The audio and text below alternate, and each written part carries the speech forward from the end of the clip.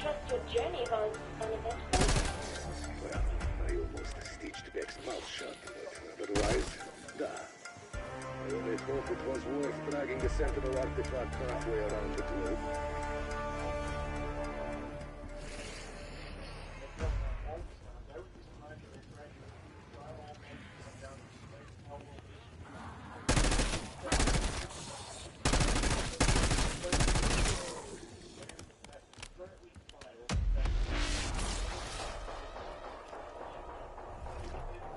The director retrofitted this mansion to house what you might call my hardware.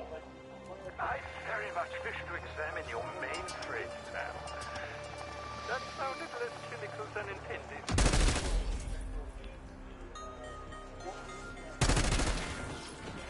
Undead hostile just painted the wall.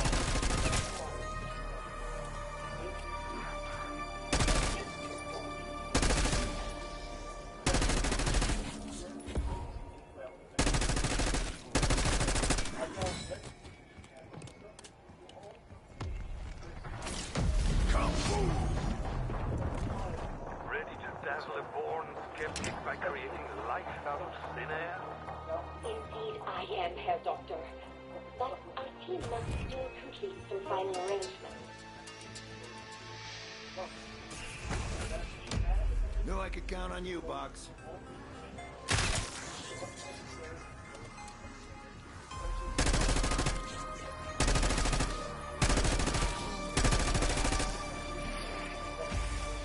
One postage stamp and you're on your way to Timbuktu. Just saying.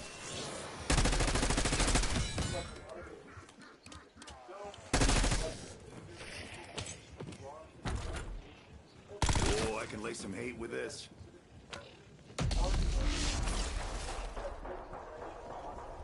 On your own time, Box.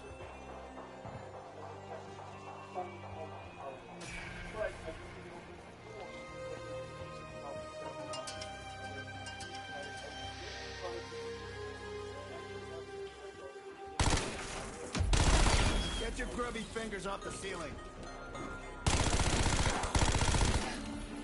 Double points.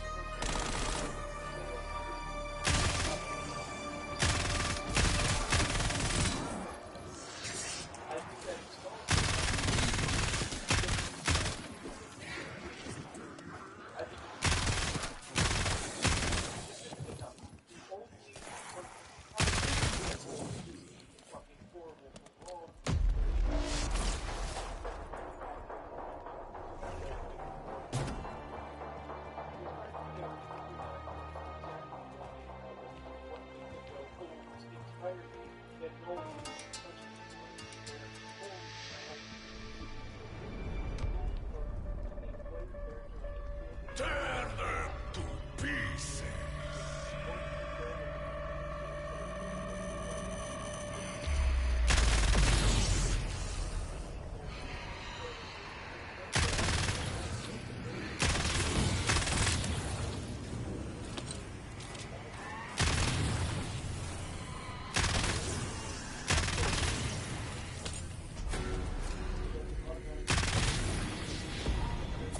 Max ammo.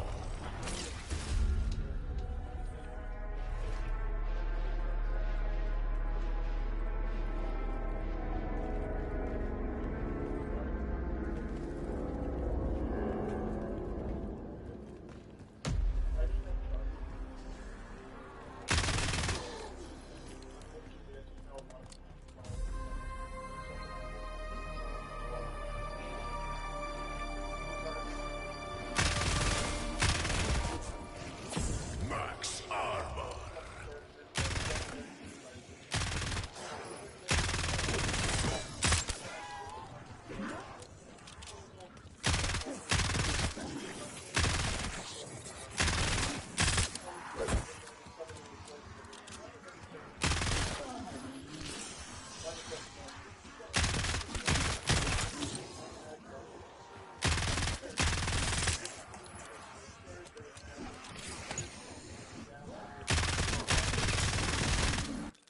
Control enemy character, they come in contact, it basically goes through what a battle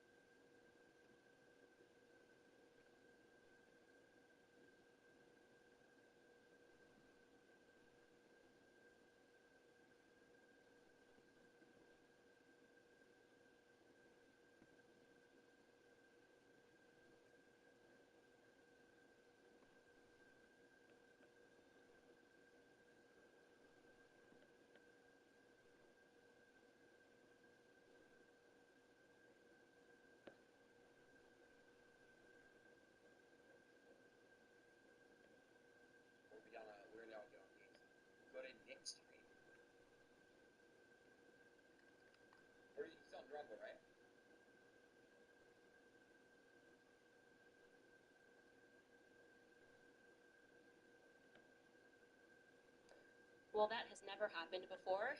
I guess we could say Charlie broke the internet one more time. 150,000 of you guys were watching, and the system just sort of crashed. And it just really makes me happy that that happened, actually. It was already very difficult for me to do this for a lot of reasons, but I knew it was important because I didn't want the last thing that people had in their minds about Charlie to be the moment he lost his life. That was what was especially hard because he's just had so many amazing moments throughout his career. And as I was saying, I was having this discussion with George this morning, obviously through a lot of tears, about not wanting Charlie's caricature to survive when the actual Charlie Kirk individual, who Charlie Kirk actually is so much more important. The caricature, the cartoon, is that Charlie's this young, smart guy, made a career out of debating college kids, decided not to go to college, started Turning Point USA, and I think a lot of people thought... Bonus points. Nothing like a summer brain shower.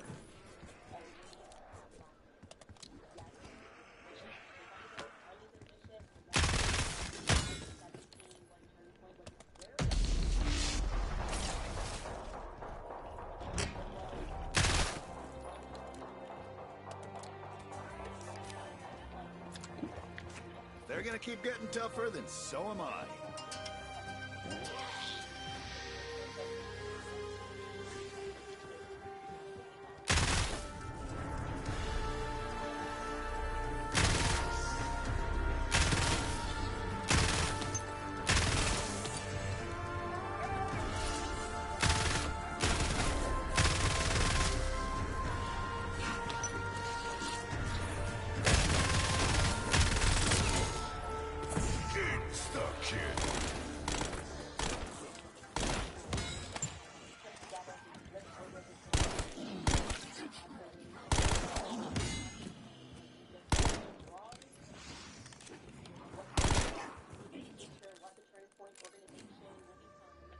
It was spastic, it was unhinged, it was the absolute best. It was Charlie. He was a visionary. Charlie was a visionary. If he could envision it, it was going to happen. He knew that, I knew that. And what he had envisioned was for Turning Point USA to become the biggest conservative student organization, not just in the nation, by the way, but in the world. Kind of squabble and swivel and that structure's currently 501c3. He's sitting there talking to me, but here's what we can do in the future, and here's how that I'm going to be able to take control of the RNC. I mean, he's 23 years old, right? And he's speaking to me about how he's going to take over the RNC. The person that he adored the most, like really, years, he think that he was going to meet him, and of course he did, was Rush Limbaugh. He was really raised on Rush Limbaugh, listening to Rush Limbaugh day in and day out. And he told me through many conversations that if he could have a show like Rush Limbaugh one day, he would be very happy. That was, I think, his ultimate goal, and it happened. We had a bunch of rules. Charlie's rule was never say no to Fox News. So even if the show was at 4 a.m. in the morning, crack of dawn, I cannot tell you guys how many hits we did on Fox News. I'm talking 4 hits a day, up at 4 a.m. for Fox and Friends first, and then doing whatever the evening program was, because he believed this is the way that we're going to get our names out there. You know, we have to work harder. My rule was like, we shouldn't drink. Everybody in politics is drinking. They're drunk all the time. We're passionate. We have to understand that it's a disadvantage. People are always made weaker. It doesn't make anybody stronger to be drunk after an event. And so we didn't drink. And we had a couple of mottos, but Charlie's was, we can always outwork our opponents. I can't tell you how many times we looked at each other and we said, we can outwork them. Everyone was bigger than us, but not working harder than us. It came really directly from Charlie. It was the thing that he said we could always push people. I totally agree with that. Work ethic, that's everything. I think they're obvious to everyone. I was the culture, Charlie was the politics. Charlie needed a little bit more culture. I needed to learn the rules of politics. And he could tell you every office in the White House and what this person does, things I'd never even heard before. I was just passionate about Black Lives Matter. I knew it was going to be harmful for Black Americans, and I wanted to share that message. And Charlie showed me how to do that in the best way possible. I learned very quickly, Charlie, that politics breeds unnecessary enemies. It is incredibly disheartening industry. You know, you're lucky if you have one friend. You're lucky if you have two friends. There are so many people that will test your character along the way. Like I said, I was a nobody. It's funny going through text messages yesterday, and I'm like, Charlie, my goal is to have 50,000 followers on Instagram. I think we can do it by the end of the year. Welcome to Colton Hall. I trust your journey was uneventful. Well, I almost Campus stitched tour Beck's mouth shut throughout about him. Otherwise, California. da. I only thought it was worth dragging the Sentinel artifact halfway around the globe.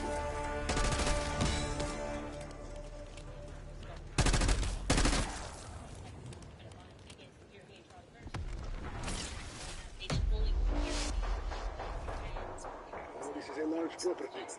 Where exactly should we take the artifact? My quantum processing unit is underground. Find a way down to my mainframe chamber.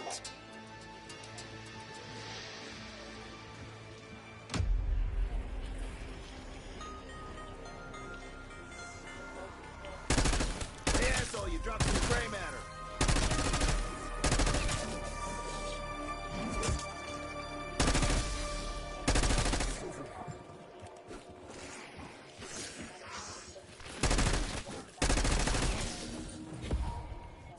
Max armor.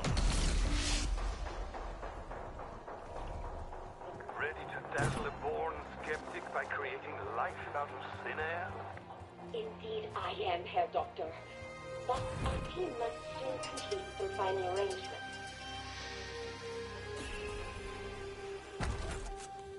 Got a feeling this isn't standard issue.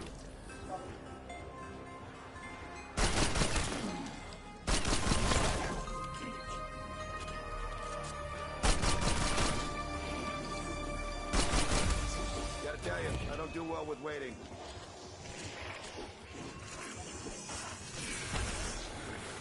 Oh, I can lay some hate with this.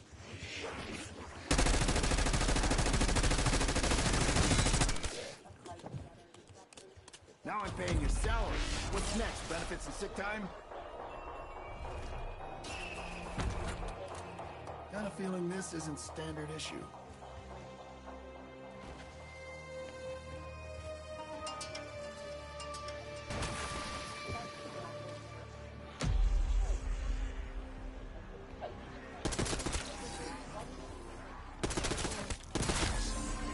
Bonus points.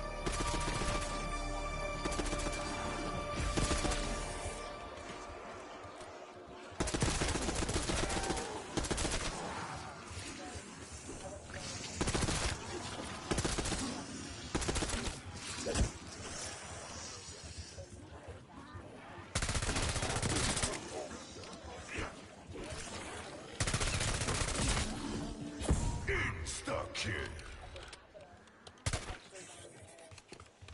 Victory at any cost.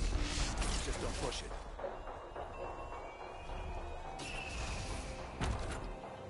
It's all useful if you know how.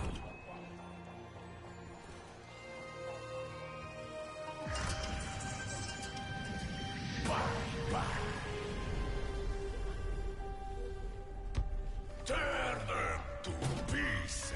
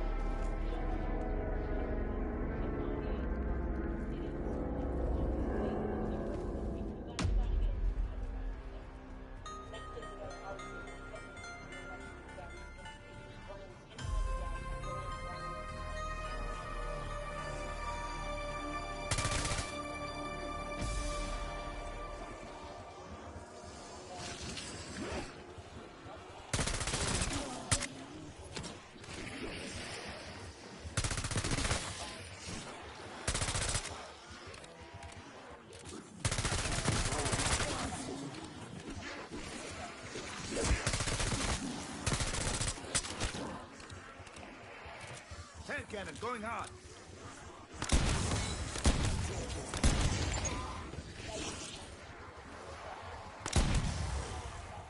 Another one splattered.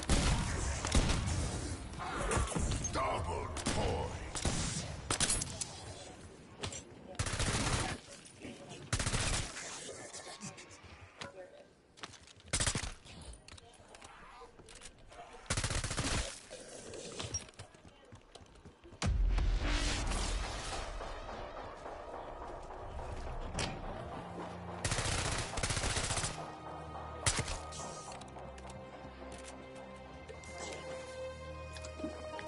This ought to even the odds.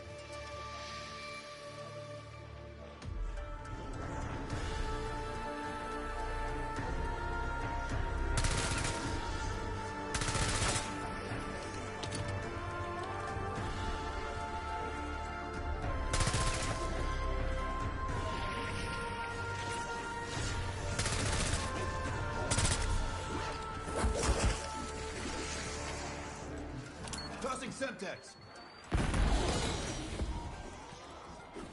Kaboom!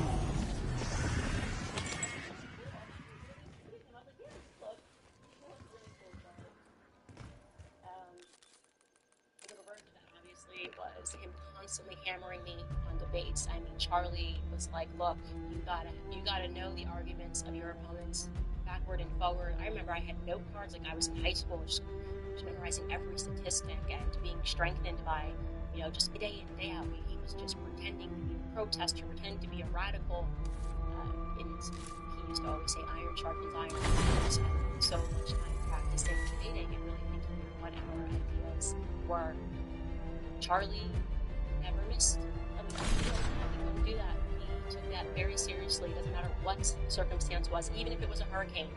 And one day there was literally a hurricane. I think we were in North Carolina, South Carolina at the time, I don't remember. But all of the flights got canceled and we needed to be in D.C. by morning. Charlie looks at me, he's like, "We gotta rent a car. We gotta drive 8 hours." Totally insane. And one of the most fun road trips I've had in my life. Every single song was sung. Me and Charlie were always singing in cars. To show you, this is from that road trip.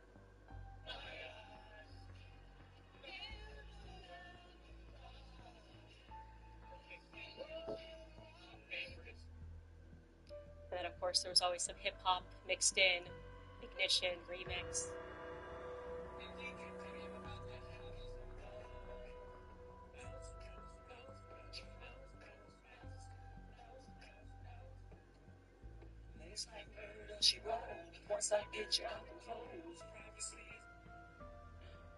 You look cool, Charlie. You look cool.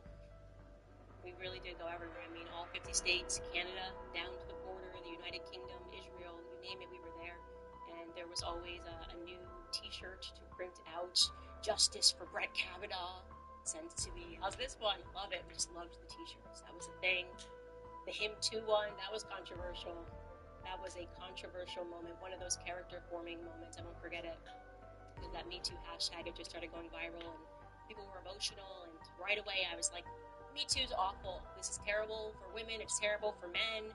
Just me being Candace saying the thing, and left and right, people were hammering me. It was like, how dare you say that we need due process? We're talking about rape. And I remember he had young women at Turning Point who were threatening to quit, crying in the office. How could she not support Me Too? Young women who did quit. And then we had, at the same time, the YWLS conference. So the reporters who already hated us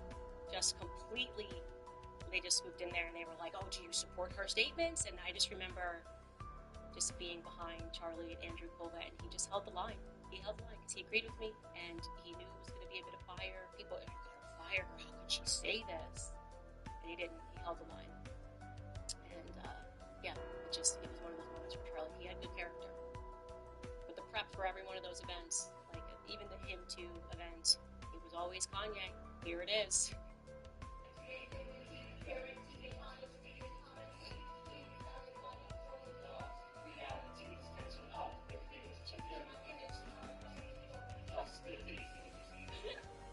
Just literally me, Charlie, and Sarah, who was his assistant at the time, just playing the hype music. Charlie and I fought a lot of battles together. I mean, of course, who could forget the infamous day that we got chased out of a Philadelphia restaurant by Antifa, and they threw water and they threw an egg on Charlie, and it amazed how quickly they had assembled once they found out what restaurant we were at. But I want you to watch him here, like, even in this moment of shock and adversity, he finds a reason to smile, and it's incredible. Take a look at this.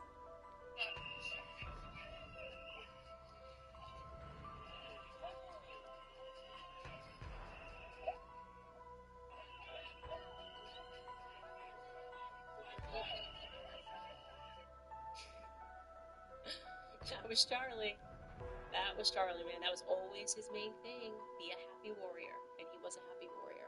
And we were happy warriors. And we laughed a lot at the protesters, the absurdity of the protesters always. I personally think some of the protesters liked that Charlie and I were making light fun of them. I don't even know what campus event this is, but I love this video of me just playing with the protesters, sitting in front of one of their signs, and Charlie speaking over my shoulder. Take a listen. If you aren't wealthy, white, and male, Charlie Kirk is not your friend. What do you think? Are we not friends? Is that right? Find out the sign outside of a thing, an event that we just did, Yeah. You're not my friend. Go figure. Looking back at too many photos, I just have too many photos with Charlie. It really is incredible to see how many times he's just right behind my back. Charlie always had my back, and I always had his. Charlie was right by my side when I started flexing, obviously. He was most of the fair the night that I met my husband, which was absolutely incredible night. And okay, I should expect happened. I gotta tell you, initially, Charlie never really handled it the line. I told him, this is not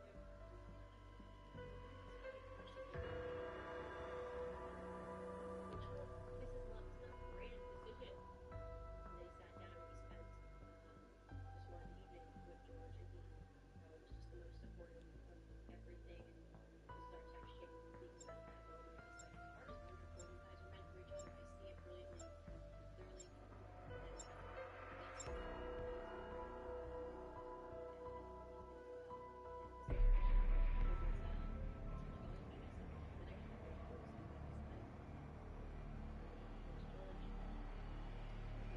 brilliantly, clearly." And that's Well, kiss my grits. We've finally made it to the armpit of Appalachia. All that matters is that you are alive and in possession with the more honor.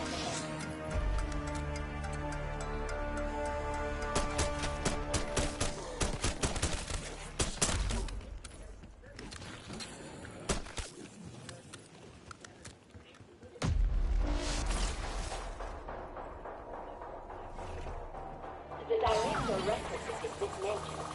What should I call my hardware? I very much wish to examine your mainframe, Sam.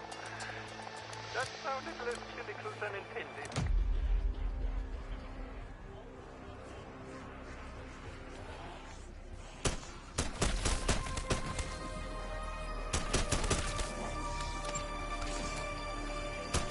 You know you're not actually supposed to bite the bullet.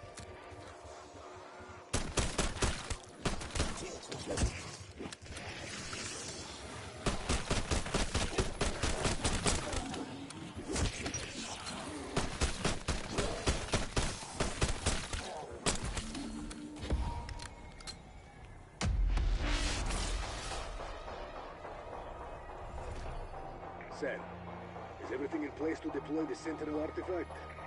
Almost, Sergei. We are still a few steps short of our shared goal. The restoration of Agent Nexus.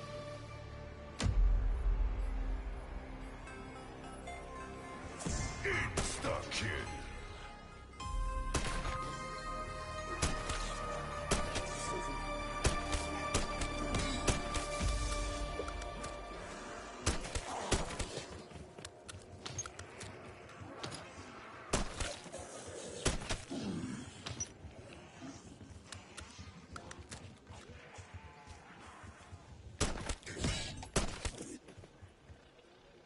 Believe it or not, gambling with the wooden box is the most sane thing I've done today.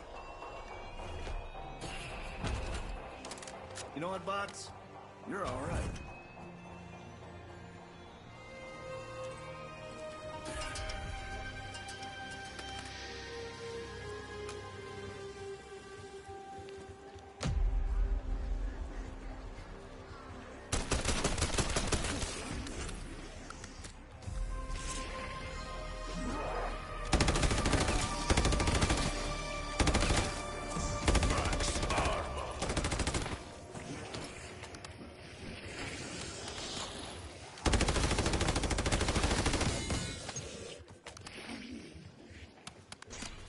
Seconds in front of this thing feels like an hour.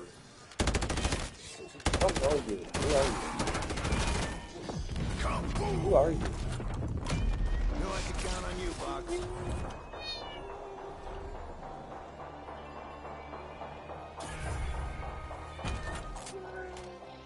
Got a feeling this isn't standard issue.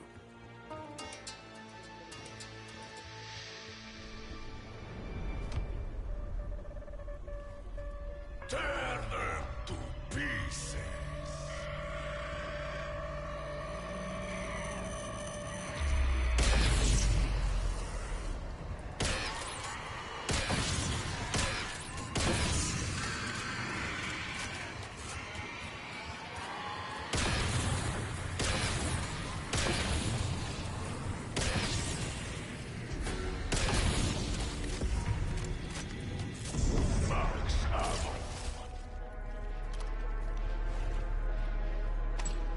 What happens if I put a gun back in?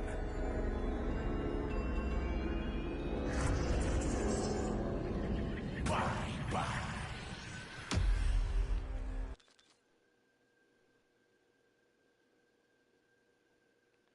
Charlie Kirk, your president, Frank Smollett, Meyer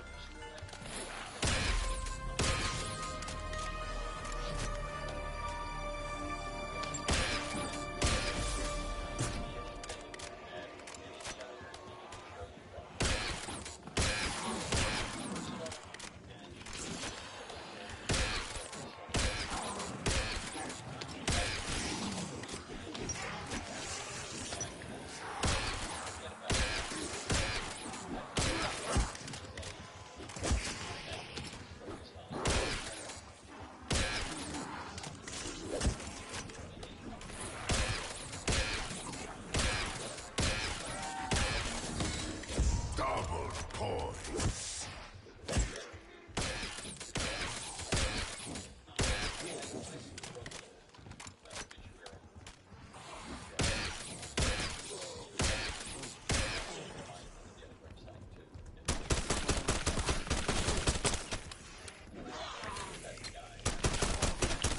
political figure. That's the point I keep going back to. Everyone believed in this guy. Everyone believed this guy would be president. I first met Charlie many years ago. First time we met, I was in a green room at Fox News in Los Angeles. Tiny little green room, little bureau there. And it's 3 o'clock in the morning, 4 o'clock in the morning. I lived in LA, so I should have been used to waking up. I was doing that TV show a lot. And I'm campus with you. And Charlie walks in. This is the first time I've ever met him in person. And Charlie comes in, probably off some flight on a different time zone. He's just bouncing on the walls, just full of energy, hey, like this, that, talking about everything from underscores.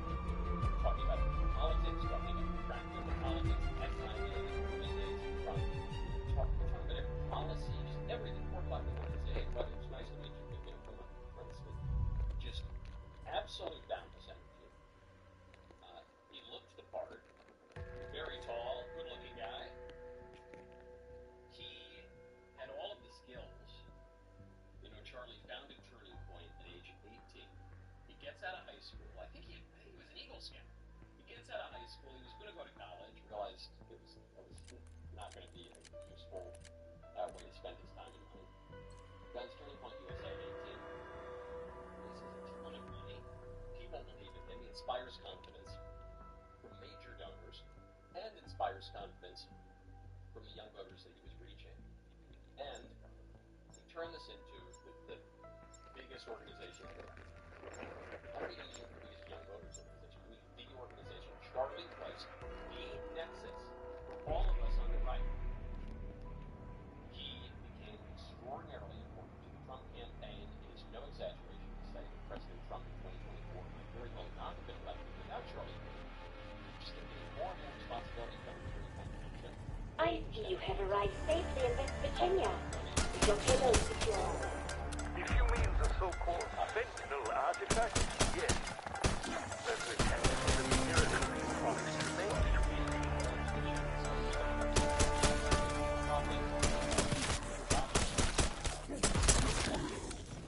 All of these different divisions. In the meantime, The director retrofitted this mansion to house what you might call my hardware. I very much wish to examine your mainframe, Sam. That sounded less cynical than intended. and as it's doing all of this, publishing 5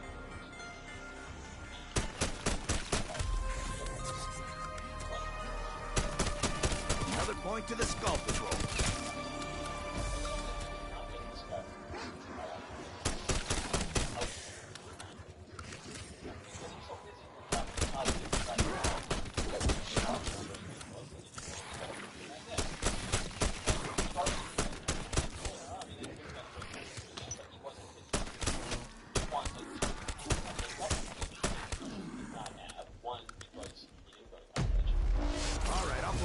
Spin the damn wheel. I had every confidence you would recover the Sentinel artifact. Therefore, I am also certain you will be able to charge it out. God. I knew it would not be as simple as merely delivering the cursed thing.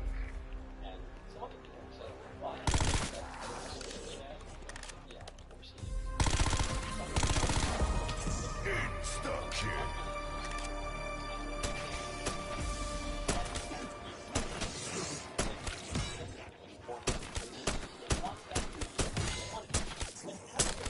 You might want to reconsider your strategy, people.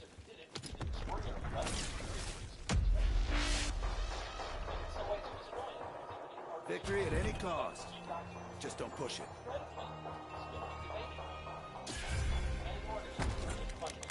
You know what, bots?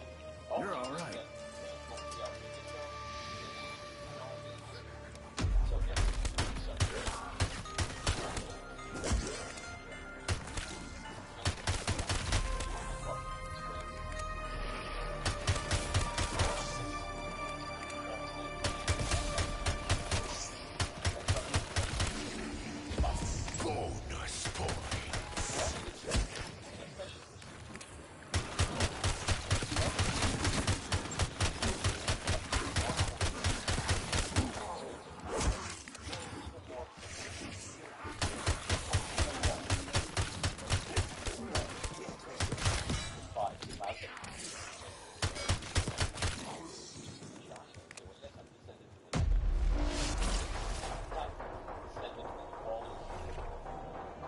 Now I'm paying your salary. What's next? Benefits and sick time?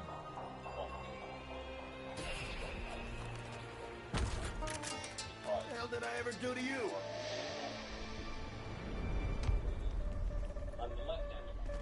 Tear them to pieces.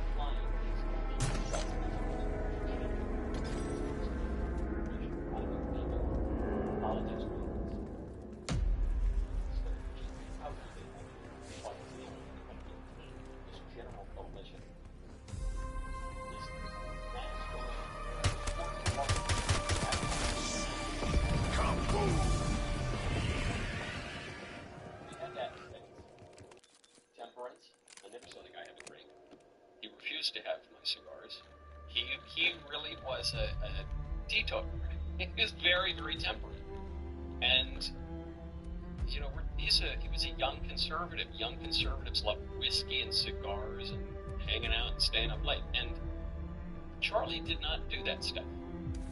And I don't think there's anything necessarily wrong with doing that stuff. But it shows you that he was determined not to squander 1 second or 1 ounce of energy that he had that would go toward achieving his political goals, for which we now know, in retrospect, he had so little time. 31 years, that's it. He did all of them 31 years. I'm skipping over countless aspects of his resume, the things that he achieved.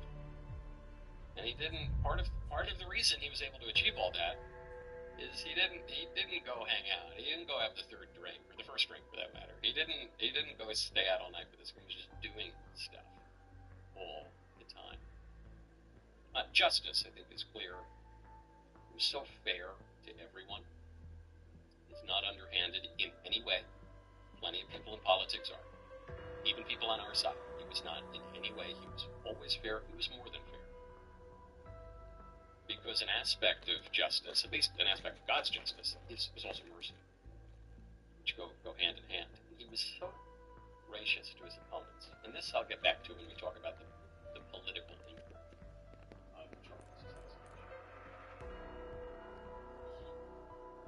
He gave his interlocutors, he gave his sparring partners on the left and the right. He also loved debating his friends and his allies, and he loved the exchange of ideas. He even loved being proven wrong. He might not admit it in the moment, but he even loved that because then he was deep in his ideas. He'd get strong. He would become even more of a force. He wasn't afraid of the truth. He wasn't afraid to be contradicted if what contradicted him led him even closer to the truth. A lot of people are. A lot of people don't want to. That's how he was able. That's one of the reasons. Even beyond the court virtues, the 3 virtues that are most watching virtues.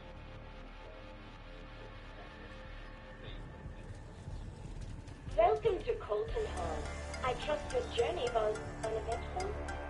Well, I almost stitched Beck's mouth shut, but otherwise, da. I only hope it was worth dragging the Sentinel artifact halfway around the globe.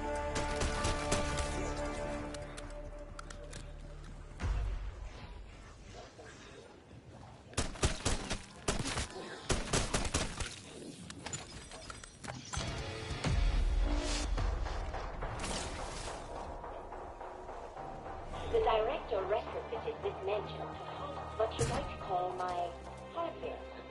I very much wish to examine your mainframe, Sam. That sounded less cynical than intended.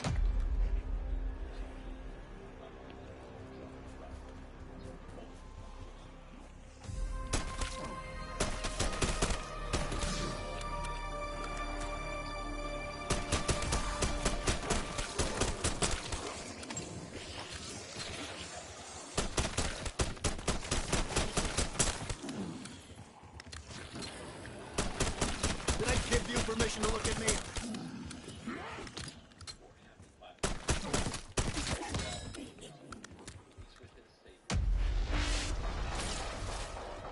Gotta tell you, I don't do well with waiting. Ready to dazzle a born skeptic by creating light out of thin air? Indeed, I am, Herr Doctor. But our team must still complete some final arrangements.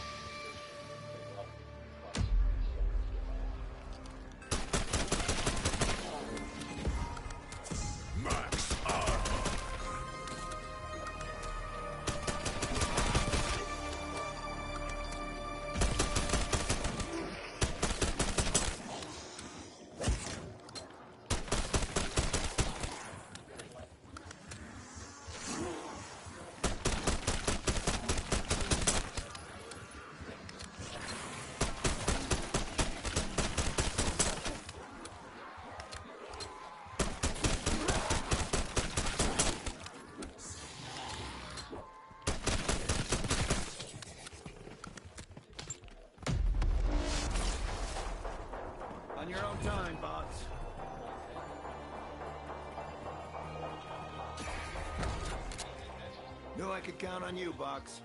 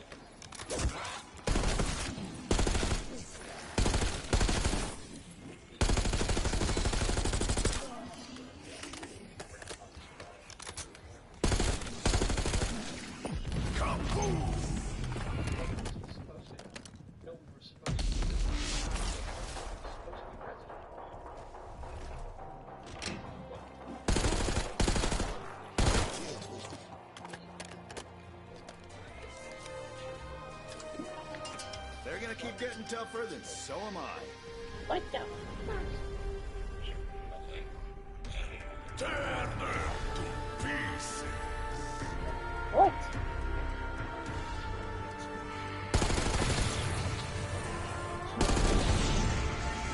Let's go.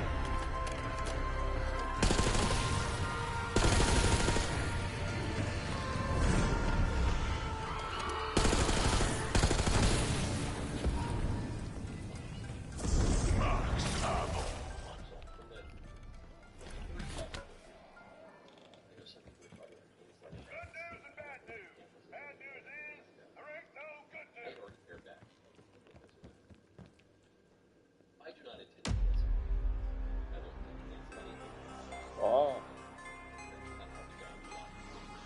Break the motherboard. I suspect a lot of other people on the right will be doing that too. We will not be cowards. So there will be more information about that coming. I don't know exactly what that's going to look like, when these things are going to look like, but for now at least, well, there's still so much confusion about what the future looks like.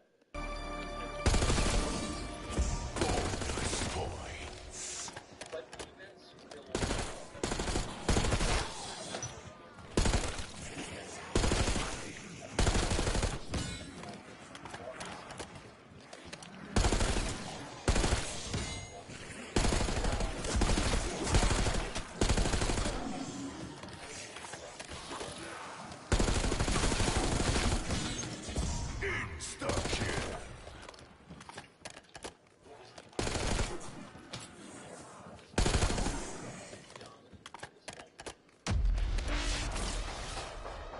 Stop.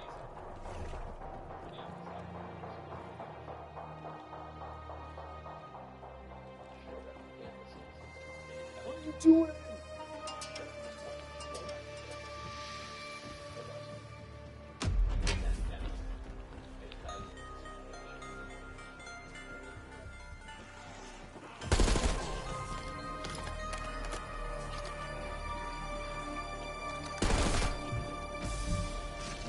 Is it fun finding things? I think it is.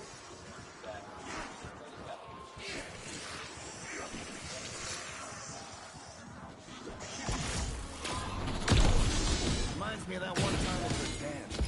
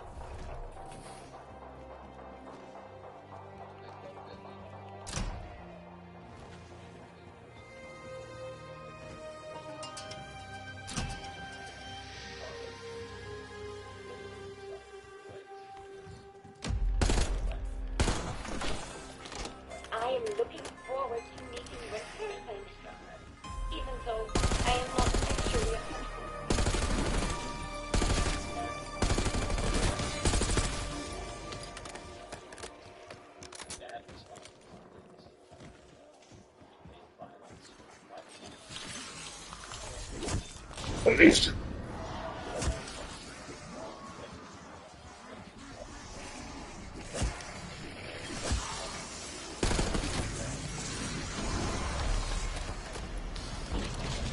Sending Semtex.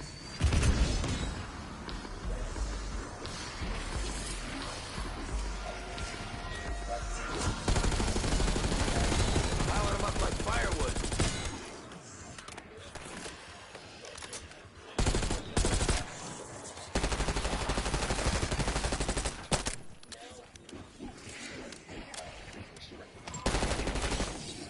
Bonus points.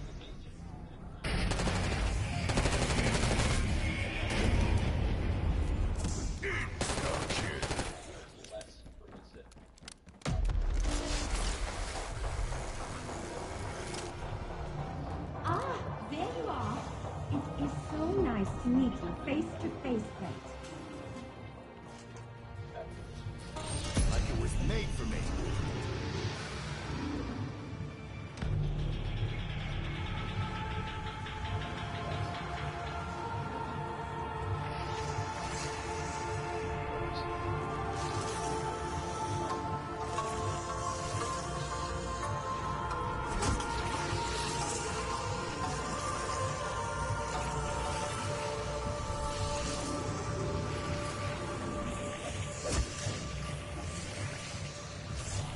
That'll clear your sinuses.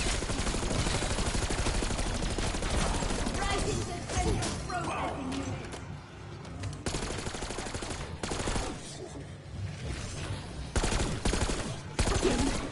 Again!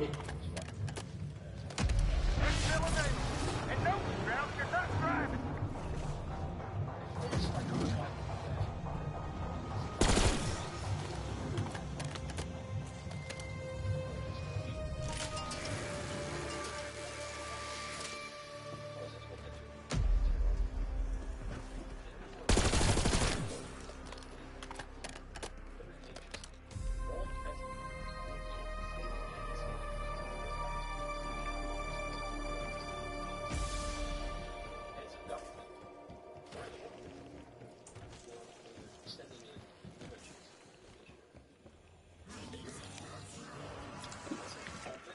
Anyone got a toothpick? Looks like you guys had a ball.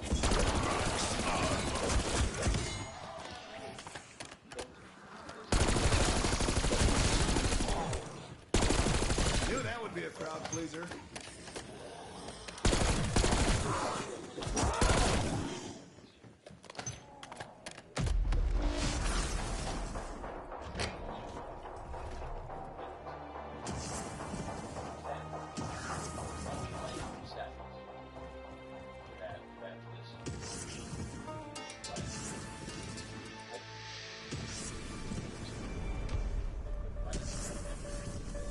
Turn them to be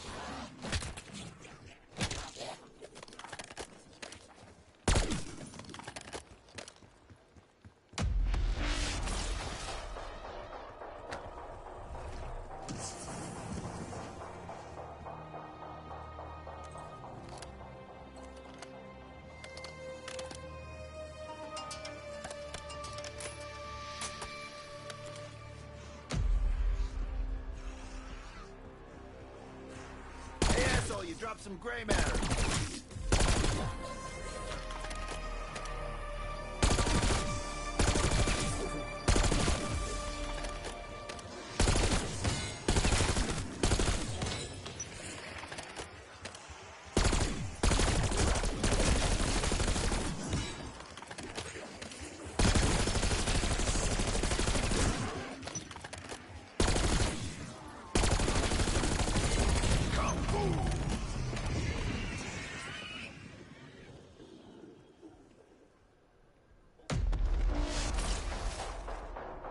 Come into my kitchen, you better expect the heat.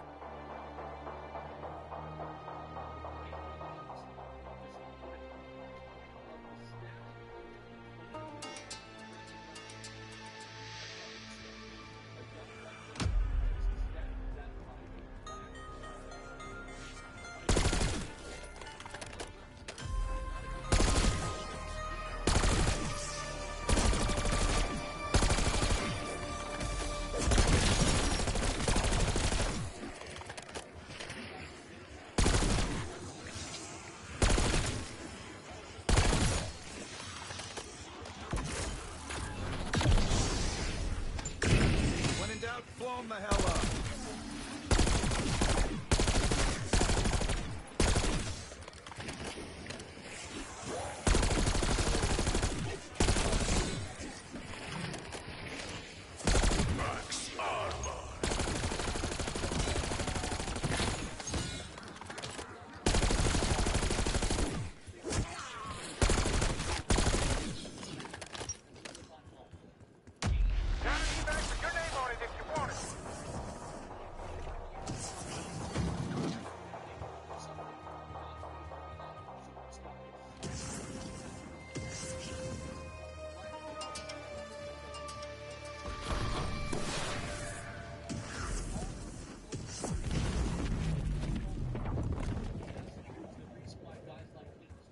Do to be anywhere but here.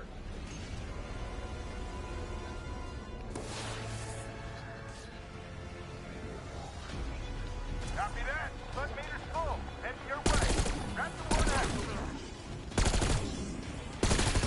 Conditions ground are not conducive for landing. I have to force water in order. I'm here at TLC when y'all were done looking to join us.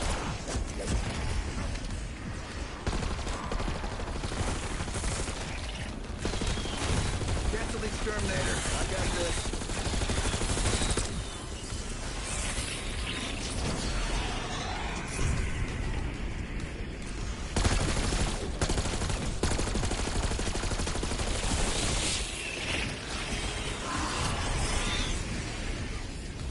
I got all passengers and one pain in the ass. We're good. Contact dollars on that crazy ass thing.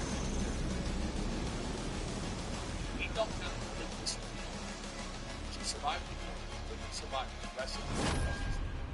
Should be more like Seoul and South Tokyo.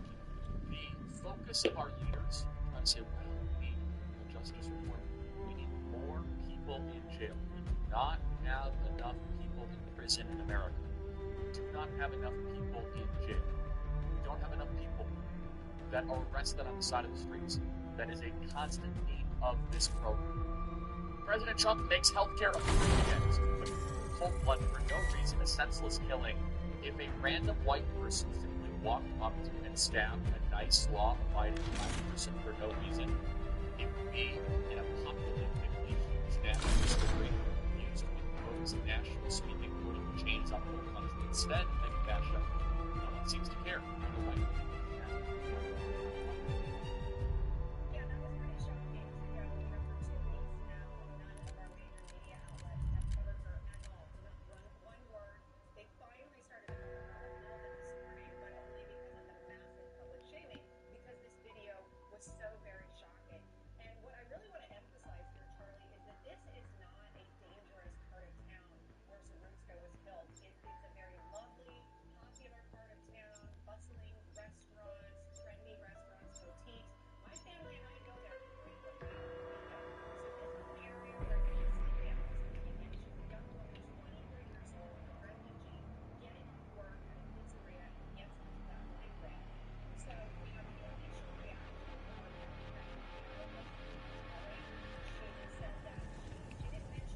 Sam, we have arrived.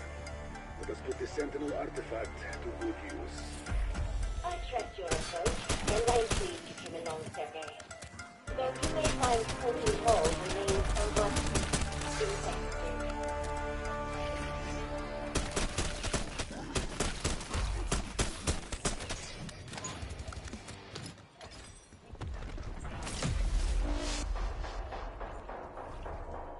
Hurry! We have so much to do, and it's lonely down here. Patience, Sam. The team is busy schmoozing with the locals.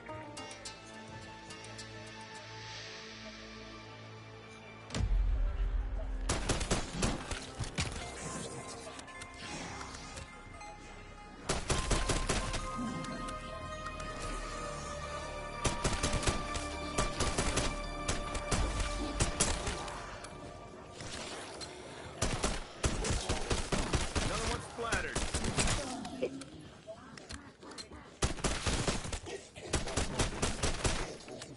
One postage stamp and you're on your way to Timbuktu. Just saying.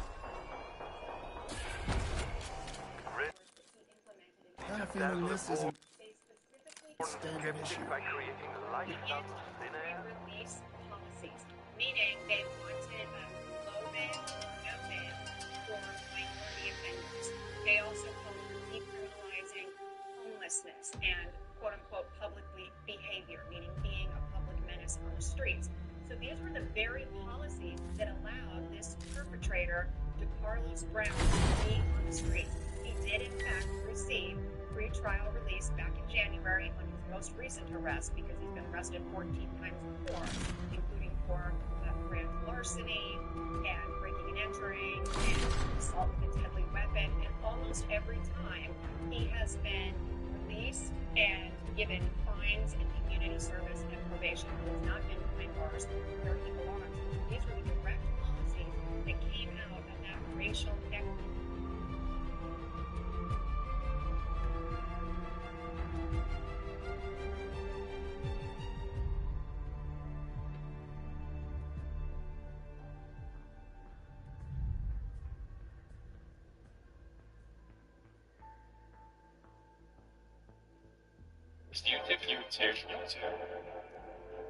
How did YouTube go from a failed dating site on the edge of bankruptcy to the second most viewed website in the world, with hundreds of billions of dollars? YouTube's rise is a wild underdog success story, but this video is also a journey through the different eras of YouTube, from the rise of the creator economy to the apocalypse to all kinds of scandals and drama. Trust me, this story is crazy. Welcome to the insane history of YouTube.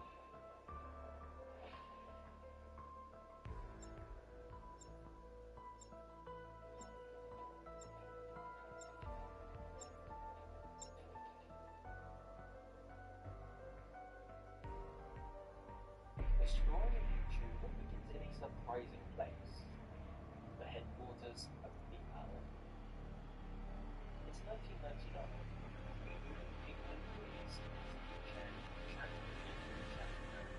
Welcome to Colton Hall. Together. But they also had something else in common too. Often the three of them would meet for lunch at a coffee shop outside of PayPal's headquarters and talk about all the interesting ways the internet was evolving, and all the different business ideas this gave them. Their dream was to start their own internet company and get rich. However, their dreams quickly fell apart. In 2002, PayPal was acquired by eBay, its CEO was replaced, and the company focus changed. The new workload became unbearable and boring.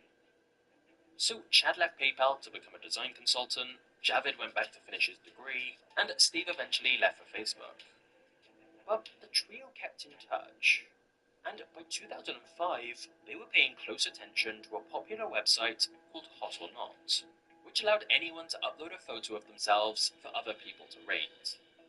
The guys wondered, what if instead of pictures, they built a site where users could upload videos of themselves? People could get rated and also reach out to each other to connect. And they even had a name for it: YouTube.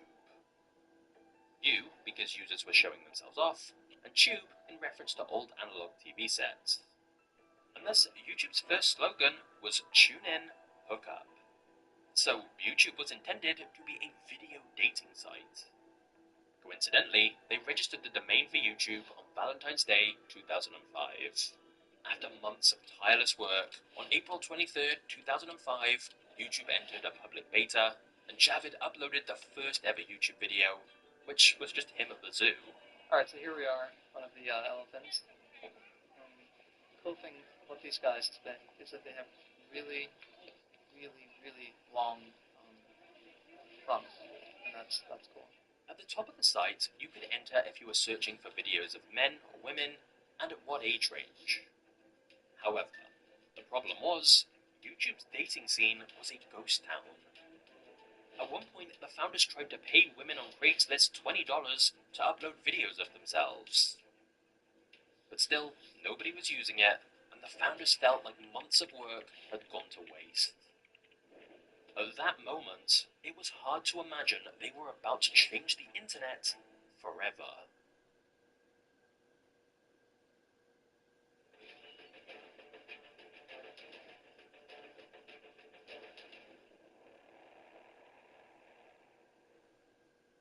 YouTube's dating angle wasn't working, but the guys had accidentally created something entirely different. Every day, new videos were uploaded to YouTube, but instead of dating profiles, they were snowboarding fails, cat videos, backflips, and all kinds of other homemade clips. People were using YouTube to store videos they had lying around on their SD cards or computers. And so, a month after launch, around 30,000 people were visiting the site every day. This hadn't been their plan, but the founders figured they should run with it. Basically turn YouTube into a database for people to store their videos. When YouTube was a dating site, we received 0 video uploads for a week, right? And then let's just make it into a generic video site where you can upload anything. And that's when we really started seeing the videos. Steve, Chad, and Javid worked tirelessly to upgrade YouTube with new features like a 5-star rating system, a top videos page, and the ability to embed videos onto other websites. However, a video sharing website was not exactly an original idea. The first one launched in 1997, and many others tried breaking into the market ever since. But the technological barriers these websites faced were simply too high. For starters, hosting and sending large video files was really expensive, so websites either limited people's uploads and downloads, or they made them pay for extra bandwidth. And even then, every camera recorded dozens of unique video formats, and different websites and devices only supported certain ones. Trust your journey was uneventful. Well, I almost stitched Beck's mouth shut, but otherwise, duh. I only hope it was worth dragging the Sentinel artifacts halfway around the globe.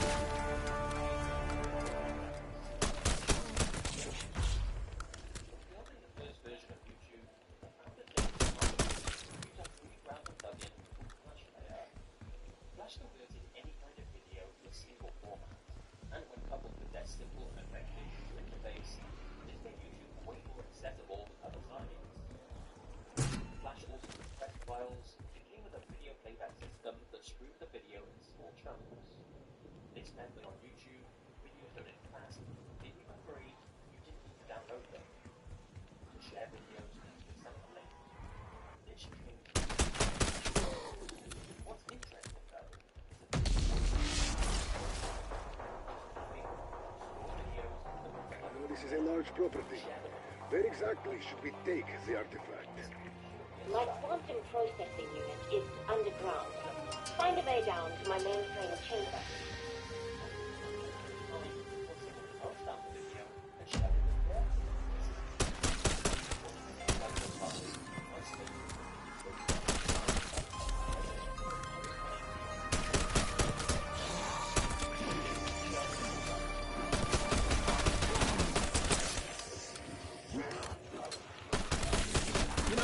Supposed to bite the bullets. Double points.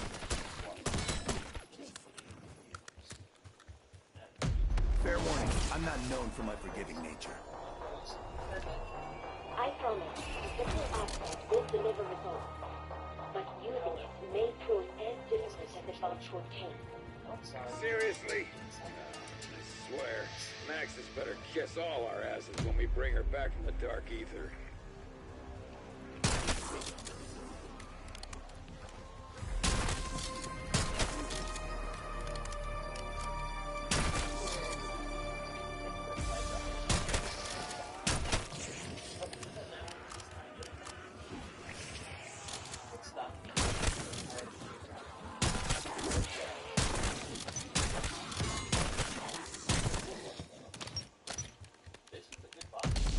Alright, I'll play your game. Spin the damn wheel.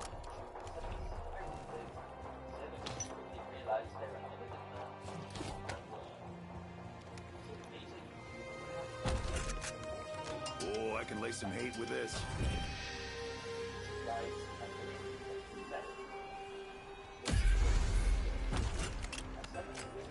No, I could count on you, Box. Max armor.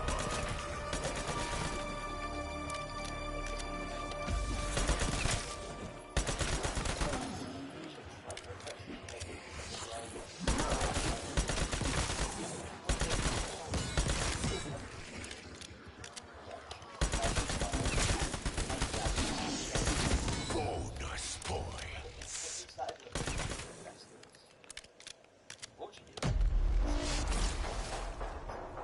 Well, what happens if I put a gun back in?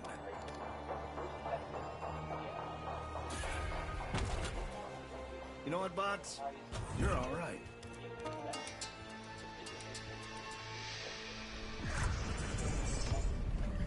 Bye, bye. Tear them to pieces.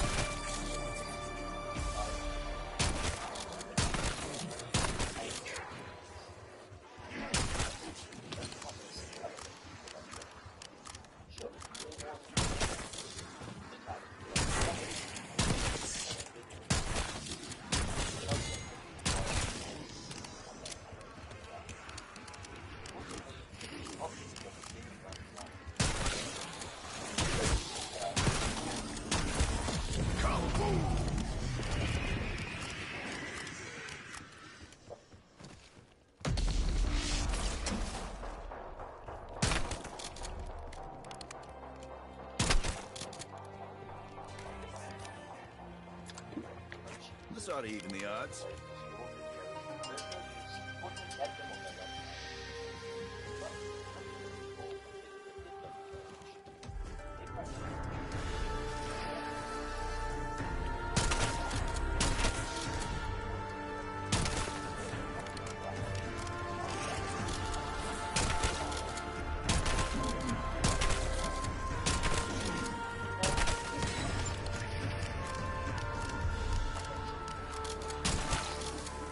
Point to the skull patrol.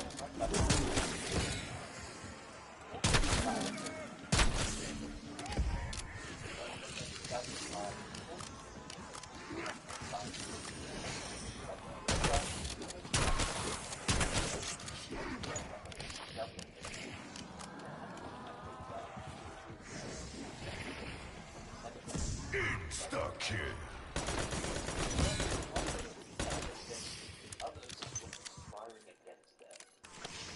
You see, YouTube's viral hits were largely because of MySpace. But MySpace wasn't exactly happy about this. Every time someone clicked a YouTube link, they spent less time on MySpace. So MySpace had no mercy. They started removing posts with YouTube links, censoring any mention of it, and they even started their own video sharing project called MySpace Videos. So a week after YouTube's official launch, their main source of traffic was gone. The biggest social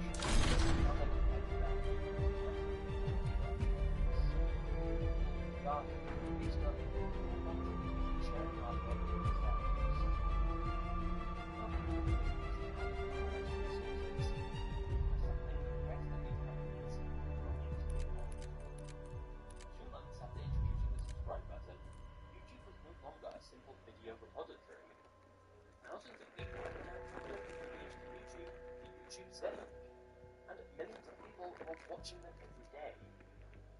It didn't matter if you were a musician, a filmmaker, friends making comedy skits, or whatever else it was you wanted to share with the world. Now anyone, anywhere, built a community with people who shared their interests. And so when MySpace shadowed back YouTube, it didn't matter. By January 2006, YouTube's daily viewership had more than tripled to 25 million. By March, there were 25 million.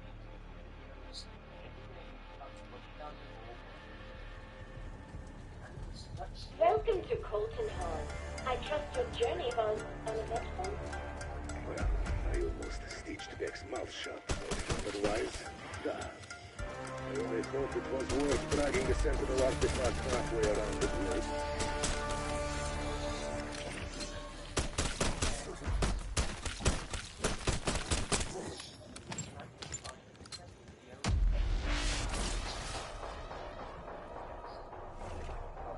This is a large property. Where exactly should we take the artifact? My quantum processing unit is underground. Find a way down to my monitoring chamber.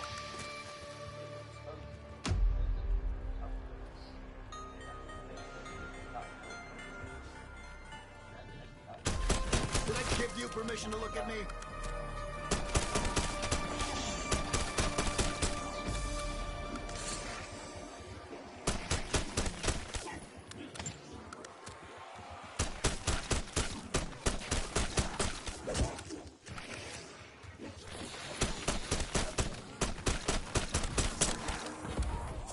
Max armor.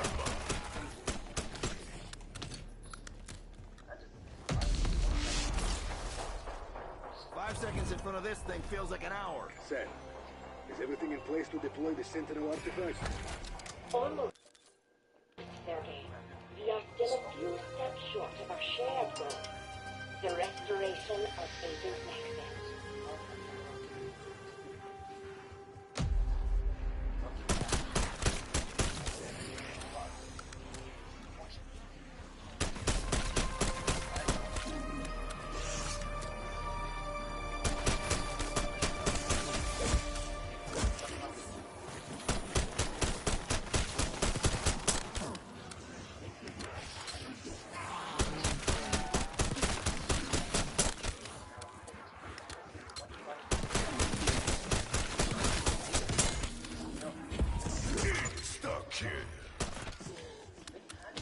Believe it or not, gambling with the wooden box is the most sane thing I've done today.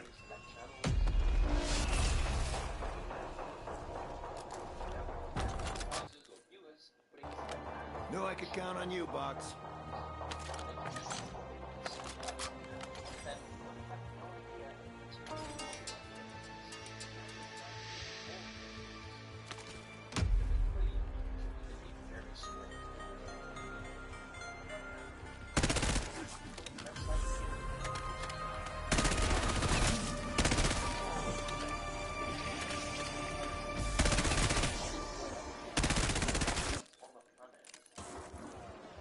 Current state in the summer of 2006, it seemed like YouTube simply couldn't succeed, and so many prominent business people thought YouTube was practically worthless.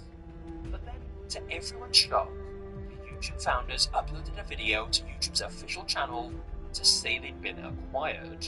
The YouTube, Chad and Steve, co-founders, of the site, and we just want to say thank you. Today we have some exciting news for you. We've been acquired by Google. Two kings have gotten together.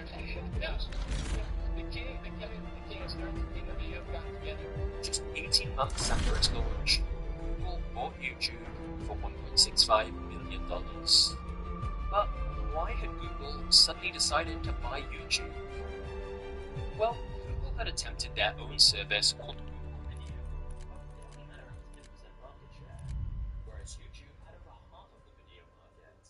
Google figured if you can't beat them, buy them. However, Google buying YouTube actually meant more copyright holders piled on even harder. Viacom announced they were suing YouTube for $1 billion. So how on earth would Google turn this mess around? On this channel, I cover all kinds of audio. So, with me please, we're going to get started today.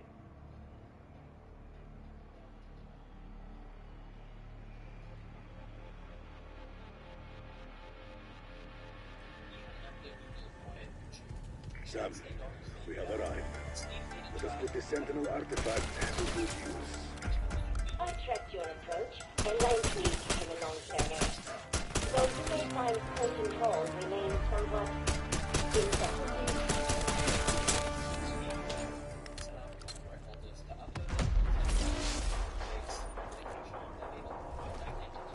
The director retrofitted this mansion to what you might call my hardware.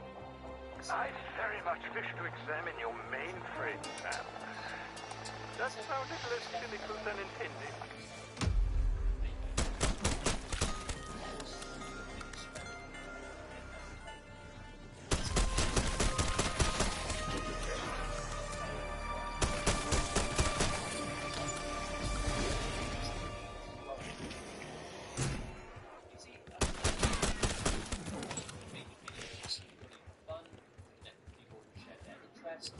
And just share their lives with others. All right, I'll play your game. Spin the damn wheel.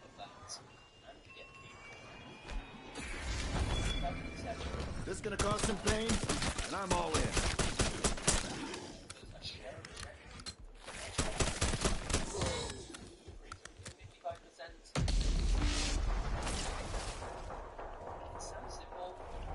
I promise the Sentinel artifact will deliver results, but using it may prove as difficult as it was to obtain. Seriously? I swear, Max has better kiss all our asses when we bring her back from the dark ether.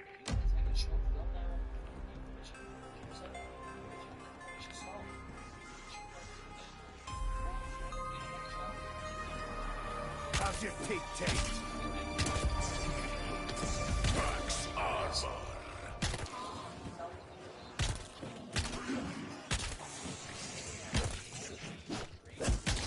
Mass Casualties is my middle name. This led to a whole new format of video content on the site. Fair warning, I'm not known for my forgiving nature. Oh, I can lay some hate with this.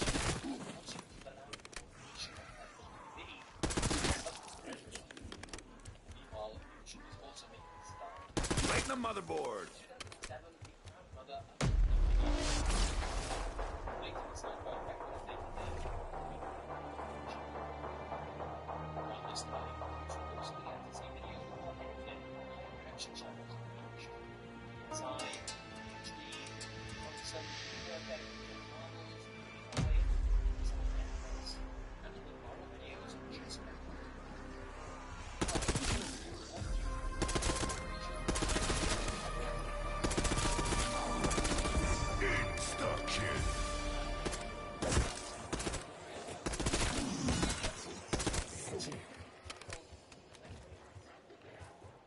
One postage stamp and you're on your way to Timbuktu. Just saying.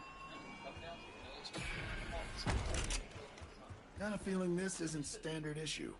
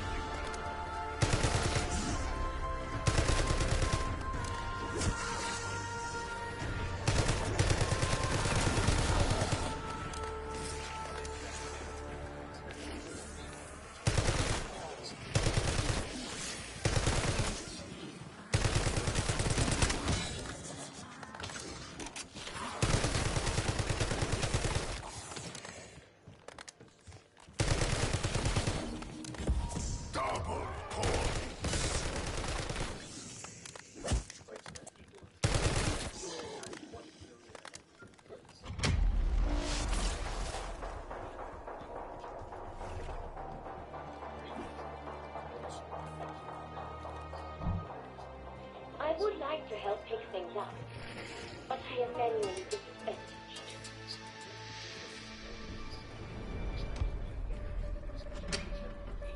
Tear them to pieces.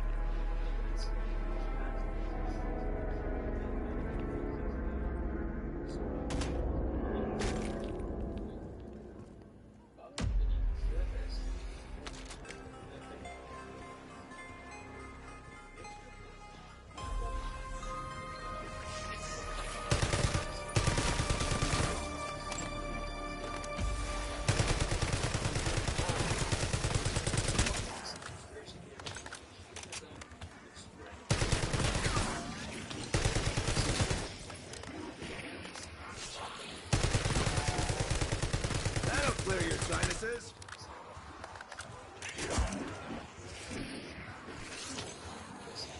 Molotov going out.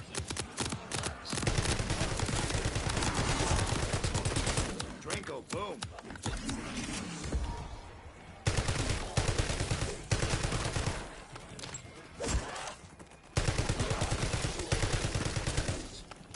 Kaboom!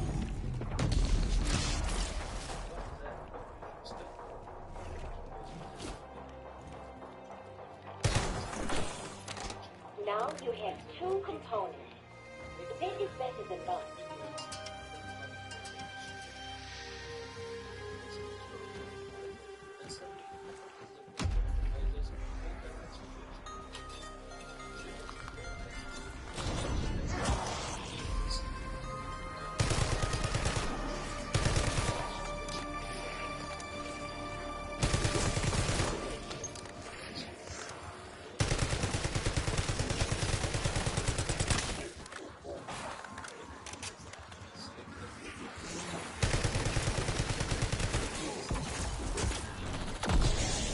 You guys had a max armor.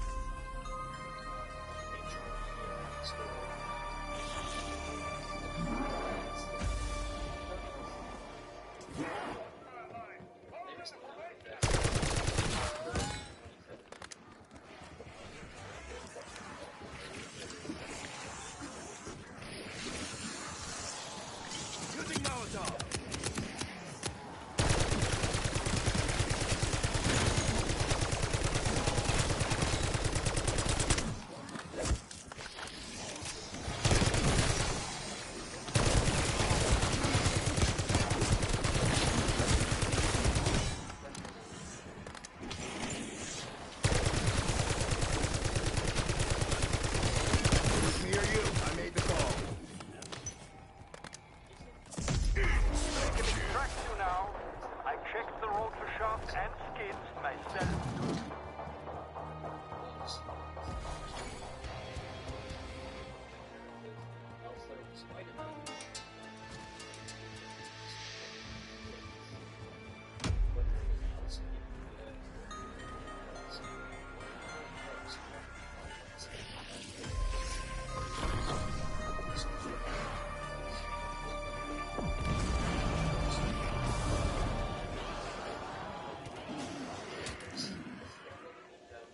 What do I gotta do to be anywhere but here?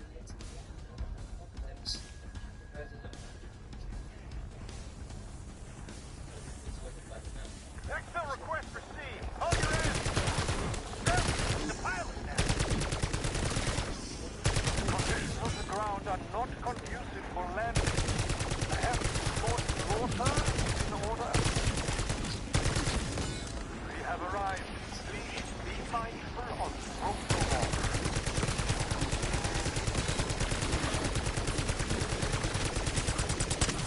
Piling them up like firewood.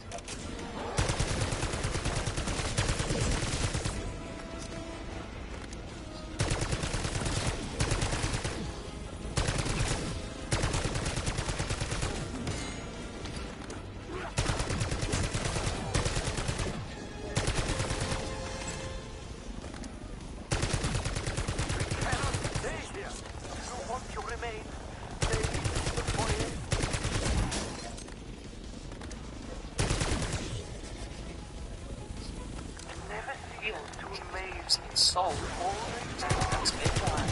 Not to mention many creators still dealing with demonetization, copyright issues. So basically, for a whole host of different reasons, the sentiment towards YouTube from its community had been growing increasingly negative. And in 2018, they would make that known.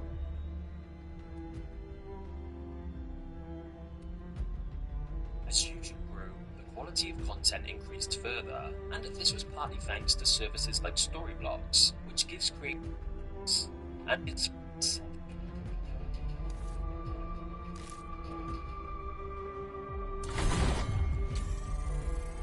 every year, YouTube released a rewind video.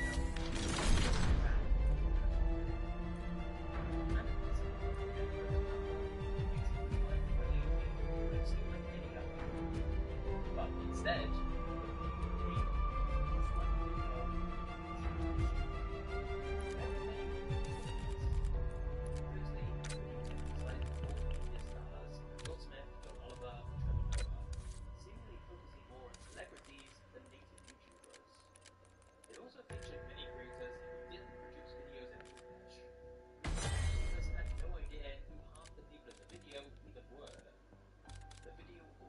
over big moments from the year, like YouTube Guru reviews, or the breakout of YouTube boxing. And instead, they felt more ad-friendly and corporate. And so the YouTube community picked this moment to release their dissatisfaction with YouTube overall. The truth was that whilst YouTube Rewind had started as a fun tradition, YouTube had simply grown too big now. YouTube was so diverse, with so many different channels, that it would be impossible to encapsulate everyone's favorite creators.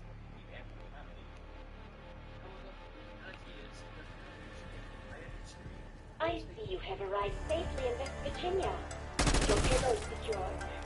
If you mean the so-called skDOw artifact, yes. However, the miracle promised remains to be seen.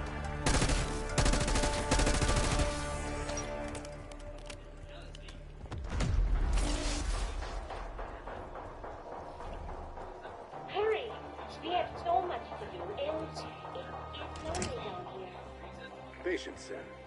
The team is busy schmoozing with the locals.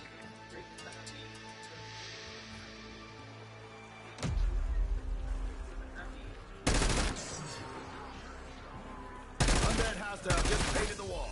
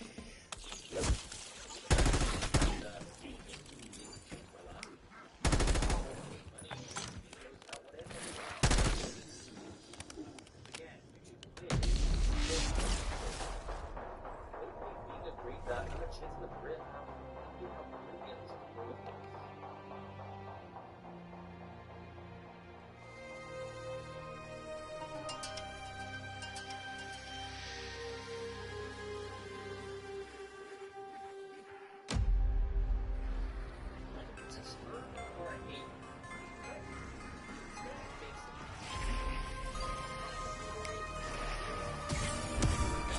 The Animagic Gumball versus the Infinite Horde. Let's do this.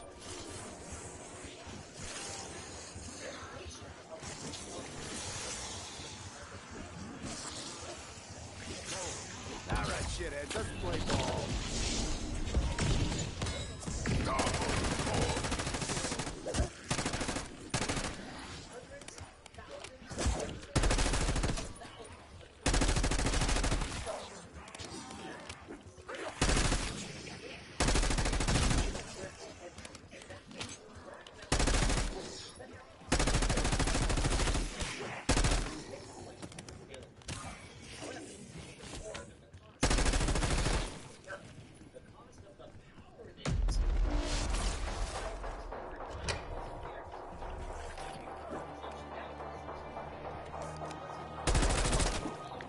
They're gonna keep getting tougher, then so am I.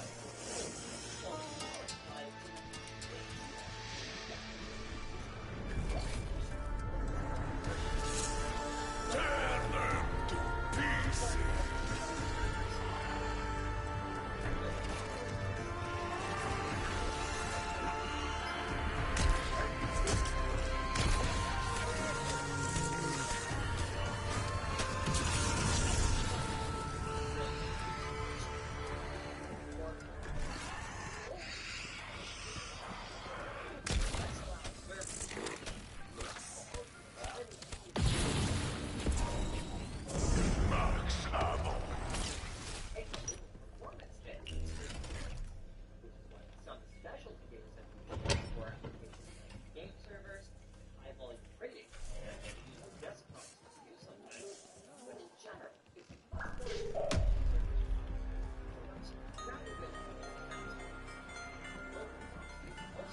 Nothing like a summer brain shower.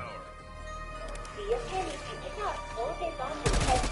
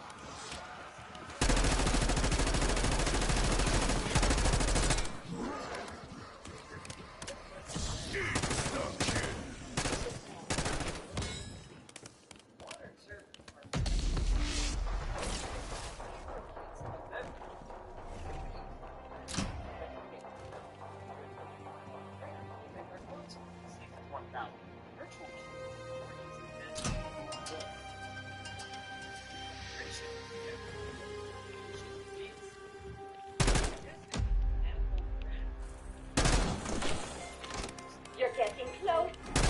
Better. Not literally close.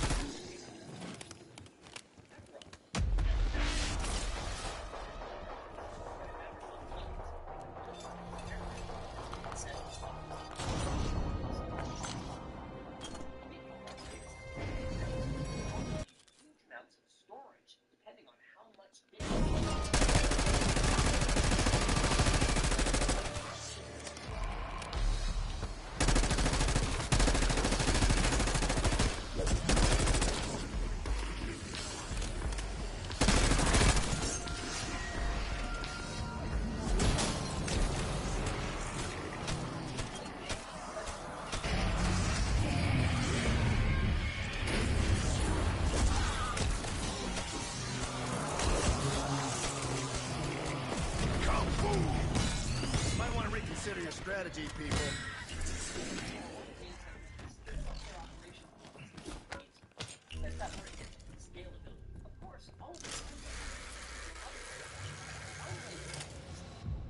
Greetings and salutations.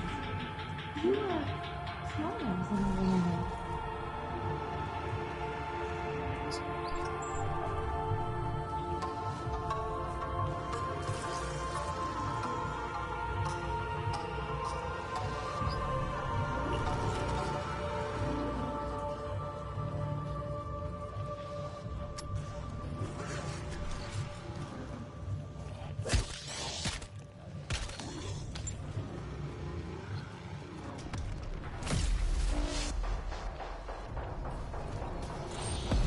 Some trouble? Then we're good here.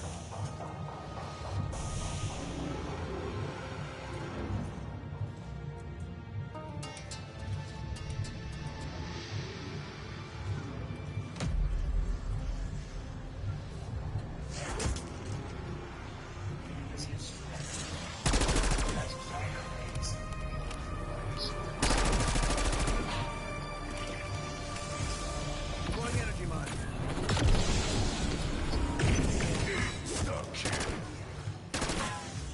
Another point to the skull patrol. Active enemy type decremented.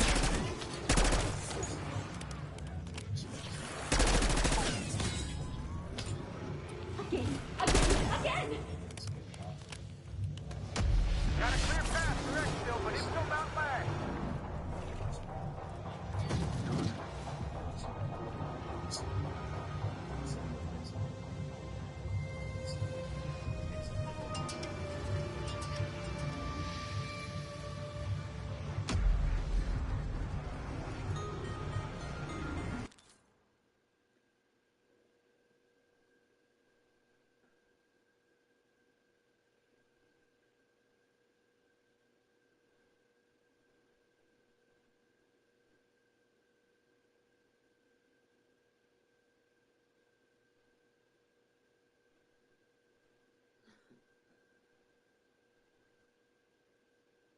What if I told you the world's biggest companies don't use the internet like you and I do? They have a direct connection to each other. They're neighbors, bypassing the big, bad, wild internet. And they do that here.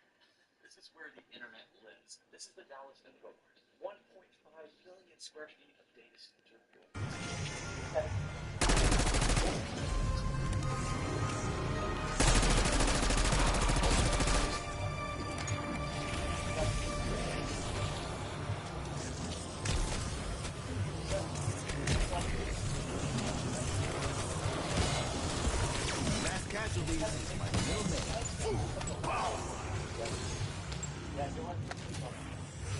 Gather round, folks. This one's a crowd pleaser.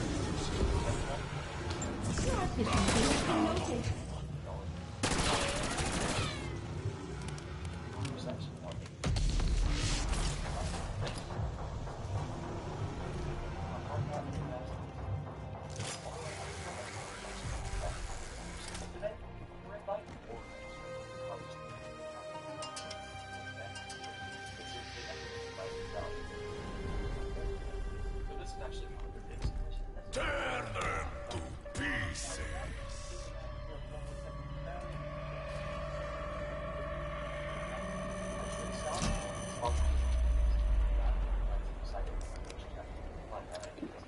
I think my hair just got thicker.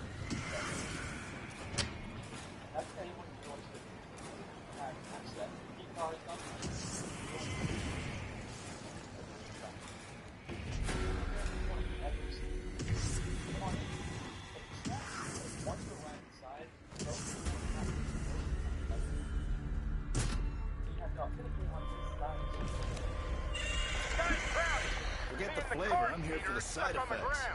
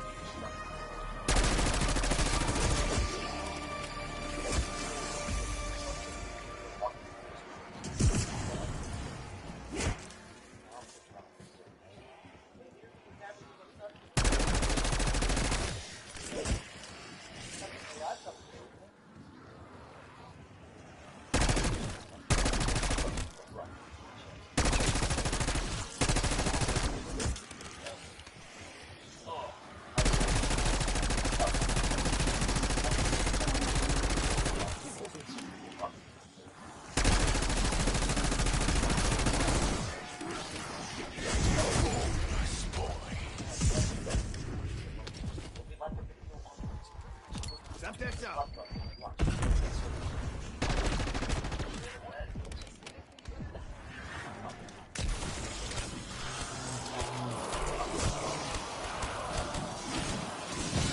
Piling them up like firewood. That's right, Tom. Just walking through the tracks. You happen to notice a company you're familiar with. Some of what servers and networking hardware they use. Those are some trade secrets. And I've noticed things. You know you're not actually supposed to bite the bullet. Why is almost every lighting network data center blue? And it's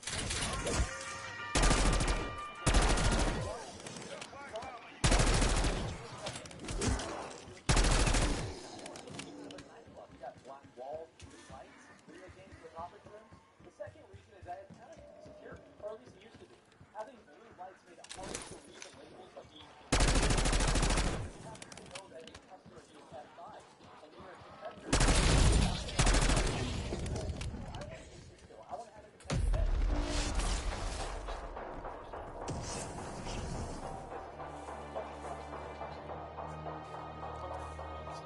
One method to secure your stuff is multiple layers. Now, one thing we're doing is that company from which right now it's this practice servers. That's the right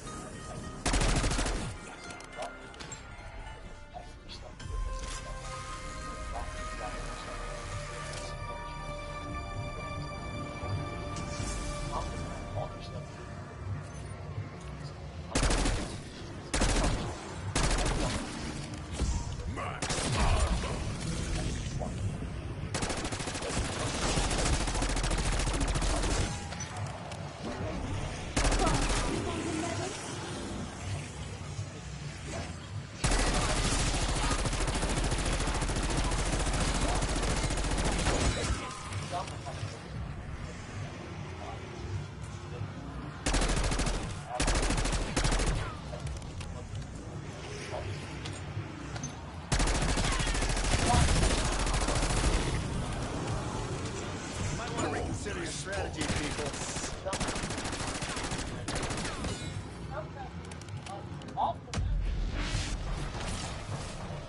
We'll call that an opening salvo.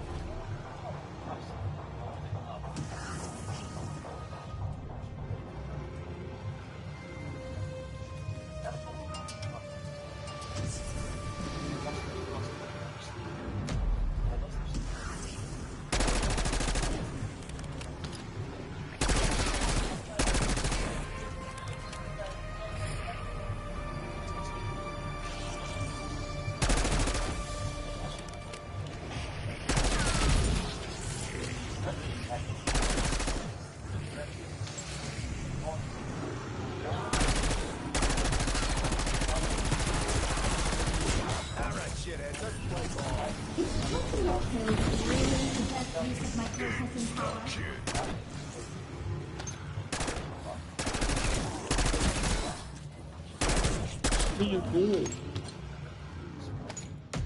My guides are clear should you require a hasty exit. I would be happy to pilot the operation. Who are you?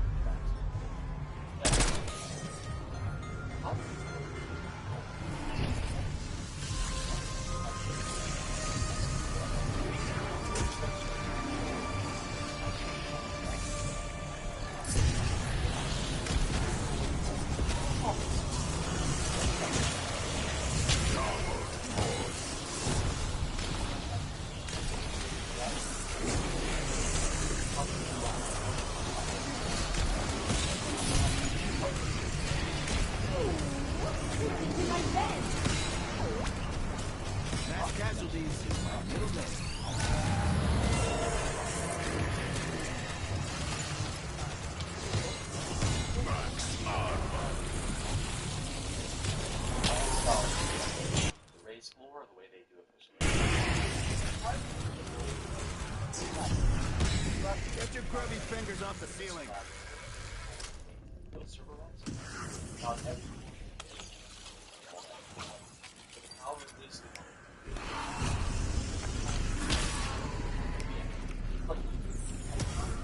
Lamp Spit off more than I can chew.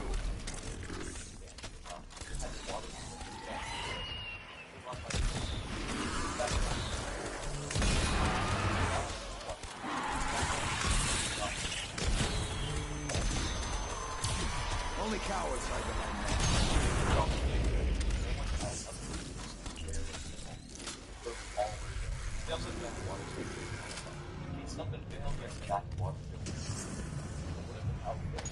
We are running a diagnostic on the gearbox. I assure you, I see nothing wrong.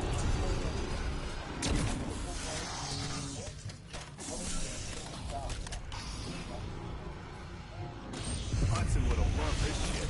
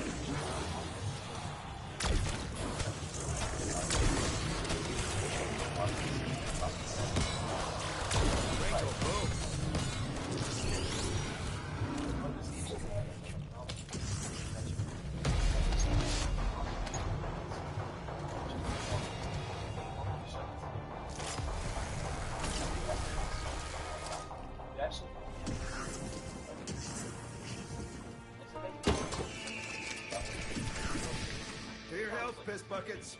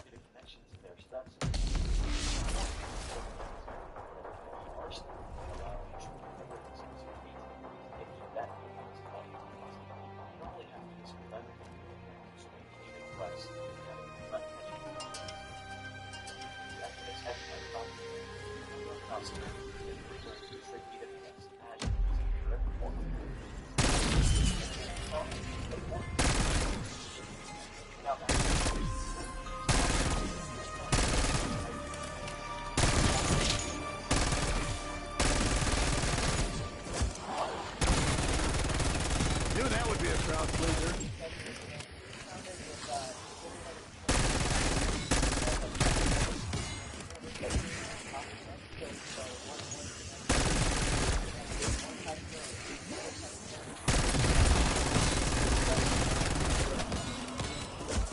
Max armor.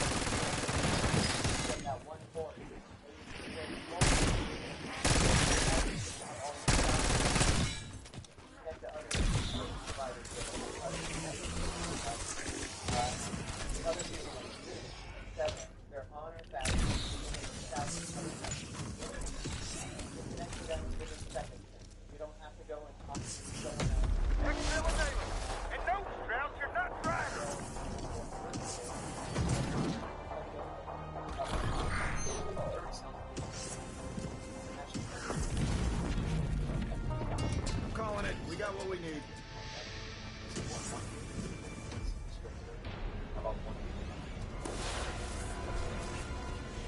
We are on our way. Sadly, rest of one have not let me fly. Gotta have the boat out on dead on if you want this ride. You can find us at the extraction point. Co-pilot Schultz out.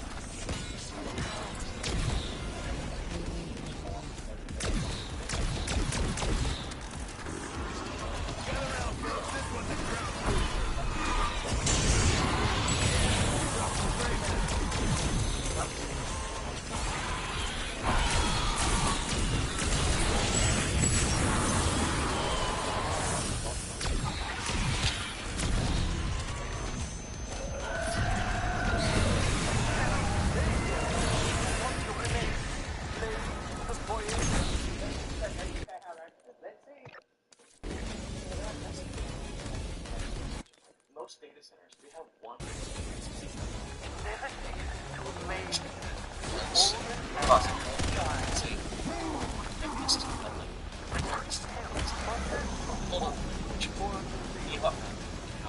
Sure, they used to it. That's just your actual interface. When you're trying to access AWS, if you already know who Equinix is, you know the tree you're in. No one thought yesterday, when the killer was being sought, literally no one thought the reason that Charlie Kirk was murdered is because of Charlie's stance on low taxes. No one thought that. Right? We differ on all sorts of politics in this country. Nobody thought that this was a debate about marginal tax rates, and that is why Charlie was shot. Nobody thought that Charlie Kirk was murdered because of his stance on taxes.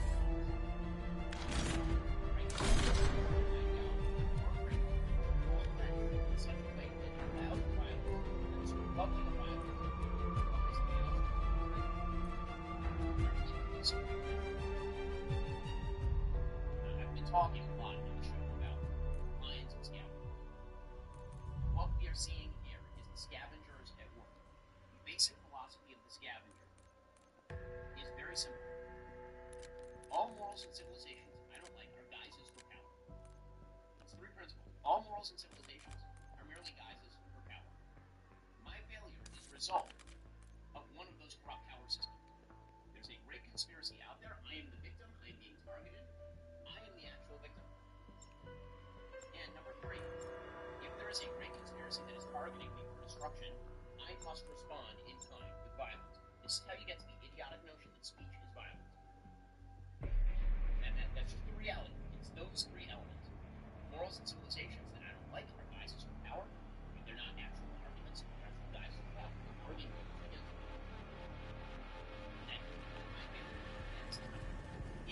Welcome to Colton Hall. I trust your journey was uneventful.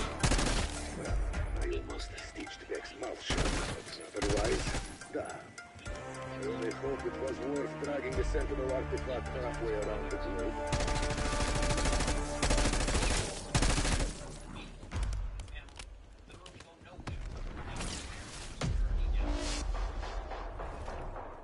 Well, this is a large property. Where exactly should we take the artifact? My sampling processing unit is underground. Find a way down to my mainframe chamber.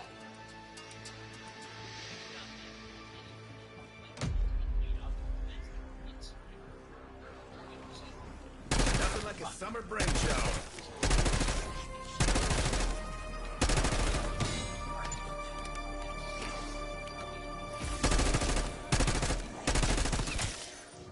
Brand's ideology / Marxist ideology.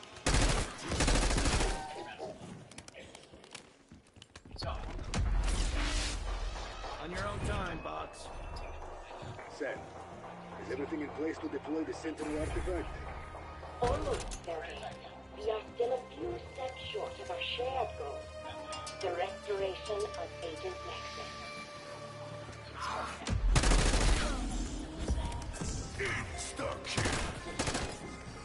hey.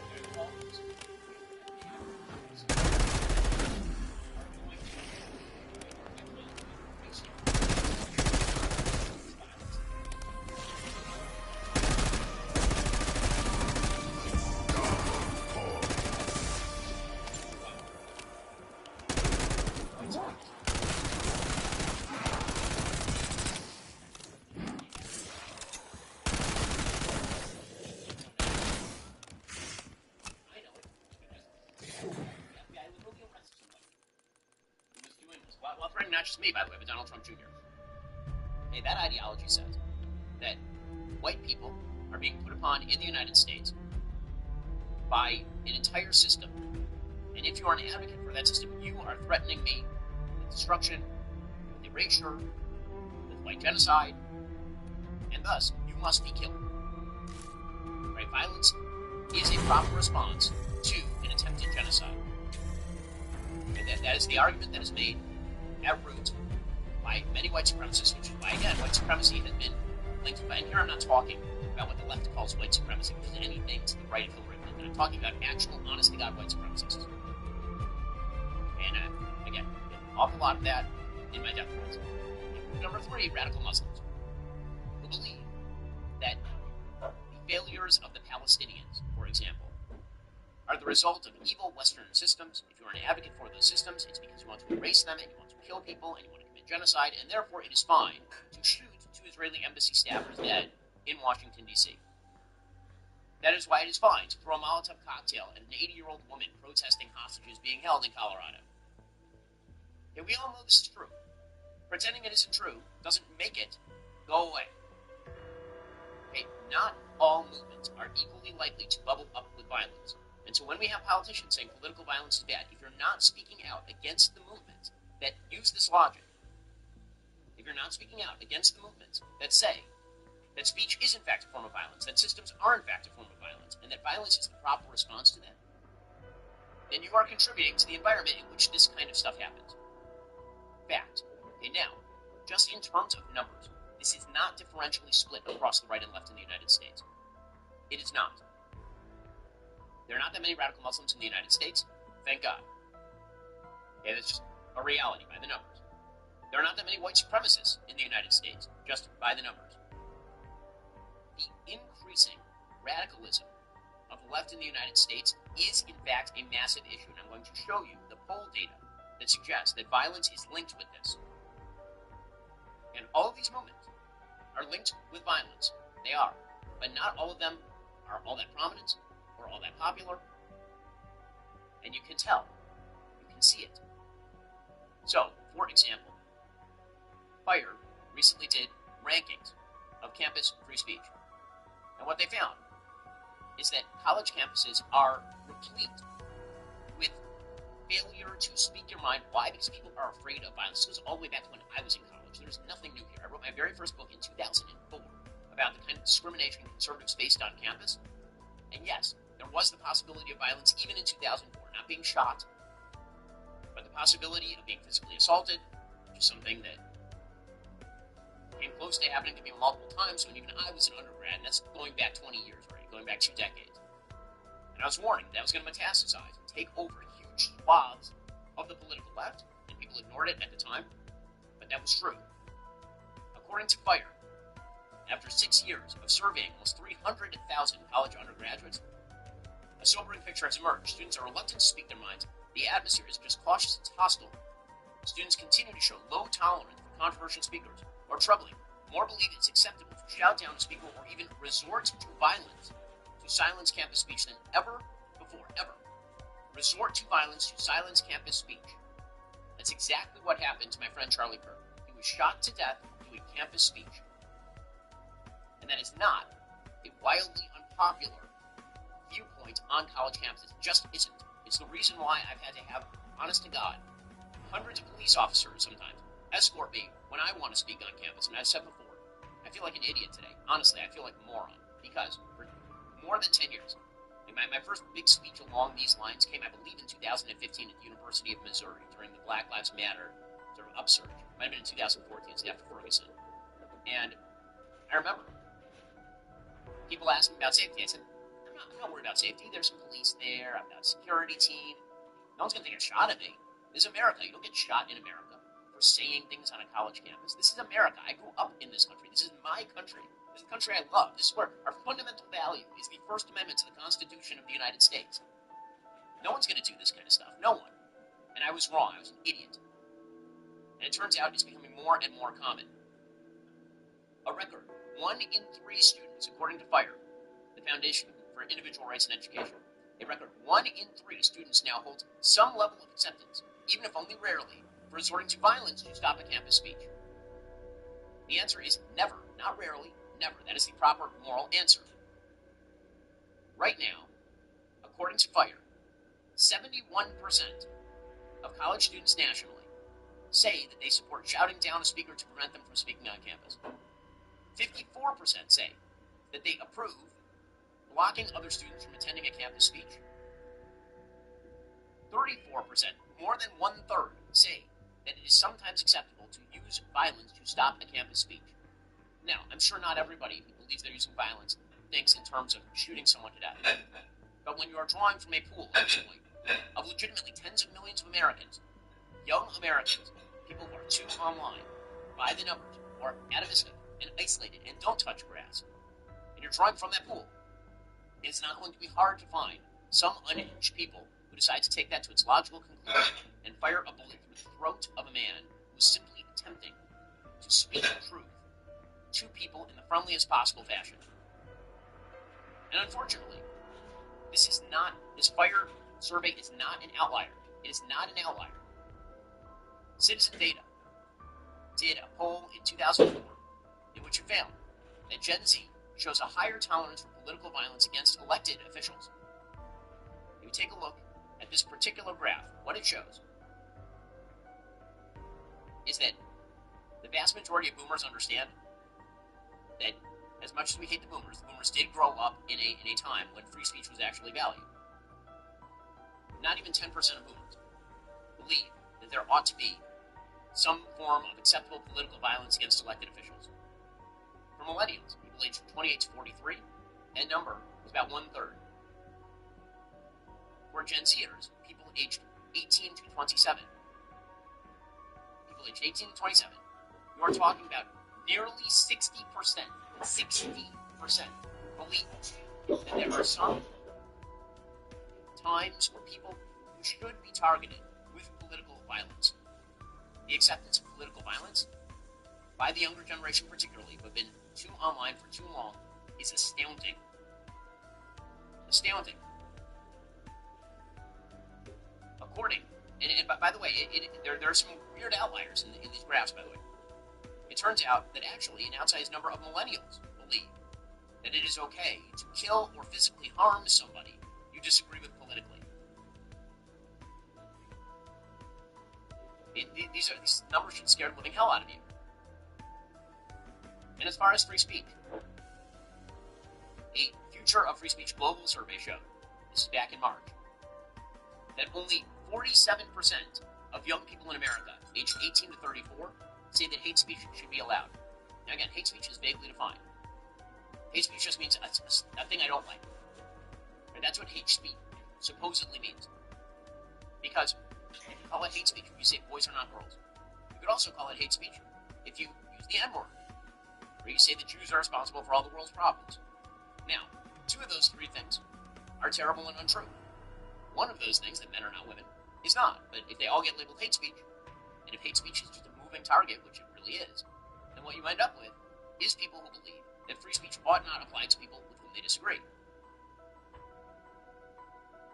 Tolerance for religiously offensive speech has dropped from 71% in 2021 to 57% in 2025. So, what does this result in? It doesn't mean that every single person on the left is a violent radical. It means these ideologies are significantly tied in with violent radicalism in a way that makes it more likely that you are going to, again, there are many ideologies that do this, many conspiratorial ideologies that do this, but the ones that are most prevalent in America are among young people, they're on college campuses, they're online, and they are oriented to the left. It is how you end up with University of Louisville posters showing the day after Charlie Kirk was shot to death, cartoons of Charlie Kirk bleeding from his jugular vein saying, "Debate this." That is how you end up with that sort of trash. This is how you end up with graffiti at Seattle Central College that says, "Kill all Charlie Kirks" at Seattle Central College. That's how you end up with this. Doesn't mean, again, I don't like when people, I said this yesterday, I don't like when people say they. They shot Charlie. Yeah, because they isn't a person. A person shot Charlie Kirk, and he shot Charlie Kirk for a deranged reason. With that said, there are movements that the substrates of their political thinking lead to an elevation in violence, period. End of story. That is a reality. And it is not enough to just say political violence is bad if you are not calling out the movements themselves and either delinking them from violence, delinking, doing a cognitive behavioral intervention, delinking these movements from violence. And listen, we can agree on, again, no one thinks people are getting shot over tax rates. Why? Because no one talks about tax rates as a giant conspiracy by some against others that are an existential threat to you. That is why. But this is how you end up. This sick sort of thinking is how you end up with Michael Mann reposting a UPenn administrator who said, quote, "Ezra Klein whitewashing Charlie Kirk as an upstanding political citizen of the world. With just a few free speech controversies who started disagreements, the most predictable thing to happen. I envied what he built. Is this an abundance mindset? People just making excuses now, looking for reasons to say that, that Charlie, well, let's not beatify Charlie. Let's not give Charlie sainthood or something. Right? It should not be necessary. In the aftermath, I was talking to a friend who's European yesterday, and it was Douglas Murray. And I was talking to Douglas about this a little bit yesterday, and Douglas was saying that when he was covering the Charlie Hebdo shooting in France, one of the things that he found interesting is that the upsurge in this Je suis Charlie, you remember this? People were posting Je suis Charlie, I am Charlie Hebdo. And he said, one of the things that was fascinating is no one felt the compulsion to say in France, I disagreed with Charlie Hebdo, but no one felt that compunction. Why? Because the basic idea is that whatever you disagree with is irrelevant. You don't get shot for saying a thing. You don't get shot, but in the United States, there is this very large group of people who feel the necessity to say, well, I'm not saying he had it coming, but there is that. There is that. Stephen King got himself in trouble yesterday for tweeting, he advocated stoning gays to death, just saying, which is a lie. That is not true. Charlie never advocated that, not in a million years. This is how you end up with the Oxford Union president-elect, a person named George Aberanye, put out on social media, Charlie Kirk got shot, let's effing go. This would be a person that Charlie actually debated, a person that Charlie actually had a perfectly normal exchange with. Here is the video of him interacting with this person, who was then essentially blessing his murder. There are other factors outside of simply just You see what you're doing, respectfully. You're scrambling for an excuse to get away from the truth that's right in front of you. maybe men should get married and have children. Okay, but I think Because it's worked for 2,000 years. I just think it's a very dishonest way to go about this argument, that there's only one issue. Interesting. Can I challenge you on that, though? Why is it that the men of much poorer African and Asian countries don't have suicide issues, yet they have no money? How do we know that? Oh, we know. Again, by empirical third-party reported data from the UN, from the U.S. State Department, there is not a suicide crisis in sub-Saharan Africa. There's not a suicide crisis in Southeast Asia with young men. So explain to me that phenomenon. They're materially wealthy. They're not materially wealthy, and yet they're harming themselves. So why would you then say it's austerity? Wait, sorry, say that. Okay, you're looking for another explanation for male unhappiness. Yes. I'm pointing to you to a part of the world that actually does value marriage and does have children, but they have no money. So therefore, how could you say it is a material problem why the men of London, who can dress how they want, go to whatever bar they want, are not happy?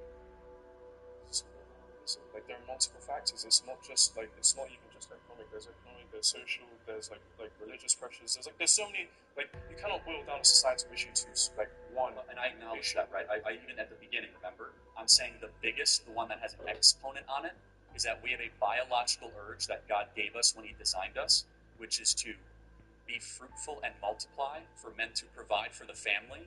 And when we suppress that, and we say that you can go live whatever lifestyle you would like, as already happens in the West. We have Exhibit A. We have a serious suicide, mental health, anxiety, depression issue. So I would just ask you to think over the next couple of days, months, or years, why is it that men in countries that barely have toilets and do not have 2 pounds to rub together, but they do have kids and they do have a wife, are much happier than someone with a big flat in downtown London? Something to think about. I mean, I think happiness is difficult. It's conflated in that sense. I mean, there are you're less likely to kill themselves. Forget all these happiness indexes. If you kill yourself, you're not happy, right? So these poor countries do not have male suicide problems. Why? I do not know. Think about it. Thank you very much. And that is a perfectly respectful back and forth discussion who celebrated the murder of Charlie Kirk yesterday. Think about the ideology that leads to that. Think about the ideology that leads to that. Glad gay and lesbian Alliance Against Defamation put out a statement quote. It is a demonstrable fact that Charlie Kirk spread infinite amounts of disinformation about LGBT people, lies and vitriol about transgender people, including frequent parties, rhetoric, events. We need leaders on all those platforms to prioritize safety over disinformation, irresponsible politics, and profit. And again, when they say we need leaders on all those platforms to prioritize safety, what they are saying is that Charlie Kirk made people unsafe. I say it. And I've had this a lot in my school. And this is always the argument used to ban me from campus. Was, you're going to threaten safety. You talk, say, no, people are going to get so angry, they're going to threaten safety. So they're threatening safety, so I'm banned. This is the sort of stuff Charlie faced down as well.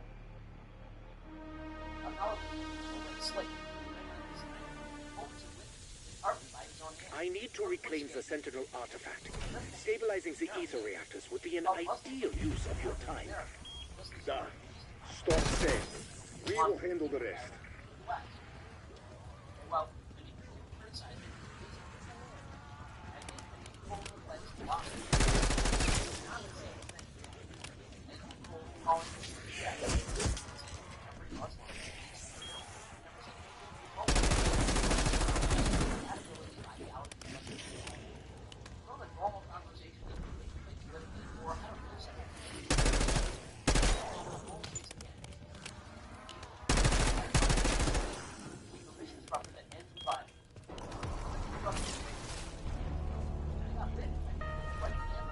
Sergei, you deserve to know. Nexus was obliterated in the Dark Ether. There was never any chance of saving her. She was a warrior. Soldier. She understood the risks. You are not her. But I feel what she felt. She treasured you. And so do I.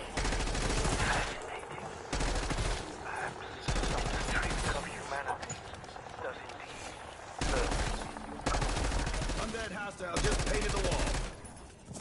Max armor.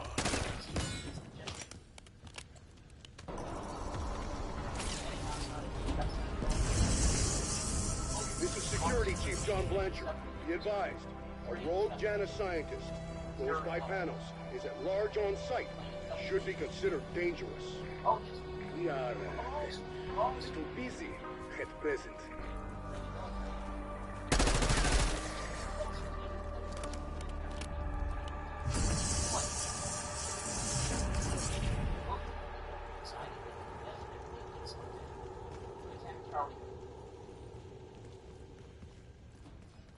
Charlie was someone who once said, guns sleep fine. After Charlie was someone who was willing to debate on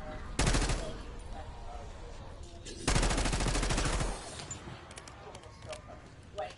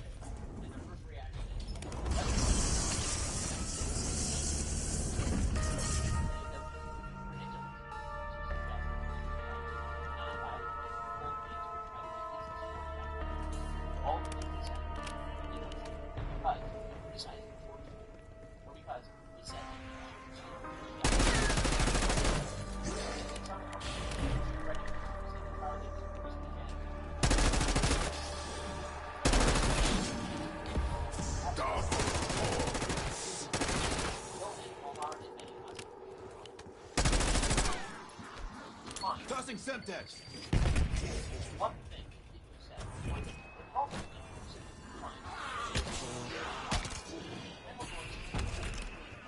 You know what, bots? You're all right.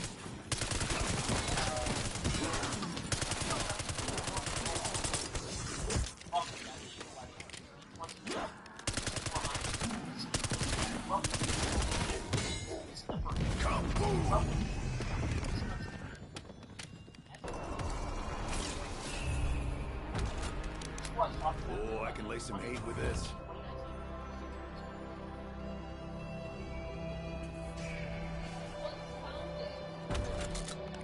Guess I'm keeping what I got.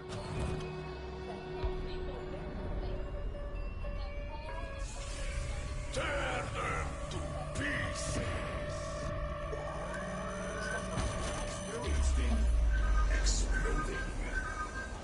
I made the call.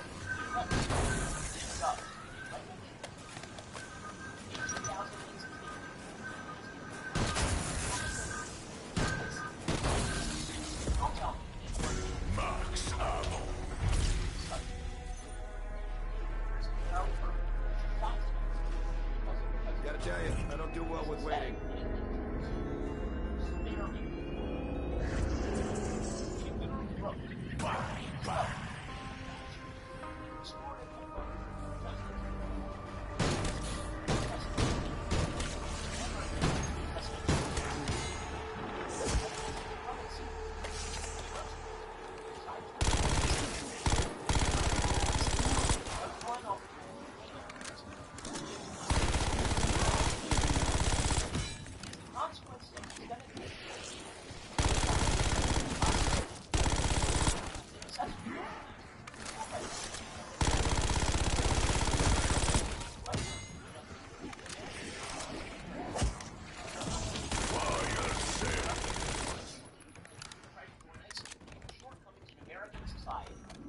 Now I'm paying your salary.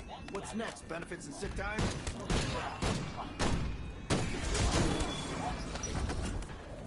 Whatever's gonna piss him off the most.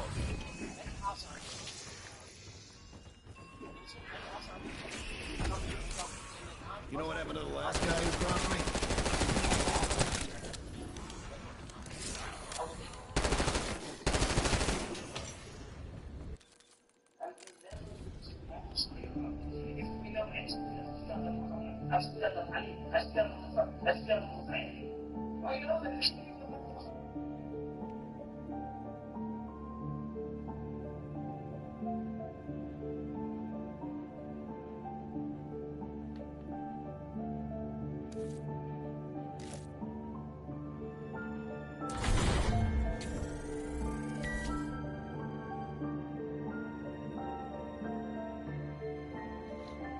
Governor of Utah Spencer Cox and the FBI Director Kash Patel talking about the arrest of 22-year-old Tyler Robinson. This is his photo right here taken when he was arrested and brought into custody. He was picked up last night after tips from... This is a $1 billion chocolate factory, the most expensive chocolate factory in the world, and I was invited for an exclusive tour of the inside of it. So, as a peace offering, I brought an unreleased faceless product. Let's go check it out. Jimmy, how do we get in? I thought you talked to a guy. I did talk to a guy. Door's not open. Let me in. Well, bang on the door. I did.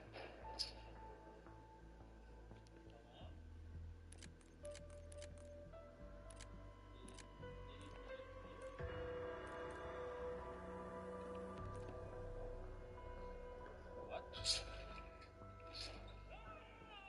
Why'd you shut it? I didn't do anything. Jimmy! Open the door!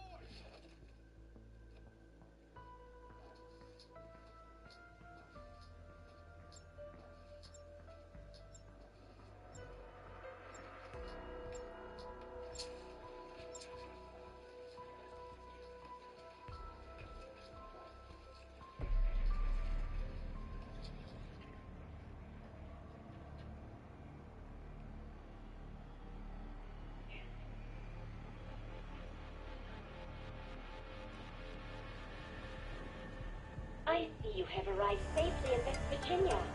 Is your payload secure? If you mean the so-called skDOw-d-1Hy, yes. That's exactly the miracle promised remains to be seen.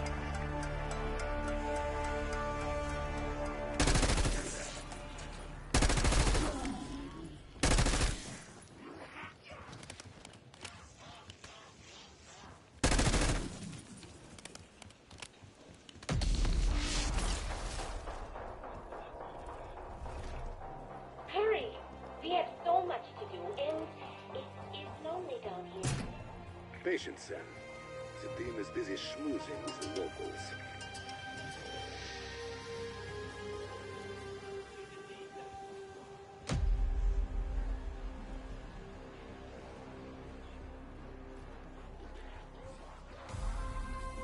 That'll clear your sinuses.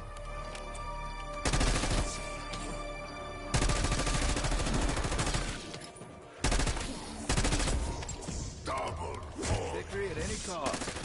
Just don't push it.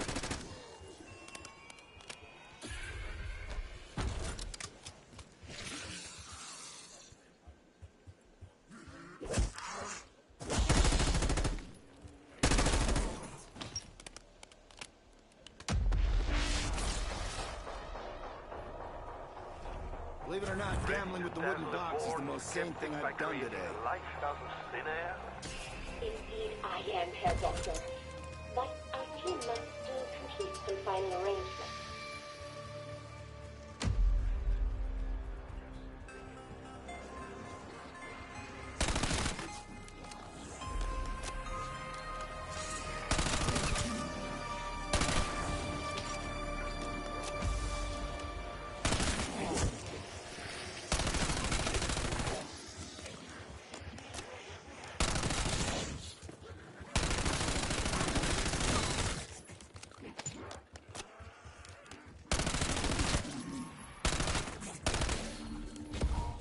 Max armor.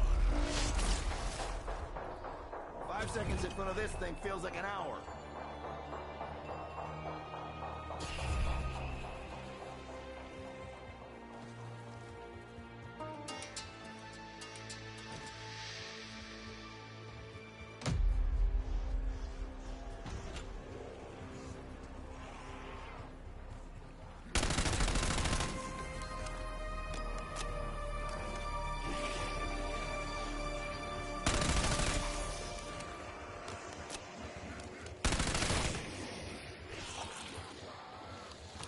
Contact's out.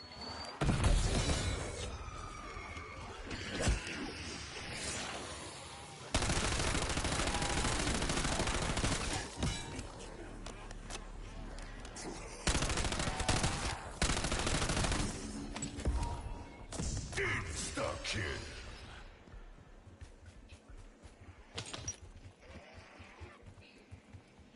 Wonder what happens if I put a gun back in.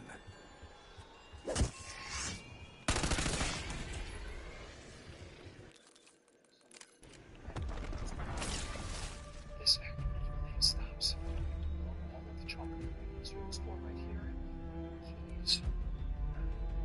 It's like right here. Did you only remember this now?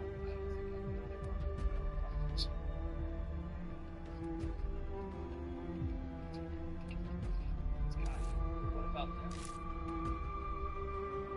It's a big bag to take them home. Surely there's a post.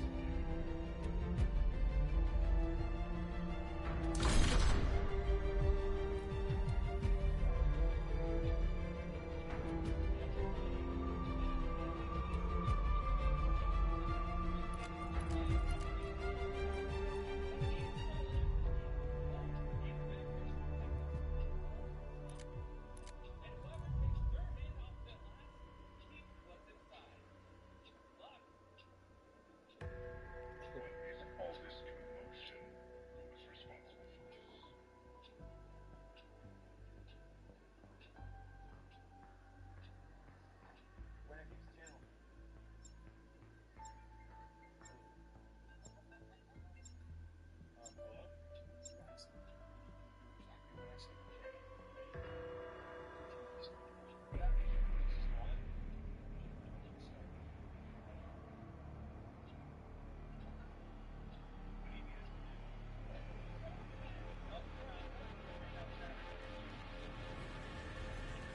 Sam, we have arrived.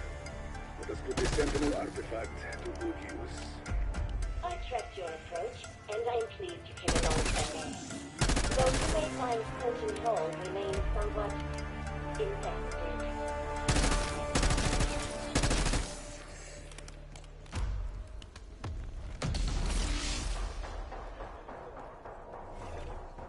Enter the manor house and descend to the mainframe chamber. Time for us to meet face to face.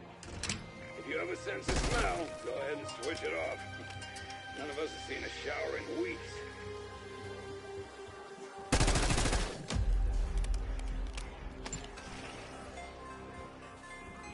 Take the motherboard.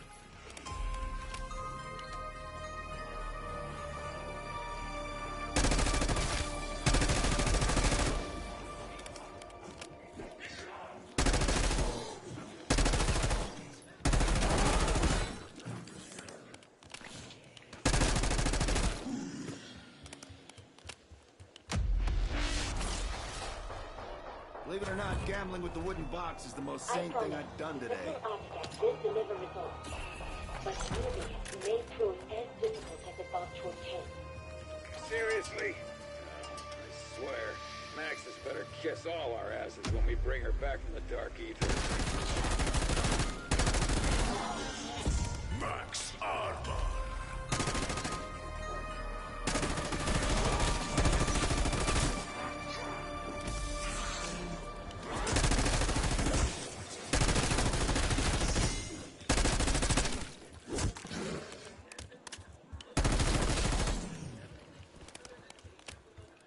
Seconds in front of this thing feels like an hour.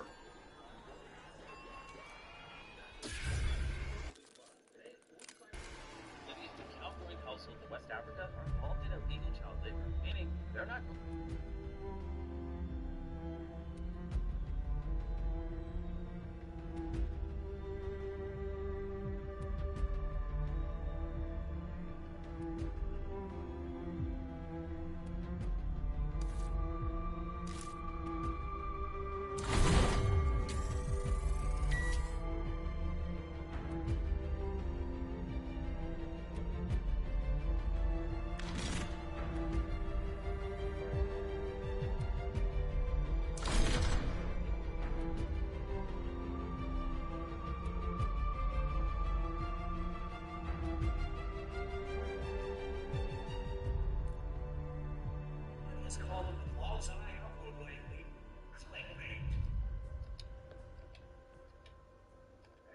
saying that you exploit your dad's death. 48 hours after he dies, you have a T-shirt that says "Rest in Peace, Grandpa." Is that a real thing? Is that a real T-shirt you had? Yeah, it's real. Why does everybody keep telling me that? I asked Jonathan, and he says he don't watch the videos because they're really bad. The Angry Grandpa Show is probably one of the most loved video series in YouTube history. Pure chaos, raw emotion, and real family drama that kept millions hooked since the channel's early days back in 2010. But after Angry Grandpa died in 2017, things changed fast. The once beloved channel took a dark turn, and his legacy is tarnished forever. The most shocking part? The person behind it all is none other than his own son, Michael Green, better known as Kid Behind a Camera, exploiting his own father's death for views almost shamelessly. It's saying that you exploit your dad's death. 48 hours after he dies, you have a T-shirt that says "Rest in Peace, Grandpa." Is that a real thing? Is that a real T-shirt you had? Yeah, it's real. That's not me. I don't design the T-shirt. To clickbaiting nearly every video he uploads, then turning around and blaming it all on YouTube's algorithm. There's a major problem in YouTube where you have to clickbait, and if you don't clickbait, viewership is going to drop, and interaction drops, and everything. I don't want to have to. I wish YouTube wasn't the platform that it is now, where I have to clickbait every video. I don't want to do that, man. Michael's antics are baffling as they are deranged, but even that barely scratches the surface, because behind all the internet clout chasing lies something far more disturbing. Serious accusations of domestic violence, awful parenting, and a pattern of using everyone around him for clout without the slightest hint of shame. To give you some context, Michael is the youngest son of Charles Green, also known as Angry Grandpa. While their official YouTube journey began in June 2010, they had actually been making videos even earlier, posting a few clips back in 2007 on a site called Break.com, which was popular at the time for viral content. Exactly. We posted it on the internet. You did what? Posted it on Break.com. So I get what? 200? What?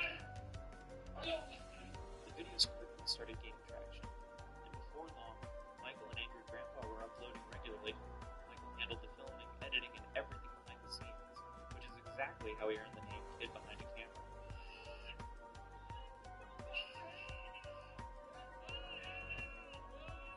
And at first, things were going smoothly, but it didn't take long for cracks to show, because even in those early days, Michael's unhinged site was already creeping in. On April 18th, 2015, they uploaded a video titled Angry Grandpa's Tattoo Meltdown. At first glance, it looked like the usual Angry Grandpa content. Michael pulling a prank to get one of his dad's signature outbursts. But this time, it went too far. Michael and his girlfriend Bridget tricked Angry Grandpa into getting a tattoo. One that was deliberately stupid and humiliating. And what did it say? All trading each other's tattoos. He thinks he's getting a motorcycle. Not on my watch. You're getting a biohazard that says "My ass stinks." That's right. You don't want Tim to treat him like a dick. He's definitely an elf. He's gonna treat it like one. Angry Grandpa originally went there expecting to get a motorcycle tattoo, something meaningful to him, since he was a huge fan of bikes. In fact, there are multiple old videos where he talks about how much he regrets never owning one. I love that noise. I love the bike, man. I love the bike, man. But Michael exploited his father's love for motorcycles to lure him into the tattoo shop, only to blindside him with that ridiculous design.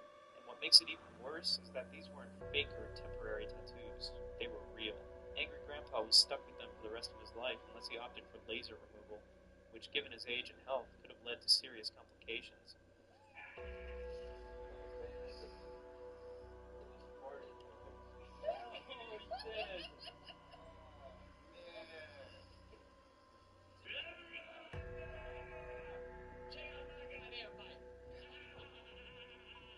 So, as you'd expect, Angry Grandpa completely lost it after seeing what the tattoo actually said. He flew into a rage and started smashing things inside the shop, one of them being an electric guitar that happened to be right in front of him.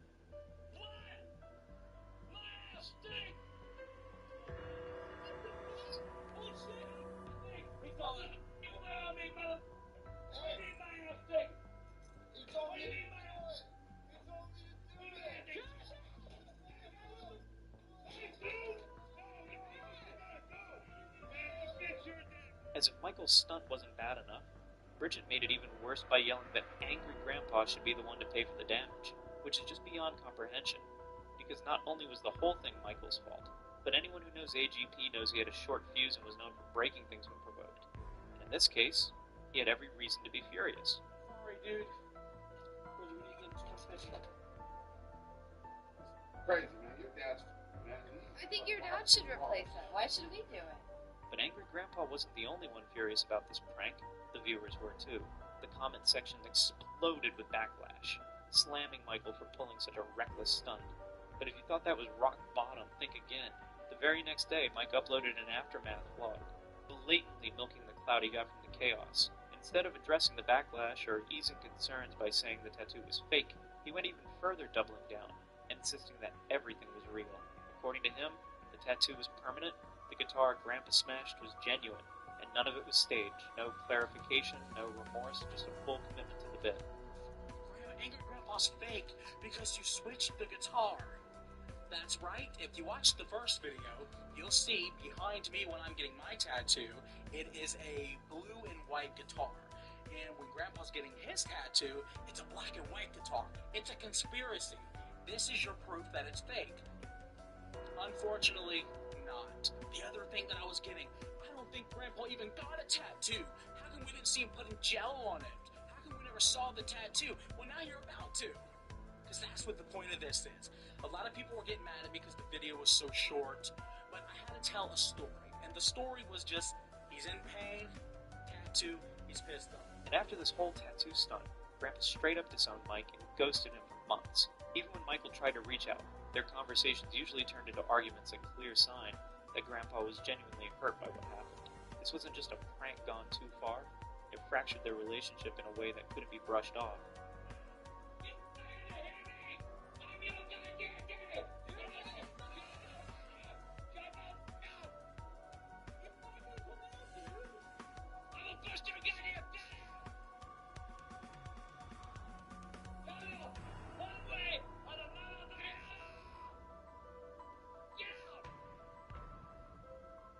This moment was just one of many early signs that Michael was willing to cross any line for views. It showed a level of desperation that would only become more obvious after Angry Grandpa's death on December 10, 2017. Just 48 hours after his father passed, Michael launched merchandise under Angry Grandpa's name, profiting off the grief while fans were still mourning. It was shameless, exploitative, and deeply disturbing. Instead of honoring his father's legacy, Michael used it as a quick cash grab for clout and money. But some of the accusations, Michael, like 48 hours after he dies, you have a t-shirt that says, "Rest in peace, Grandpa." Is that a real thing? Is that a real t-shirt you have? Yeah, it's real. But what's even worse is that on the very day that Angry Grandpa died, Michael uploaded a video announcing his father's passing, and unbelievably, he put an ad before it. That alone rubbed many fans the wrong way. But it didn't stop there. In the video, Michael said people were probably going to make fun of him for crying. And when you really unpack his tone, it almost felt like he was more worried about how he looked on camera than the fact that his father had just died hours earlier. The entire thing came off less like a heartfelt tribute and more like calculated damage control. Maybe I shouldn't be filming this right now, because it just happened, but I respect it too much to hide how I feel from the internet. People are going to make fun of me for crying, and that's okay. I'll take it. But everything we've seen so far doesn't fully expose how far he was willing to go. That changes drastically in the months following Angry Grandpa's death, because this is when Michael began exploiting his father's passing almost shamelessly, using it as fuel to keep the views and money coming in. He started uploading more and more unseen footage on the Angry Grandpa channel, and to be fair, at first fans welcomed it. People genuinely missed AGP and appreciated getting to see unreleased moments. Most of the videos even matched the quality and vibe of the channel's earlier days, like the ones shown here.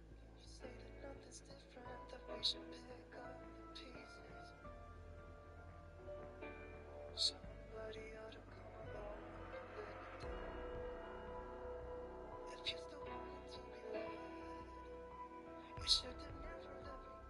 problem is, Michael started using some of these videos in a misleading way, editing them to make it seem like Angry Grandpa had made the entire video himself. He'd throw in a clip of AGP at the beginning, then immediately cut to his own unrelated content, without ever clarifying that the footage of Grandpa was old.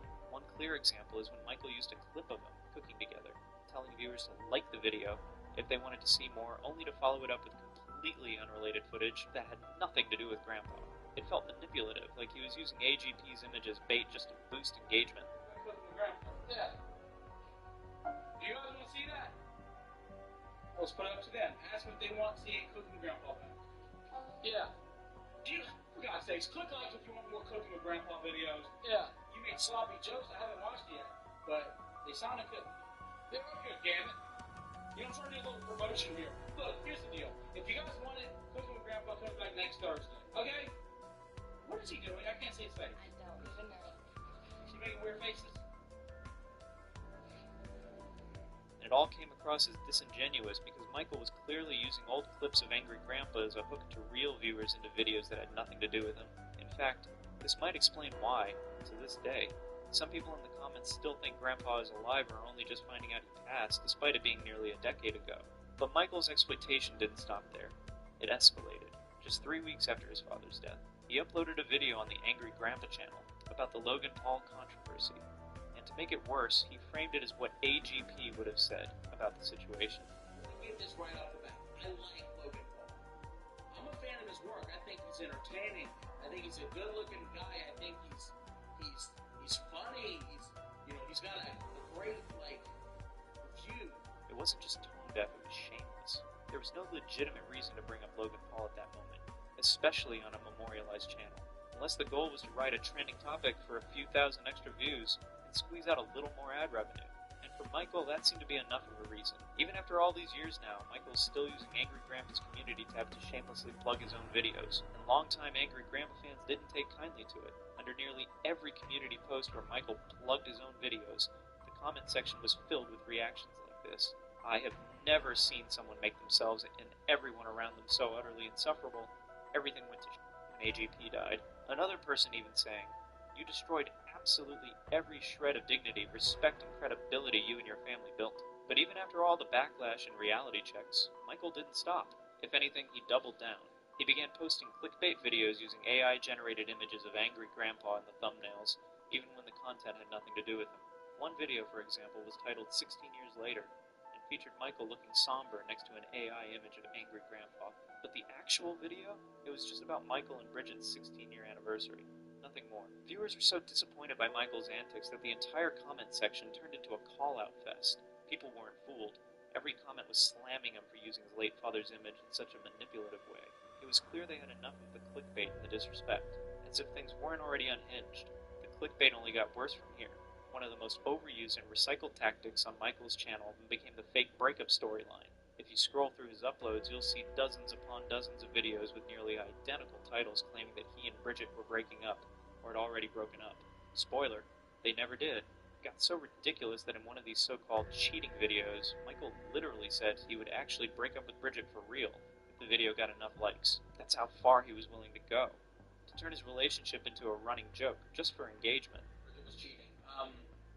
Smack the like button if you want me to break up with her, and I mean actually, and if she went too far. And if you're unfortunate enough to watch one of these videos, it becomes crystal clear just how low effort and ridiculous they really are. The acting is laughably bad, the drama is forced, and the entire thing feels like a lazy attempt to bait clicks. It's not just fake, it's insulting to anyone still watching in good faith. What's going on, you guys?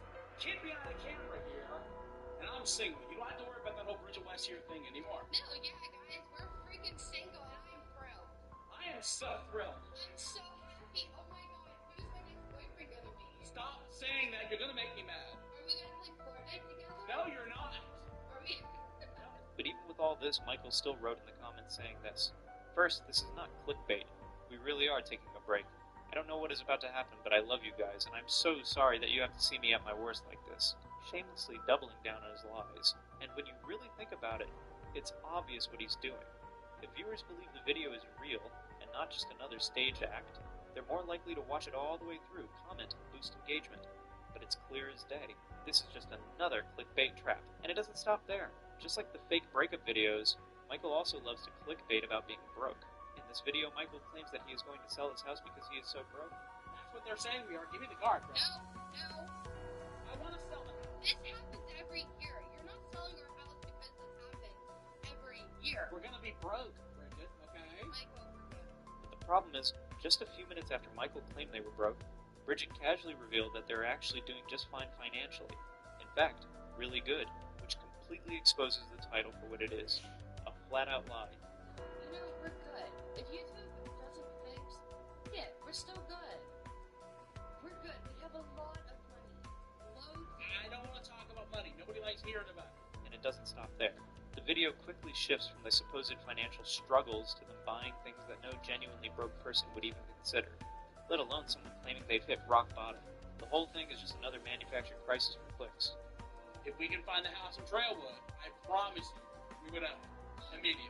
I'm telling you, I don't know how we find it. Maybe there's like a VIN number or like some kind of account record. I don't know, but I want to find that house and I want to own it. But even after all the backlash, Michael still refuses to take any real accountability. When Boogie-2988 confronted him about it in an interview, Michael brushed it off by saying, YouTube rewards clickbait. There's a major problem on YouTube where you have to clickbait, and if you don't clickbait, viewership is going to drop and interaction drops and everything. I don't want to have to clickbait. I wish YouTube wasn't the platform that it is now where I have to clickbait every video. I don't want to do that. But that excuse falls apart quickly. There are plenty of videos on the Kid Behind a Camera channel that didn't rely on clickbait and still pulled in solid views. The difference? Those videos had actual substance. They were well made, engaging, and worth watching. Michael knew they didn't need flashy titles because the content spoke for itself, so the fact that nearly every video he puts out now is pure clickbait says a lot. He's well aware the quality has dropped, and the only way to drive traffic is by manipulating the title and thumbnail. And even worse, when people on Twitter called him out, Michael acted rude and said this, "I don't care what they think. They can and should leave," which is incredibly telling. These weren't random trolls. These were long-time fans, the very people responsible for his career. And instead of being grateful, instead of responding with even a shred of humility, Michael dismissed them completely. No apology, no accountability, just more arrogance from a creator who seems to care more about numbers than the community that built him. But just when you think Michael couldn't possibly sink any lower, he pulls something even more bizarre. In a video that left many fans stunned, Michael kissed another famous YouTuber, Boogie-2988, on the lips right on camera for the whole world to see. Boogie-2988 is one of YouTube's earliest success stories, a creator who blew up in the platform's early days, and he's been connected to Michael since as far back as 2011. Actual little surprise for you, this is my good friend Michael, Kid Behind a Camera here on YouTube. You all also may know him from the Angry Grandpa Show, which is how we got to know each other. Jeez, how long has that been, Michael? How long have we known each other? I think 2011. 2000 when? 2011, right? But yeah.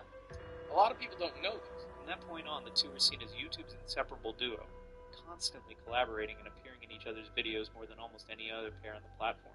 But just like Michael, Boogie has had his fair share of controversies, and in his case, many of them are far darker and more disturbing.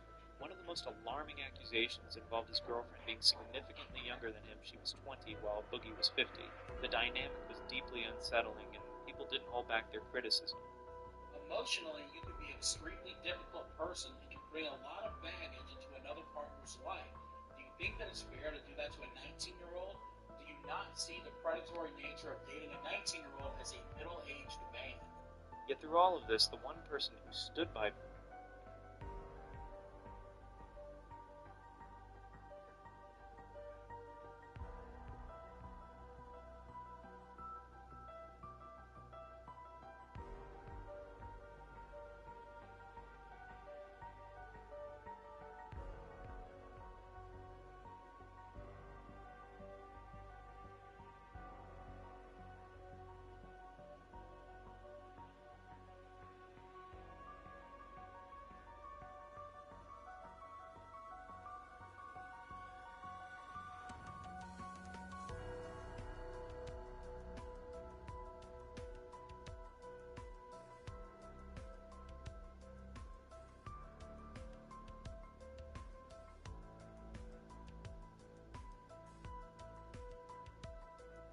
So here we are in the great year of 2025, near the end, here in September of 2025, and gold is at 5,053 Canadian dollars per ounce, and silver is about to break $60 per ounce in Canadian dollars.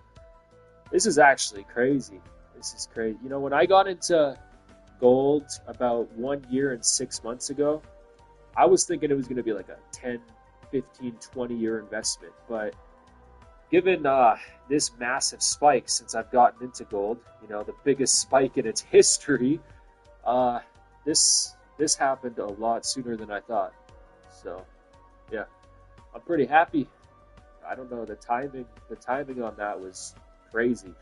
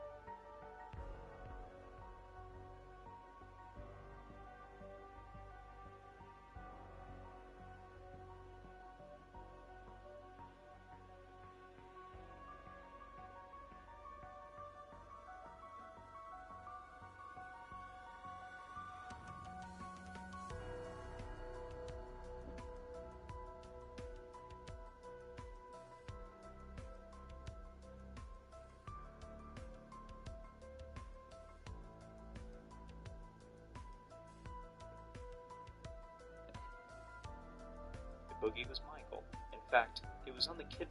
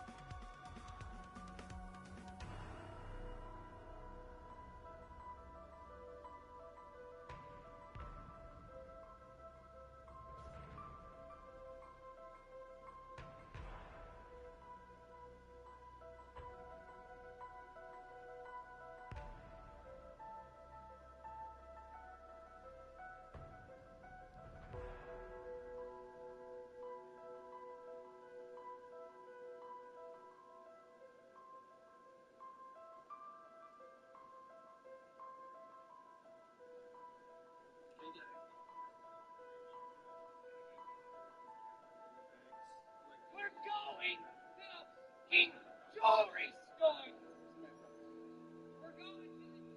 Millions know him as World of T-shirts, but behind that brand name is Joshua Block, a guy whose story honestly feels like watching a car crash in slow motion. I don't drink for more than a couple hours with things.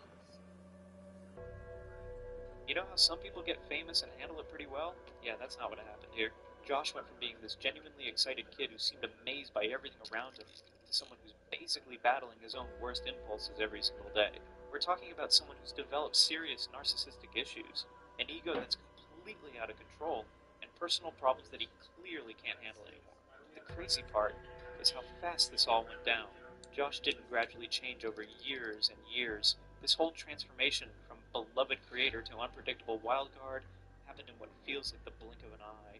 And the really messed up part is, even though Josh is pulling in more views and followers than ever before, he's actually in the most dangerous position he's ever.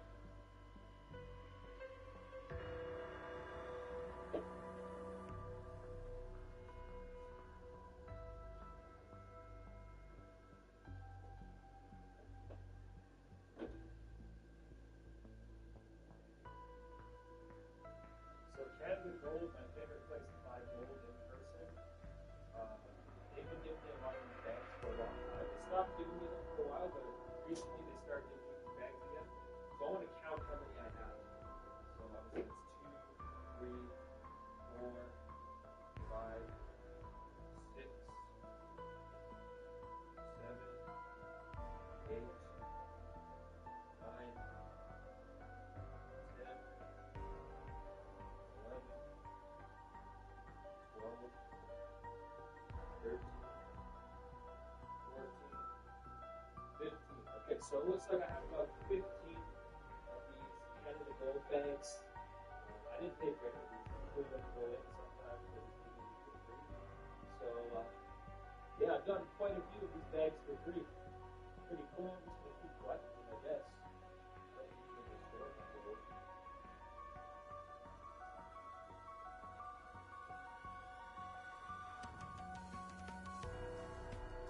Ever been in. The biggest threat to his success isn't other creators or changing trends. It's himself. Look, we don't know everything about Josh's childhood, but what we do know explains a lot about where his head is at today.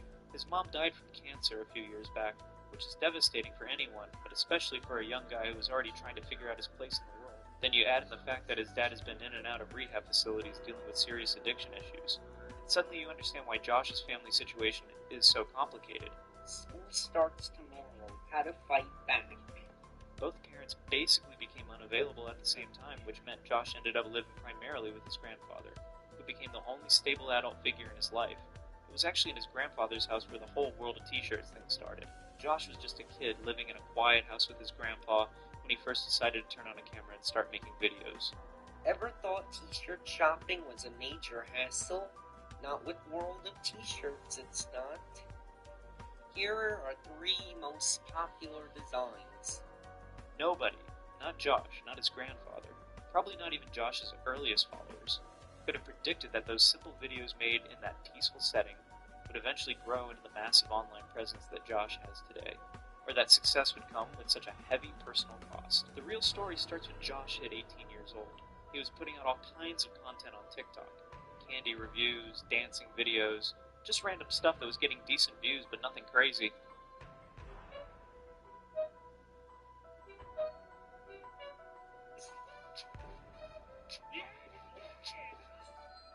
Yet Josh was consistent with his uploads, and people seemed to like what he was doing. But honestly, none of us could have predicted what was about to happen next. Because one random day, Josh decided to take a trip into the city. And during that trip, he filmed what would become the video that changed absolutely everything for him. Josh started singing Empire State of Mind, and when he got to that Alicia Keys part, something just clicked.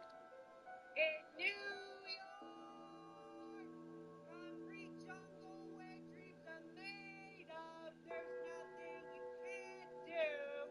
Now you're in New York. The energy, the timing, the way he delivered those lines, it all came together perfectly. That single video would become his biggest hit and basically launch him into a completely different level of internet fame. Living in New York turned out to be the perfect setup for Josh's content creation. The city gave him endless material to work with, and he quickly figured out how to use that to his advantage.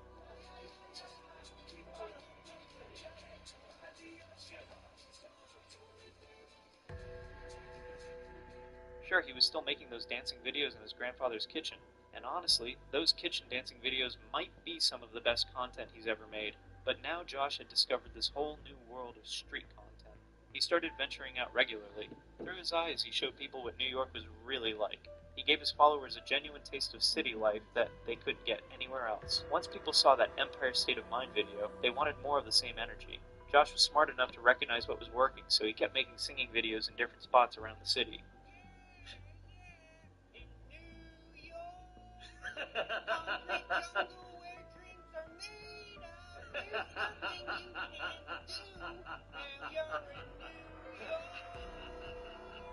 His TikTok following started growing like crazy, and millions of people who had never heard of him before were suddenly watching his content and hitting that follow button. The demand for more videos was intense, and Josh was more than happy to deliver. Josh became obsessed with feeding that audience. He wasn't just posting once or twice a day like most creators, he was putting out multiple TikToks every single day, and a lot of them were actually doing really well in terms of views and engagement. Sugar do do do do do, honey honey, you are my candy girl. He completely shifted his focus away from the candy reviews and random dancing videos that got him started, and went all in on this new style of content that centered around his experiences in the city. The guy was dedicated, you have to give him that.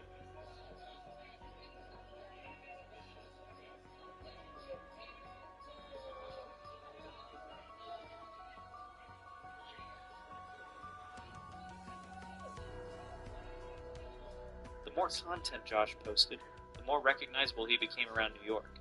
People started stopping him when they saw him walking around, asking for pictures, wanting to chat, just excited to meet the guy they'd been watching on their phones. You could see Josh starting to enjoy that recognition, maybe a little too much.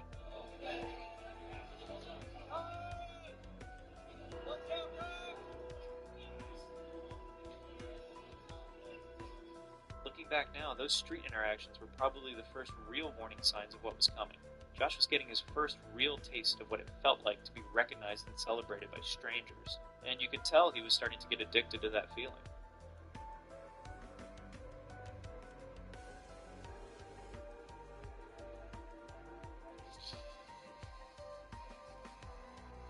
When Josh's follower count started climbing into the millions, something inside him began to shift in a really noticeable way.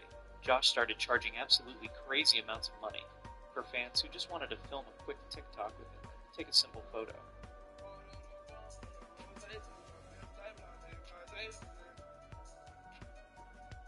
And when fans couldn't afford what he was asking for, Josh would just tell them no, without any explanation or apology. He wasn't even trying to be polite about it anymore. The weird thing about Josh during this time was how he seemed to want it both ways. He loved all the benefits that came with being TikTok famous, the money, the recognition, the special treatment, but he absolutely hated dealing with the basic stuff that comes with being a public figure. What's your type of funny woman, bro? Pretty. Yeah. Pretty. Josh would get genuinely annoyed when people recognized him on the street and wanted to say hello, get a picture.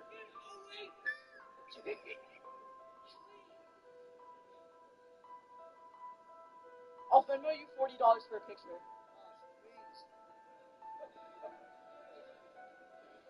Okay. That's me! Oh, chill! I'm joking. Right around this time, Josh ended up meeting a guy named Michael Quinn, and this meeting would change everything about how Josh operated online. Hey, we're raised right here drinking egg creams. A new wholesome image for World T-shirts 2024. Yeah. Support me, babe. More egg creams, less drink. You know it. Join me. Michael Quinn became Josh's very first social media manager, and honestly, looking back, this might have been one of the worst things that could have happened to Josh's career and personal development. Michael is a man in his 40s who had spent years trying to make it as a content creator himself, but his own attempts at social media fame never really went anywhere. He was living in New York when Josh started blowing up. Instead of continuing to struggle with his own failed content career, Michael saw an opportunity and decided to reach out to Josh directly. From the moment they started working together, fans began questioning what exactly Michael Quinn was bringing to the table. People could see that Josh was making all the same types of videos he'd always made. But now there was this older guy hanging around who seemed to be benefiting financially from Josh's success without contributing much of anything meaningful. The relationship between Josh and Michael raised a lot of red flags for people who had been following Josh's journey from the beginning. Fans started wondering how much Michael was actually helping Josh, versus how much he was just profiting off of Josh's existing popularity and talent. And this scumbag's name is Michael Quinn, and he is a predator on the world of t-shirts and encouraging him to slowly himself. His drinking is so out of hand that there's an entire account dedicated to tracking the amount of drinks he has. And this fucker is putting up crazy numbers. His blood alcohol content is damn near fatal on a regular basis. Biggest question I got is, what the hell does this dude Michael Quinn even do? He claims to be World of T-Shirts manager. But what do you manage? The only content World of T-Shirts posts is just him drinking in public, being a complete degenerate. It's not like you need to manage that. Like, what are you doing? That's not the content you need a manager for. But if meeting Michael Quinn was the first major turning point in Josh's downward spiral, then turning 21 was definitely the second one. And honestly, it might have been even more destructive in the long run. There's a massive, undeniable difference between the Josh we saw before his 21st birthday and the Josh who emerged afterward. And that difference can be summed up in one word: alcohol. The moment Josh became legally allowed to drink, it was like a switch got flipped, and he never turned it back off.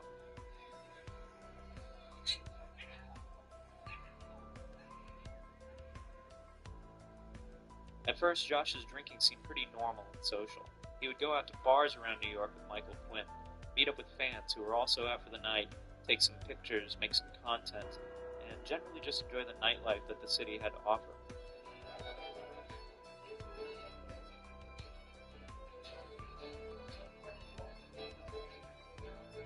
It looked like typical young adult behavior, a 21-year-old exploring what it meant to be able to legally drink it and have fun in one of the best cities in the world for nightlife. But what started as occasional social drinking very quickly turned into something much more concerning and problematic. I make more money than you! Why would you say that? Give me a phone! The social drinking that happened a few nights a week became something that Josh was doing every single day. Whether he was making content, hanging out at home, or just going about his regular daily routine, alcohol became a constant presence in Josh's life. What's up, babes? I just got off the phone with Josh. He sounds great. And actually, his tour is going on tonight, even with the snow. He says he has about 15 to 20. It's going to be wild. During this whole thing, Josh and Michael Quinn launched what they branded as the World of T-Shirts New York Tour.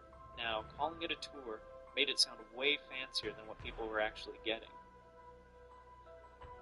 Let the tour begin!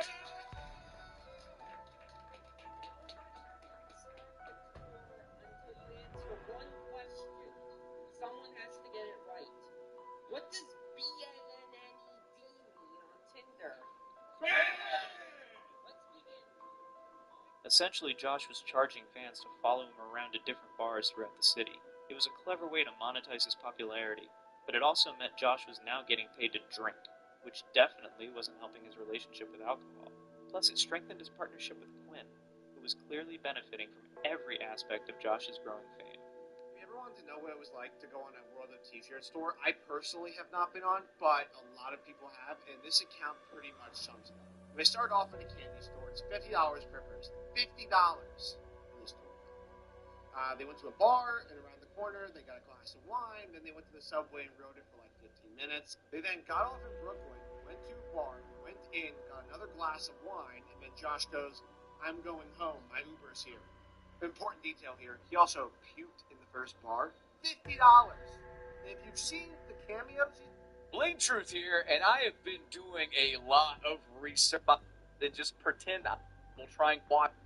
But regardless, before I get into the meat and potatoes, if you guys could leave fuckers, but regardless, before I get into the meat and potatoes, if you guys could leave that show support comment from the legend of your This video was amazing, learned a lot, and also consider liking this video so as many people as possible can see this. It's very important before Black Ops 7's marketing goes full force and tries to manipulate Little Timmy into shitting on the floor in some weird attempt to get his mother, his single mother, who is already stretched thin because she's paid $4,500 a month in rent to live in a New York City fucking closet, one-bedroom apartment.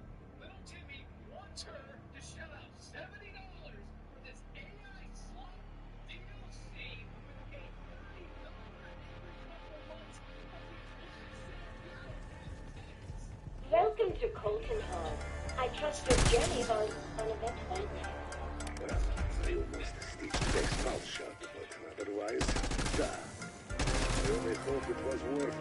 Sentinel artifact halfway around the globe.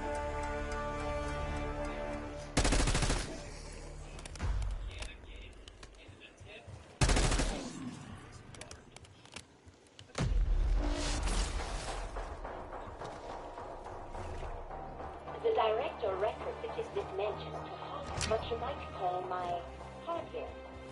I very much wish to examine your mainframe, Sam. That sounded less clinical than intended. Did I give you permission to look at me?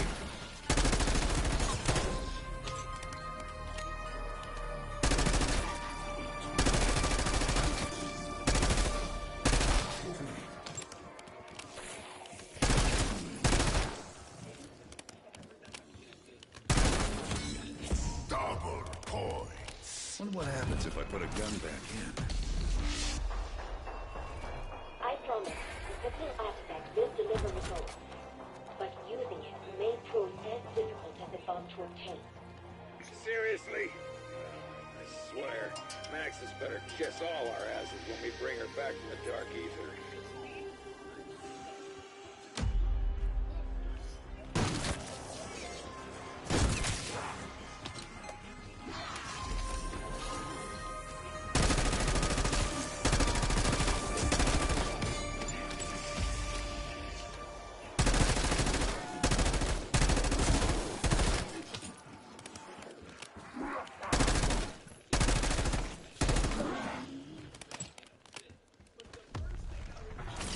All right, I'll play your game. Spin the damn wheel.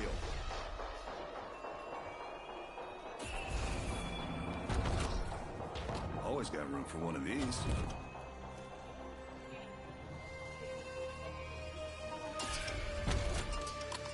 Knew I could count on you, Box.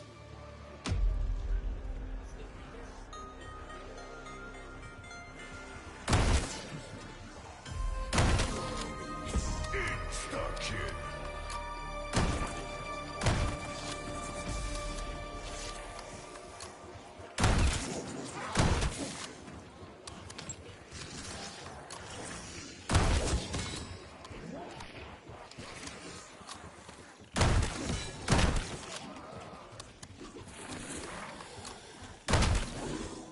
Bonus points.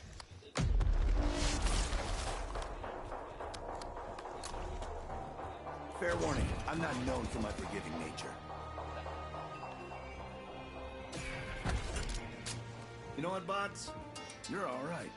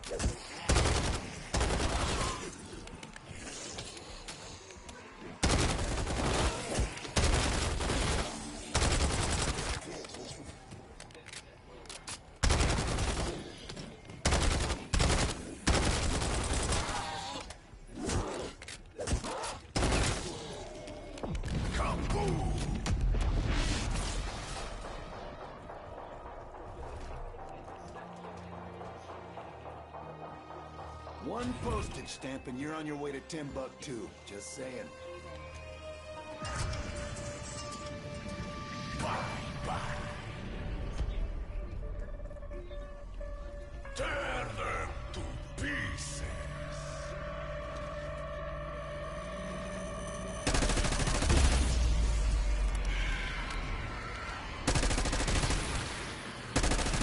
Undead house now, just painted the wall.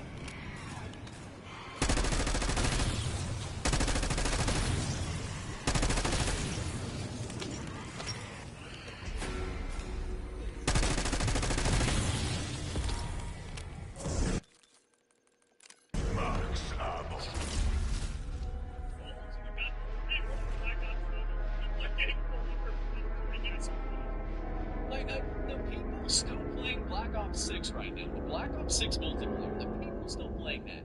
I mean, I can only describe them as super fans. Like, they have to be, right? When, like, 90% of the player base has dipped out, they are still there playing, and even they're not pre-ordering Black Ops 7. Like, So Canada Gold, my favorite place.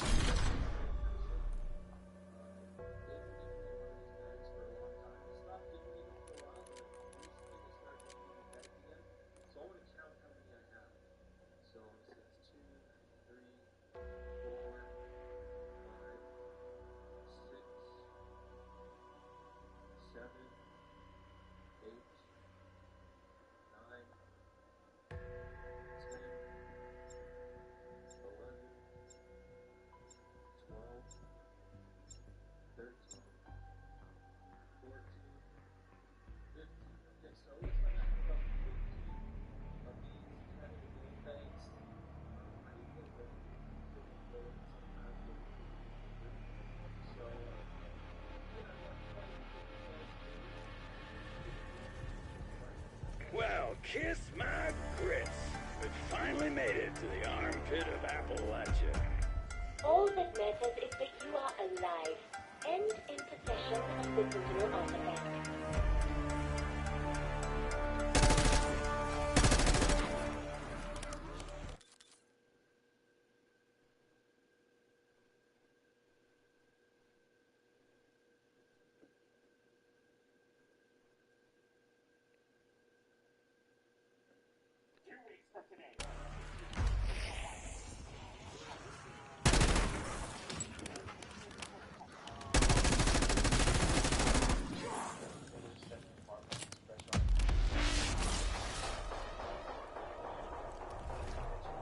The director retrofitted this mansion to house what you might call my hardware.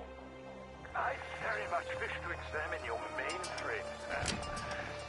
That sounded less clinical than intended.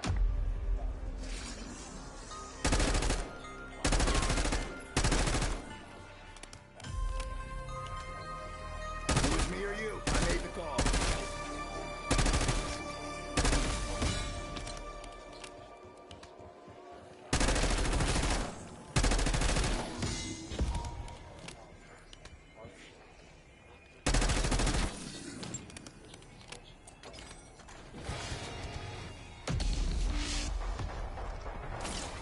I had every confidence you would recover the Sentinel artifact. Therefore, I am also certain you will be able to charge it up. Governor, I knew it would not be as simple as merely delivering pictures of me.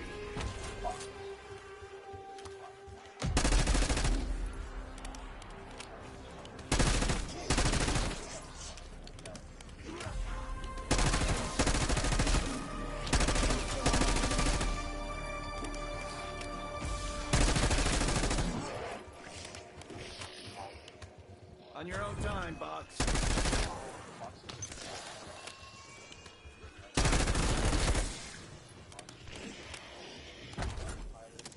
Got a feeling this isn't standard issue.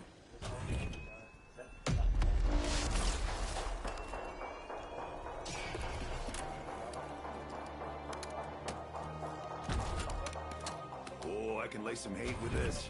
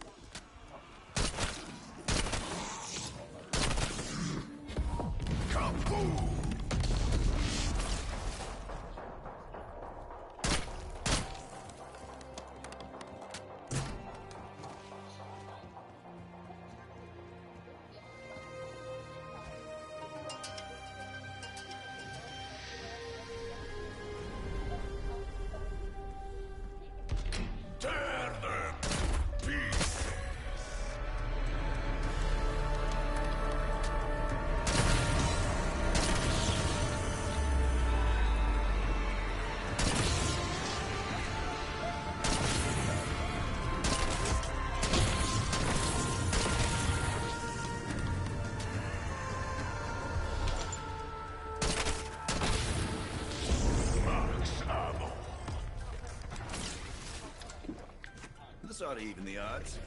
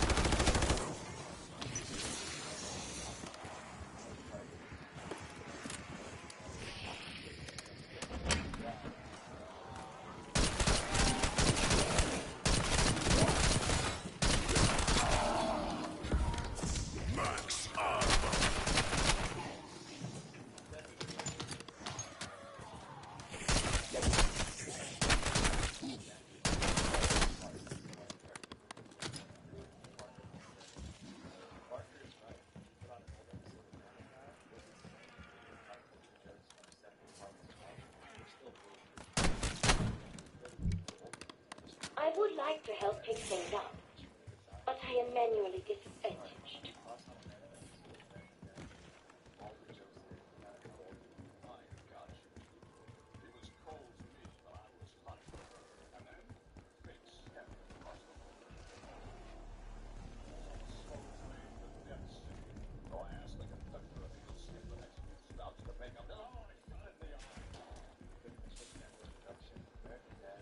Gotta tell you, I don't do well with waiting.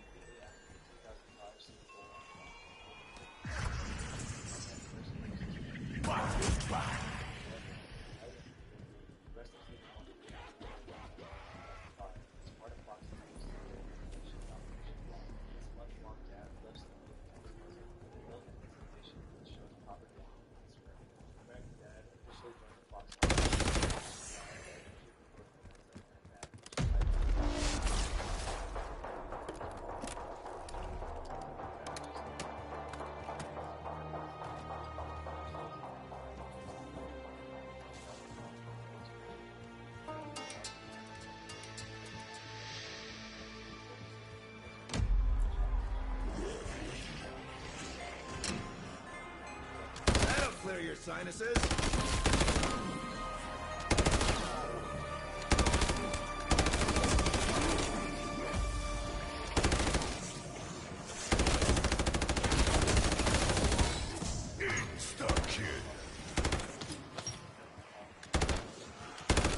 Mass casualties is my middle name.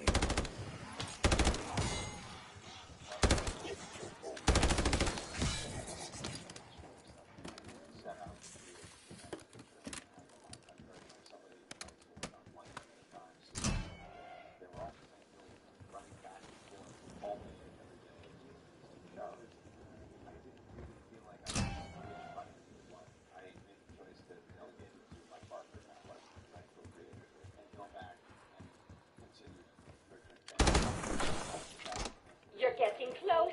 I can smell it. Not literally, of course.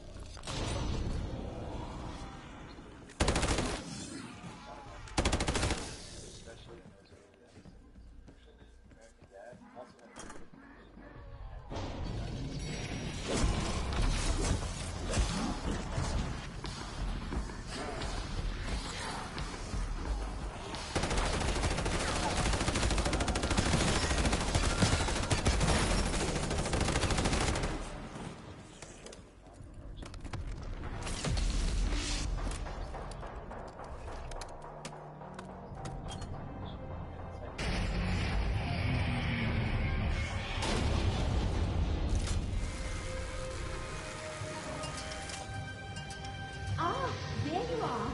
It is so nice to meet you face to face, Kate. Fire sale.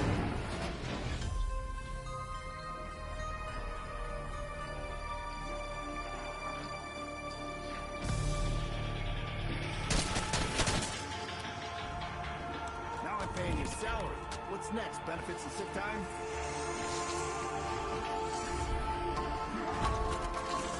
Knew I could count on you, Box. Please, there aren't nearly enough of you. You might want to reconsider your strategy, people. Victory at any cost. Just don't push it.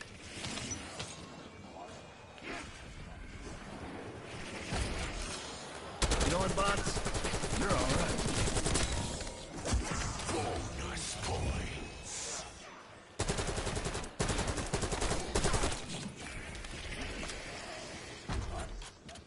Got a feeling this isn't standard issue.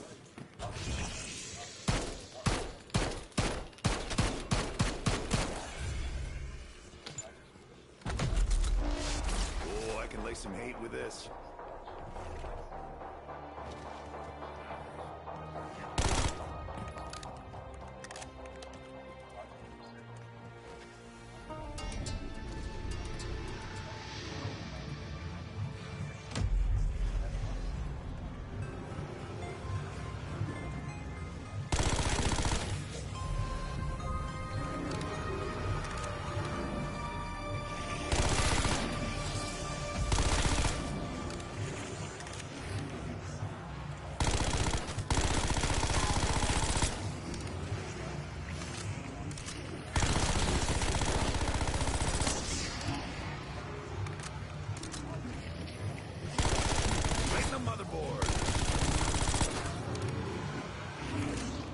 Enemy health documented.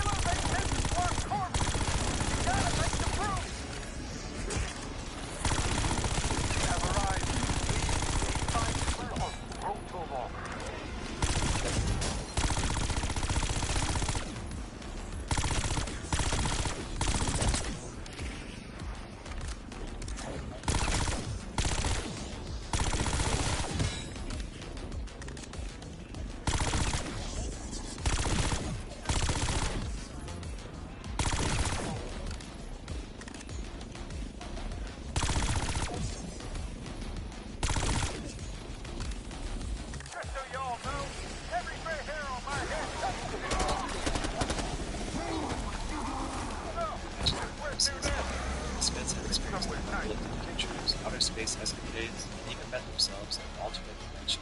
Ideas that the show's Fox contemporaries rarely attempted. Through it all, the humor stayed true to that signature American Dad, blend of the satirical and the absurd. Notably, the long-discussed idea of an American Dad feature film has periodically resurfaced. At Comic-Con 2013, Barker had teased that they were contemplating a movie, possibly one set on Roger's home planet, a storyline that would suit a big-screen adventure. However, after Barker left, those movie plans became uncertain. And to make matters worse, Weisman would later confirm that while a movie isn't off the table, the priority remains the TV.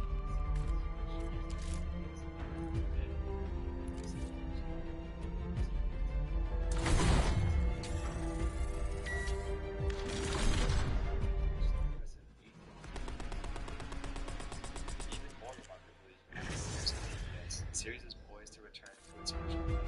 In 2025, Fox announced American Dad coming back home with new seasons ordered through 2029. The news is that we're back on Fox after a 10-year hiatus. You know, we were on Fox for 8 years, and then we were on TBS for 10 years. Been seeing other networks. Yeah, I know. But, you know, there was a lot of love that went on on both previous relationships, and now we're back. And we've evolved since we were last on Fox. We're going to, you know, hopefully make shows that everybody's going to continue to appreciate and love.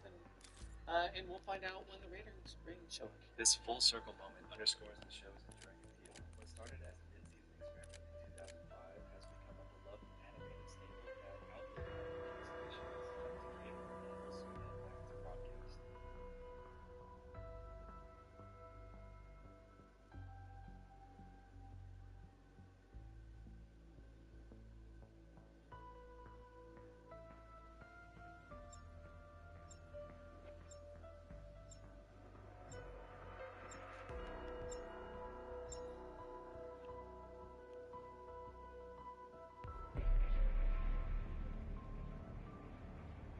If you've been around my channel at all in the past month or two, then you know that I've been obsessed with K-pop theme characters. So much so that I keep show Korea that narrative at the same time. I see you have arrived safely in West Virginia. Your payload secured. If you mean the so-called Sentinel artifact, yes. But the security Fox remains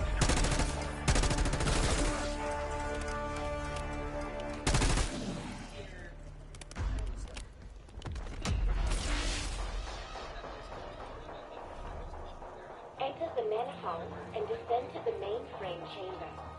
Time for us to meet face to face. If you ever sense the smell, go ahead and switch it off. None of us have seen a shower in weeks.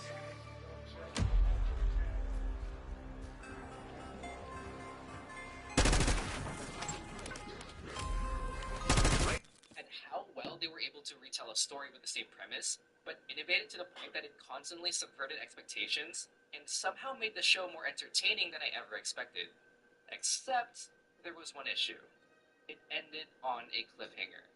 And honestly, I should have left it at that, because Season 3 is a big pile. The motherboard!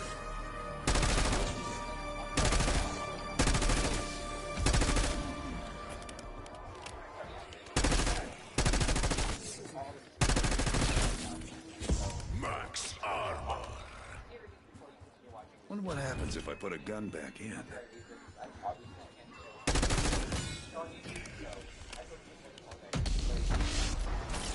Got a feeling this isn't standard issue. I had every confidence you would recover the Sentinel artifact. Therefore, I am also certain you will be able to charge them. God, I knew it would not be as simple as merely delivering the cursed thing.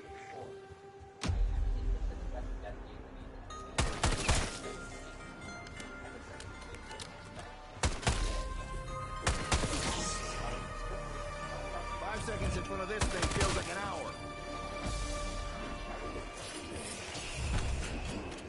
You know what, bots? You're all right.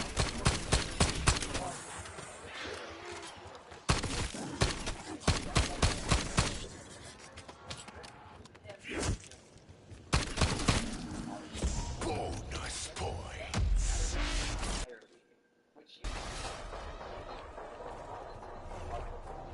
Believe it or not, gambling with the wooden box is the most sane thing I've done today. did I ever do to you?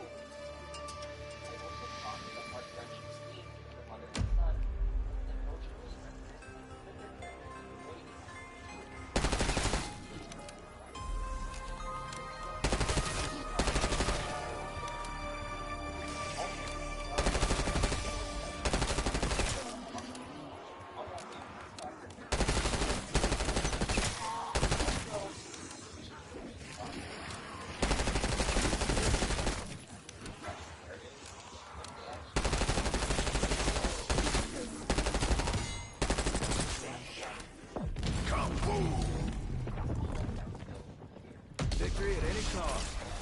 Just don't push it. Knew I could count on you, Box.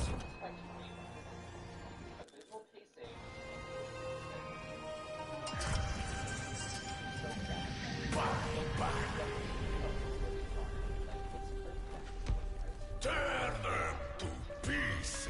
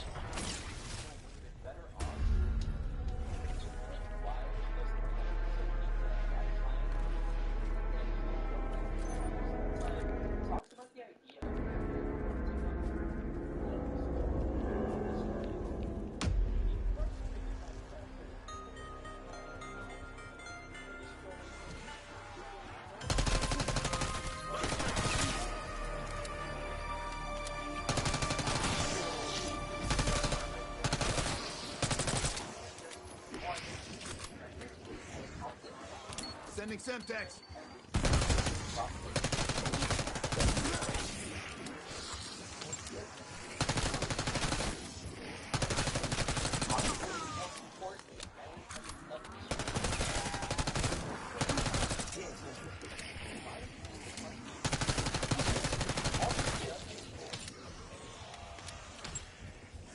Did I give you permission to look at me? Double core.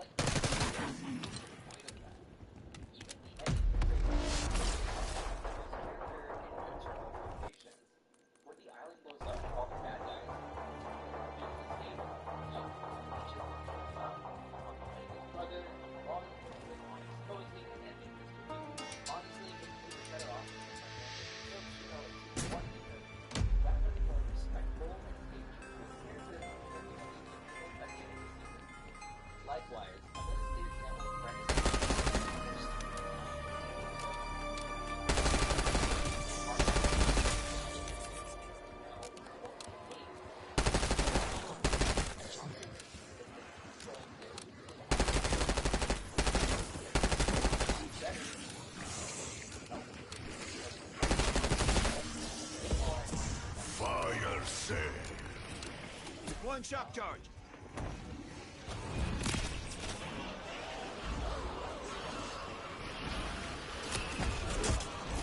Oh, I can lay some hate with this.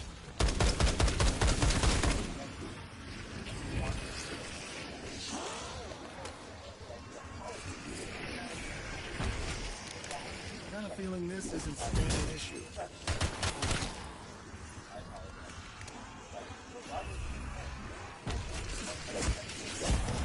You know what, Box?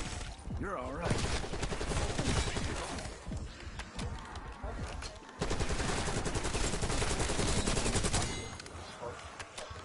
Deploying energy mine.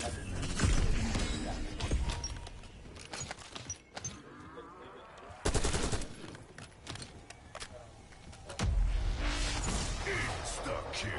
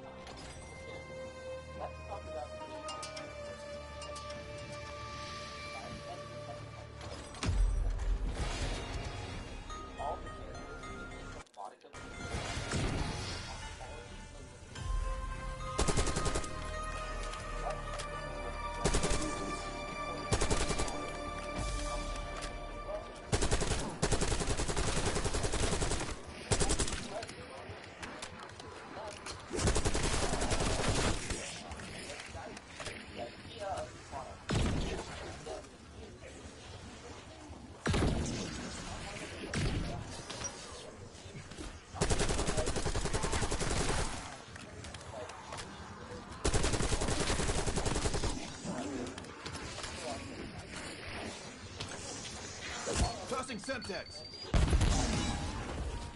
Oh, nice boy.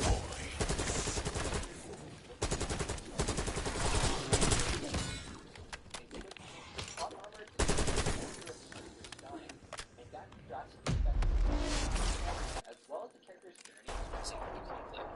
Proper use of plot armor ensures that, as the story goes on, we continue to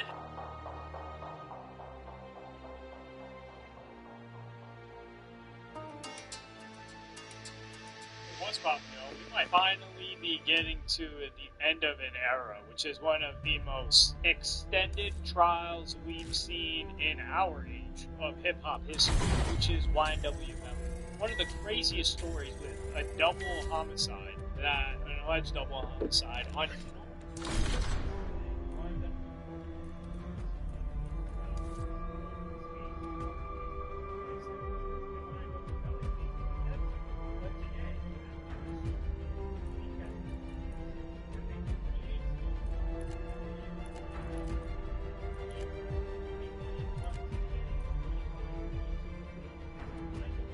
has avoided the possibility of multiple life sentences after taking a 10-year plea deal as an accomplice in the YNW Melly double murder case. And I'm going to play you guys the clip right now from the Long Crime.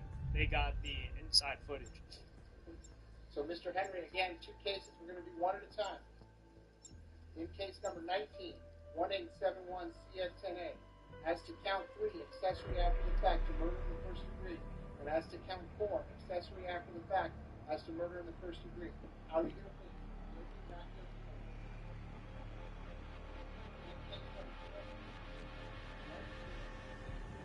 Well, kiss my grits. We finally made it to the armpit of Appalachia. All that matters is that you are alive. Anything special comes with the real artifact.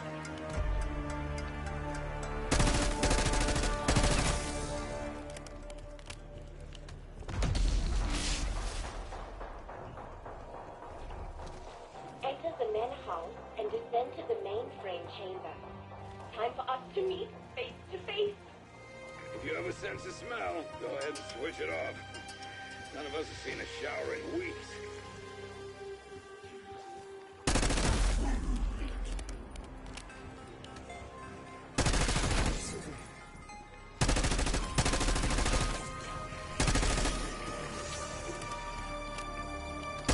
Another point to the skull.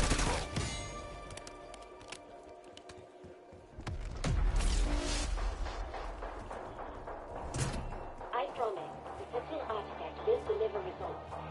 But using it may prove as difficult as it was to obtain. Seriously? I swear, Max has better kiss all our asses when we bring her back from the dark ether.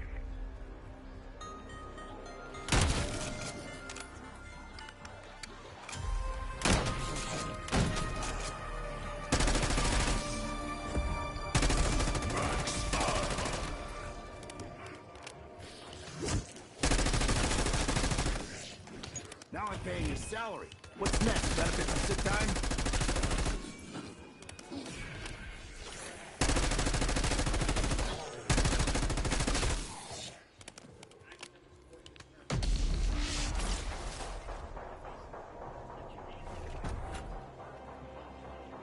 Gotta tell you, I don't do well with waiting.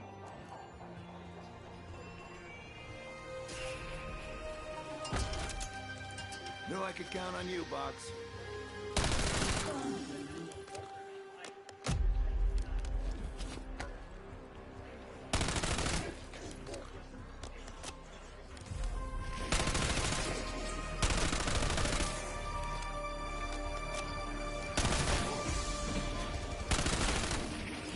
Double points.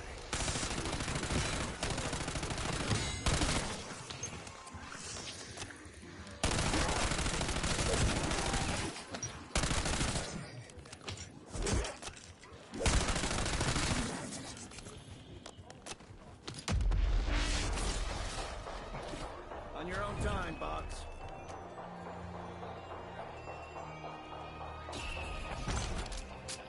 Oh, I can lay some hate with this.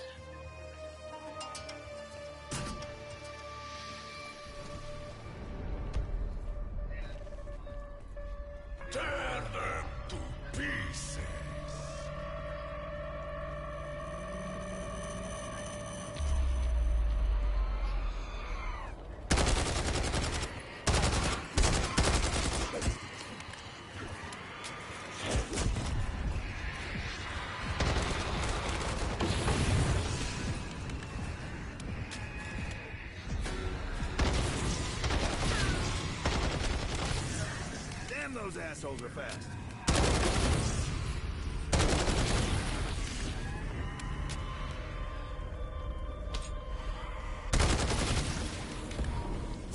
Max ammo.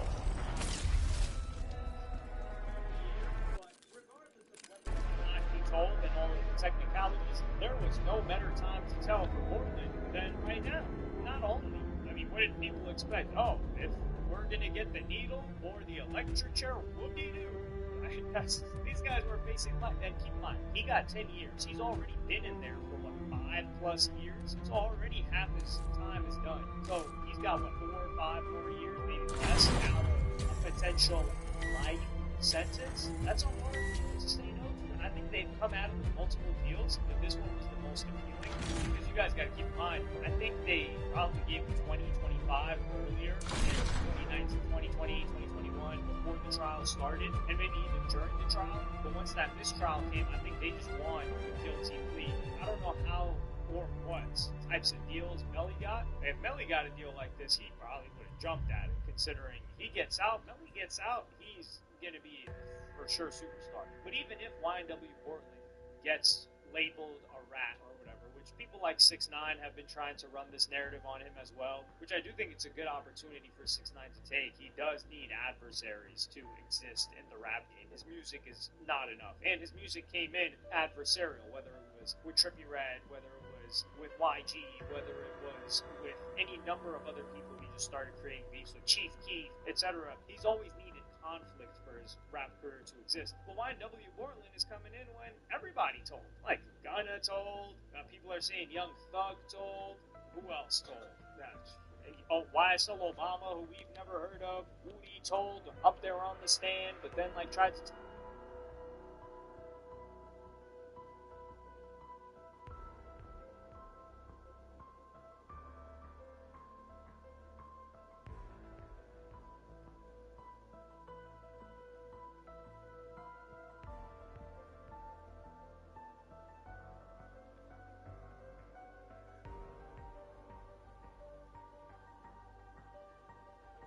Alright, so basically, fuck you. This is fucking YouTube. YouTube is shit. Yeah. We all hate YouTube. YouTube sucks. YouTube. Okay, this is why all the storage is going to be taken up on the YouTube servers and data centers.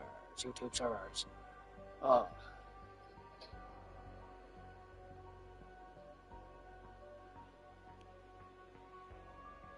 So basically, YouTube has no storage left because YouTube is taking it all up. They don't care. They just use it all. Just use it all. YouTube. That's how it works with YouTube. No, Aslan, go away. You need to go away. Go away. Go away. Go away. Go away. Go away. You need to go away.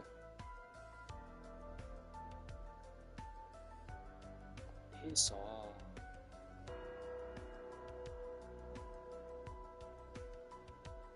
Rick and Morty Season 8, that's what they're on now.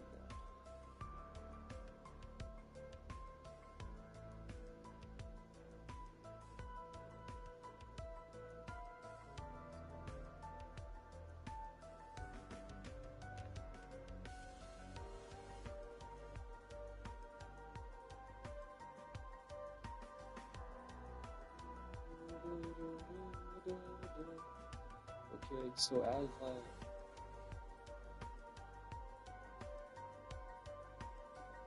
What are you doing? No, go away.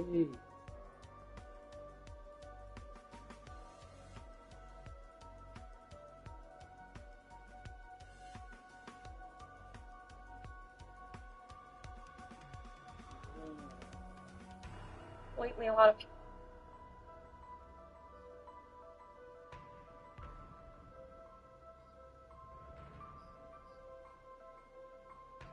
Lately, a lot of.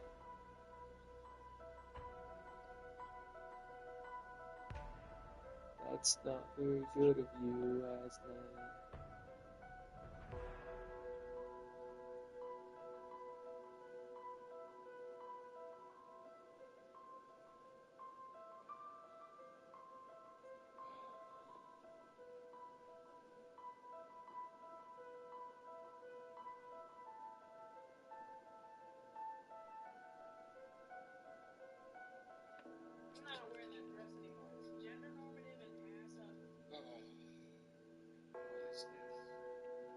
something as bad as making Powerpuff Girls 2016 reboot actually look good.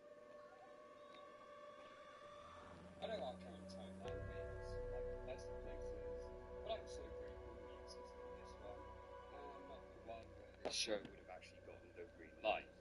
For those unaware, back in 2021, CW began production on what was going to be a live-action show of the Powerpuff Girls. You remember the Powerpuff Girls? That beloved animated classic which featured 3 young girls with supernatural powers, kicking the ever-loving crap out of bad guys. Well, CW wanted to make an edgy adult version of that, because apparently that was the child loved it. That guy wasn't quite edgy. Welcome to Colton Hall. I trust your journey was uneventful. I almost stitched Beck's mouth shut. Otherwise, I hope it was worth dragging the Sentinel artifact halfway around the globe.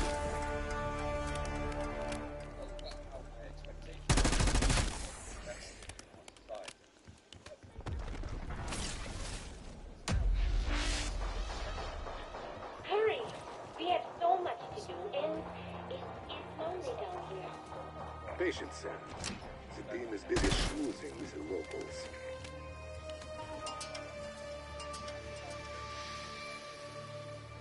You know you're not actually supposed to bite the bullet.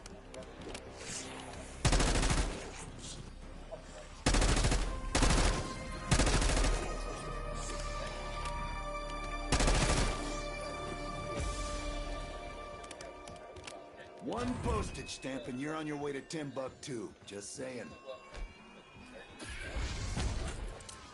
Knew I could count on you, Box.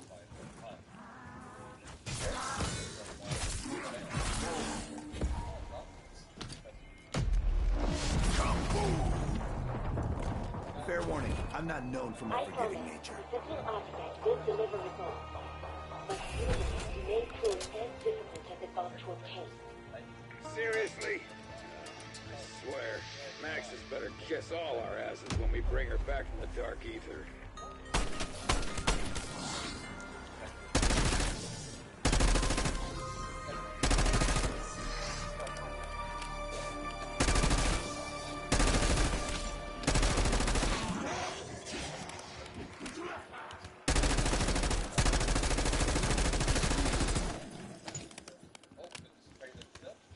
All right, I'll play your game. Spin the damn wheel.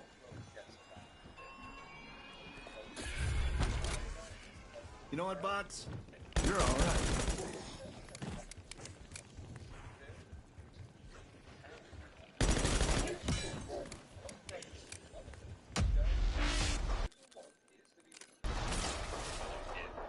Which can only make you wonder what kind of nightmare thing a live-action version of him would actually look like.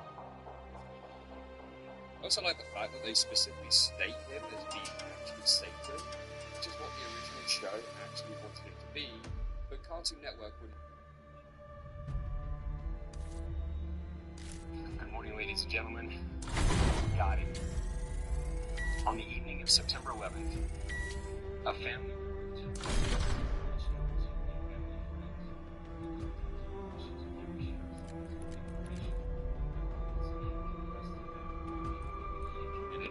incident. This information was relayed to the Utah County Sheriff's Office and scene investigators at Utah Valley University. This information was also conveyed to the FBI. Investigators reviewed additional video footage from UVU surveillance and identified Robinson arriving on UVU campus in a gray Dodge Challenger at approximately 8:29 a.m. on September 10th, in which he is observed on video in a plain maroon t-shirt, light-colored shorts, a black hat with a white logo, and light-colored shoes. When encountered in person by investigators in Washington County on September 12th, in the early morning hours, Robinson was observed in consistent clothing with those surveillance images. Investigators interviewed a family member of Robinson who stated that Robinson had become more political in recent years. The family member referenced a recent incident in which Robinson came to dinner prior to September 10th, and in that conversation with another family member, Robinson mentioned Charlie Kirk was coming to UVU. They talked about why they didn't like him and the viewpoints that he had. The family member also stated Kirk was full of hate, and spreading hate. The family member also confirmed Robinson had a gray Dodge Challenger.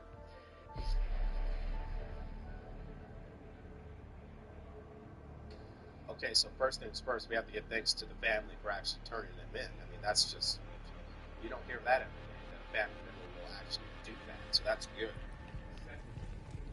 I need to reclaim the Sentinel artifact. Stabilizing the ether reactors would be an ideal use of your time. Done. Stop Sam. We will handle the rest.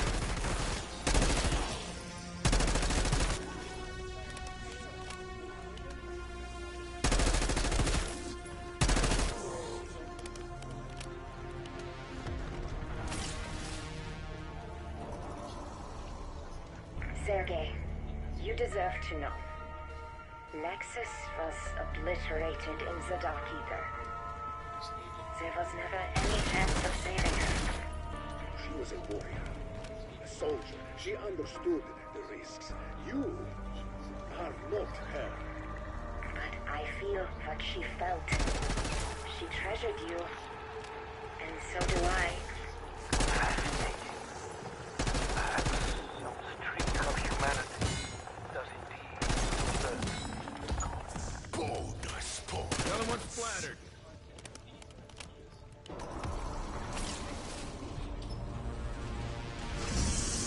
This is Security Chief John Blanchard.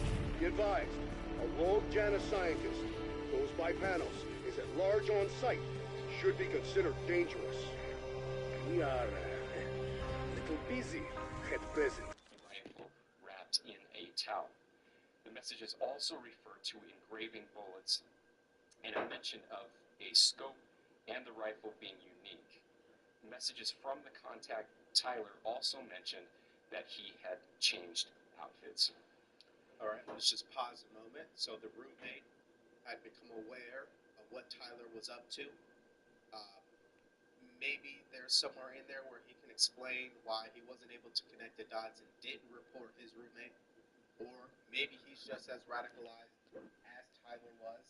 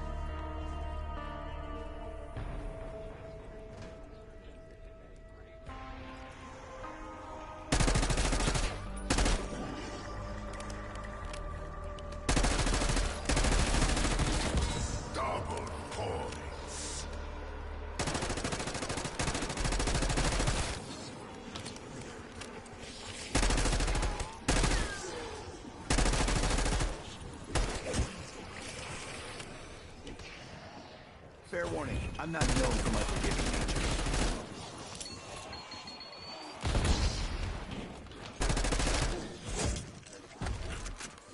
Kind of feeling this is a standard issue.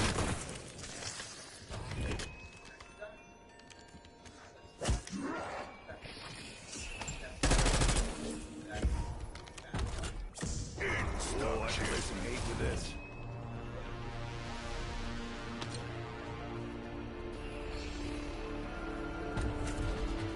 When in Rome.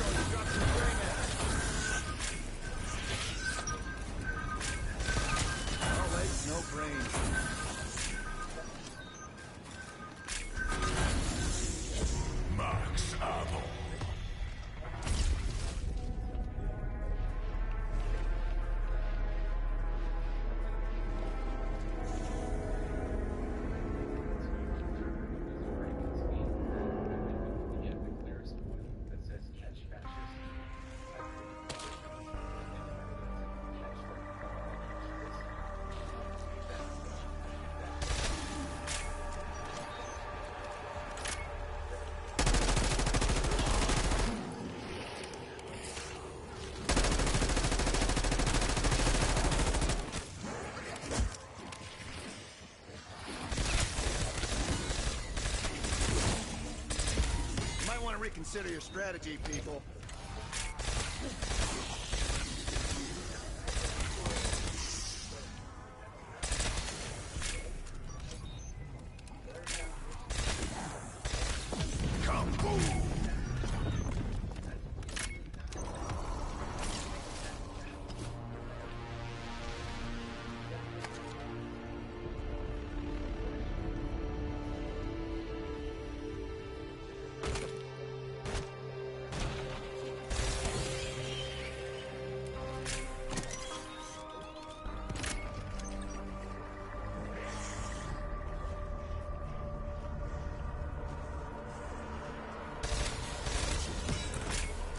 For me.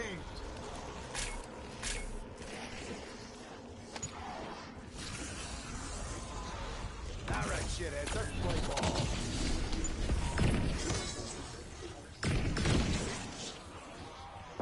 Kung Fu!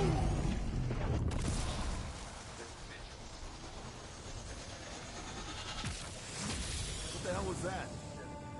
This is my particle accelerator lab. It needs to be reactivated.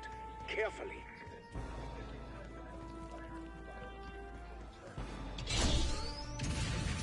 See? Not so difficult. Everything with you is difficult.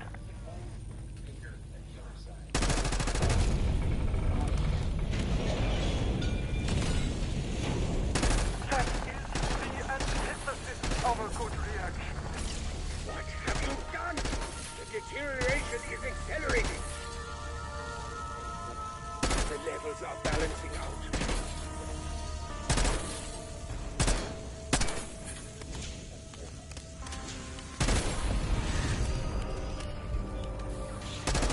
You have managed to avert full meltdown. For now. Consider me impressed. Now, I need you to go to the mutant research lab. After grabbing what we need, you'll have to break into Tower 3. Sam has locked it down.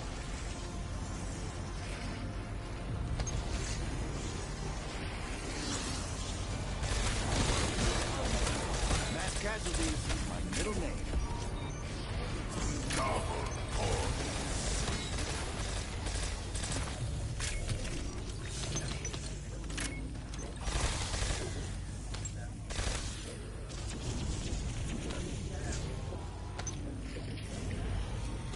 Put in money, spit out firepower. That's the American way.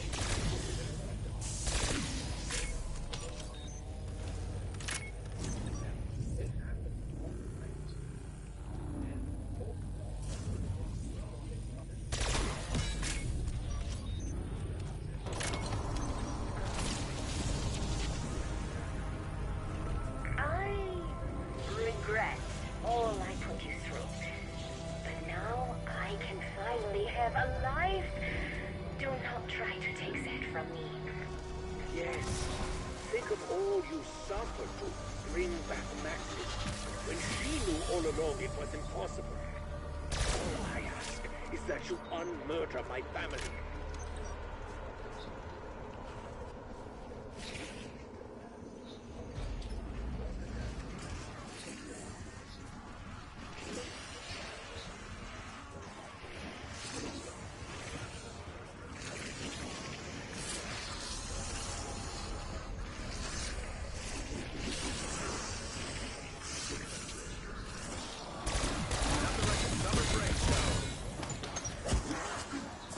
Max armor.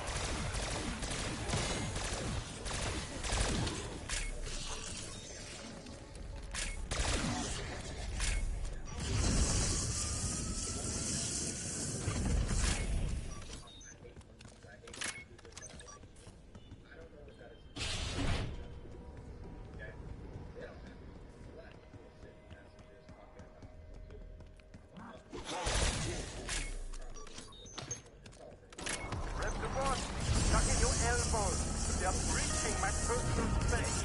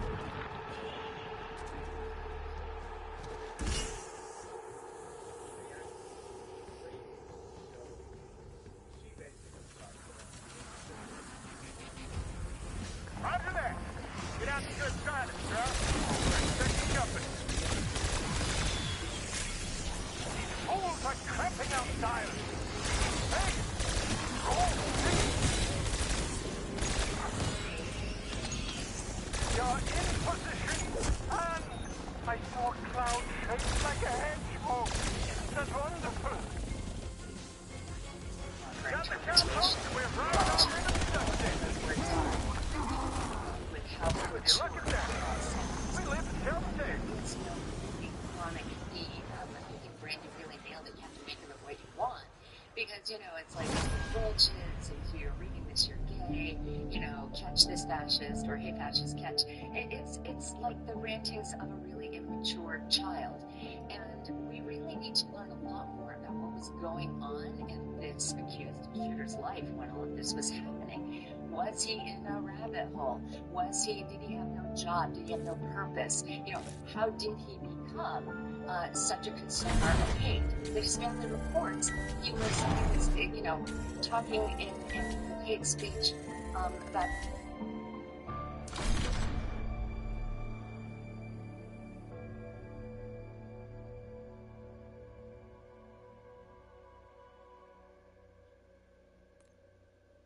The internet is like a window. It allows us to see into the lives of many. Some people keep their lives private. Others allow it to be shown by the entire world. Some people are living completely normal and social lives, and others are, well, that speaks for itself.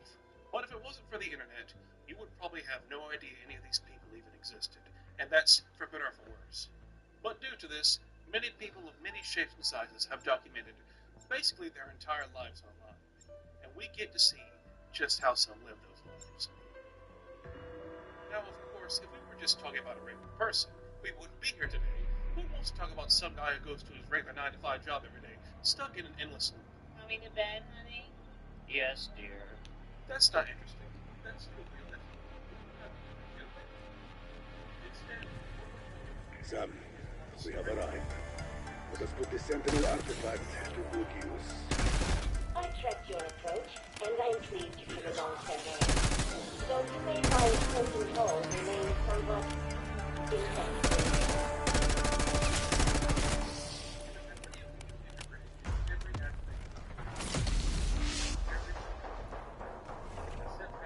The director retrofitted this mansion to what you might call my hardware. I very much wish to examine your mainframe, Sam. That sounded less cynical than intended.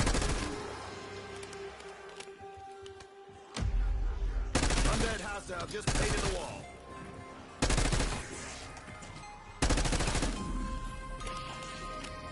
One postage stamp and you're on your way to $10 too. Just saying. You know what, bots? You're all right.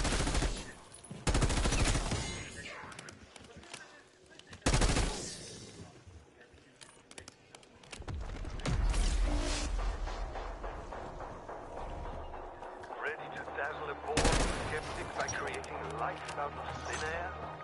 Indeed, I am, Herr Doctor. But our team must still complete some final arrangements.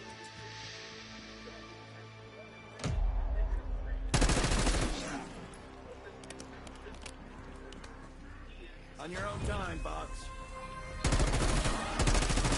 Max armor. Knew I could count on you, bots.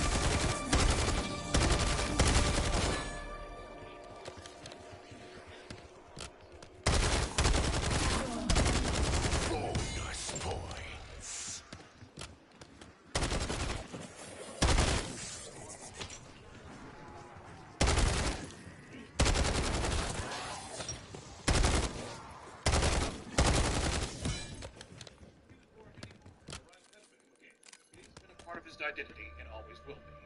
But the thing is, Nick is also the most dedicated gamer I have ever seen, with not a hint of exaggeration.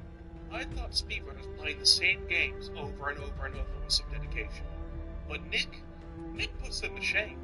Nick has claimed he has put hundreds of thousands of hours in games you would not expect. Nick only have, arguably, a handful of hours of gameplay. he has somehow pulled off the most tedious, mind-numbing tasks possible no normal man would ever attempt in a game. Listen to some of his feats. Super Mario 3. Oh, this was so much. I've actually literally got that score very first level. This time I have about 1,500 hours. Seriously, 1,500 hours.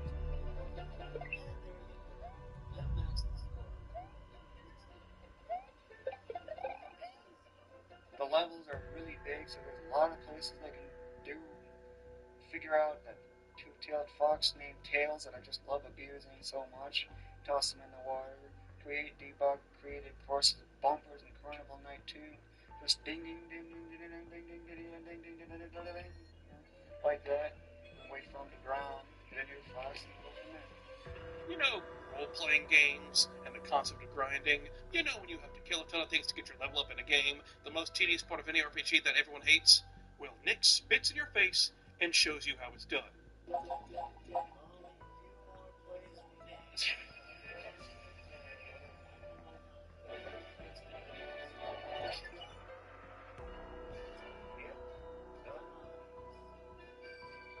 The strangest one of all is, Nick has a massive obsession with a furry mascot character with attitude from the 90s that is strong with the neurodivergent community. That's right, Bubsy the Bobcat. He is probably the world's biggest Bubsy fan. 3,600. That is a lot of play, and it's all because of two main things. Glide hops and speed like you would never believe. You can just go so fast on this game. It just blows your mind away. He has scoured every single inch and centimeter of every one of his games. He has videos up showing secrets about Bubsy 3D probably nobody else knows about.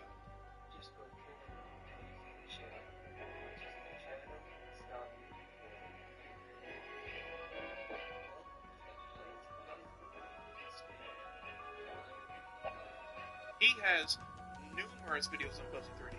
He probably has more hours in this game than the entire base of people who bought Bubsy 3D, collectively. He'll just thoroughly dissect every single part of it, every single mechanic, everything about it. You know how there are those obscure video game glitches that make you wonder, how did they ever find this out? People like Nick, and pure dedication to the craft. To also add on to this dedication to video games, Nick is also a mathematic genius. He has tons of math equations and all sorts of hypotheticals and such he's written, just for the hell of it. He created his own color system he followed using mathematics. He created his own sleep schedule using his math skills so he could follow it in his own way. Instead of following a 24-hour cycle like most of us are otherwise familiar with, I follow a 25 and 2/3 hour cycle. There's 24 hours in a day, and my sleep-wake cycle is 25 and 2/3. The difference? 1 and 2/3 hours. The man is clearly talented in more ways than one. He would apply his love for video games and mathematics to his everyday life, equating any sort of skill or practice in something and turning them into experience, like in an RPG. Now, yes, it does seem a little strange, and maybe a bit cringe to do some "my life is like a video game" type of shit here, and I thought the same thing too at first. But reading on this dude and all he's accomplished, you can't help but be charmed by the guy, and we'll get into why throughout this video. So Nick is driven by pure love and dedication to video games and math. He's willing to go to such lengths to basically tear them apart and apply mathematical equations and such to them. And it's for games that aren't even that good. But just so you know, this obsession and passion for video games Nick has is not entirely positive. In fact, it also affected Nick in a very negative way that not many people would even think about. Did I mention I don't like heights?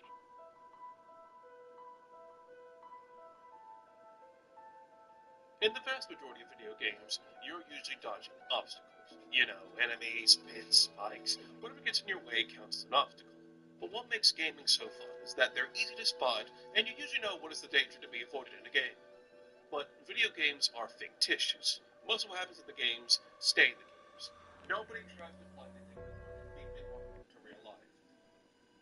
Our boy Nick played video games so much, as he grew up, he gained phobias over various different things in real life that he learned to avoid in games, as he thought they would harm him in the real world. He has a laundry list of strange phobias and fears, and we're going to go over some of them right now. One of the most troubling of his phobias was his fear of water. He had played many games where water automatically hit him,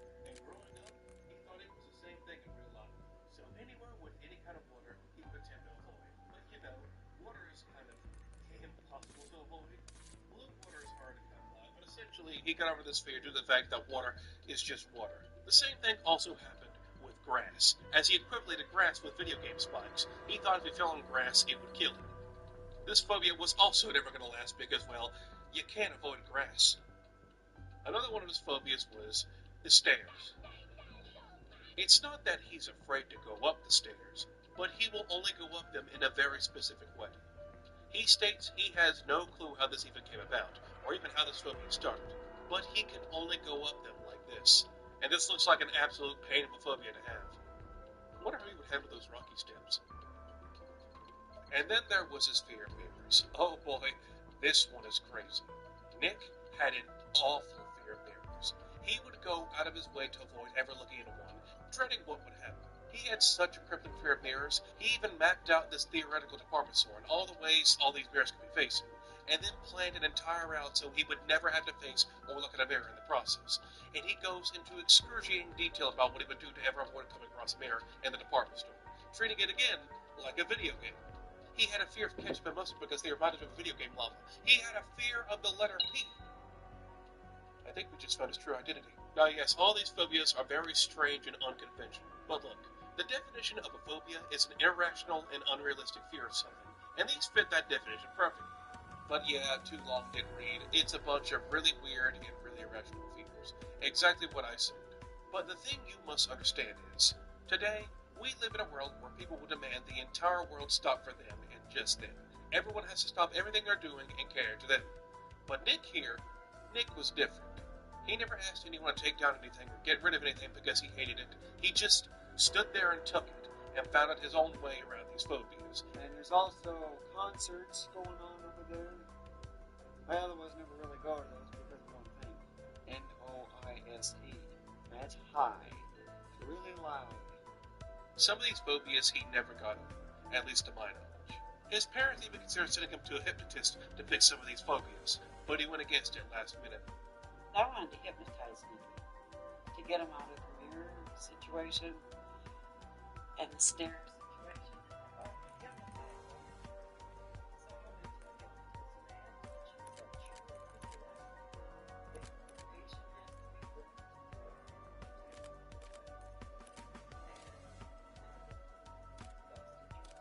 His family has really tried to work with Nick so I've known all these years. Their support and try their best to help him. A deep process. The hardest they can use is decreased pizza, where he heats up a pizza and goes through the painstaking process of taking all the grease off the paper towel.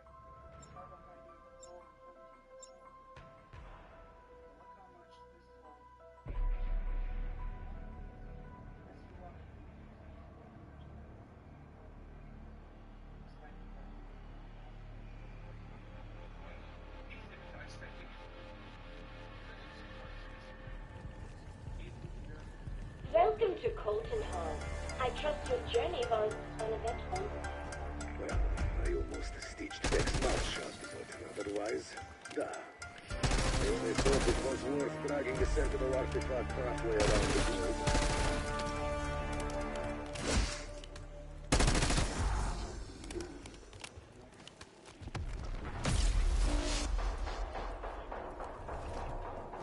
This is a large property. Where exactly should we take the artifact? My quantum processing unit is underground. Find a way down to my mainframe chamber.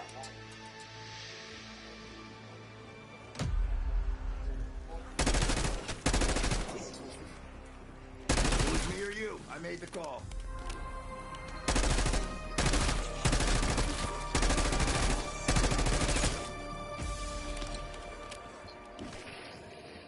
Gotta tell you, I don't do well with waiting.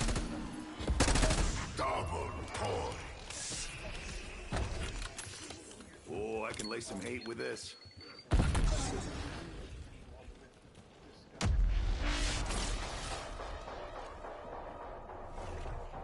I promise, the Sentinel artifact will deliver results. But using it may prove as difficult as it was to obtain. Seriously? I swear, Max has better kiss all our asses when we bring her back from the dark ether.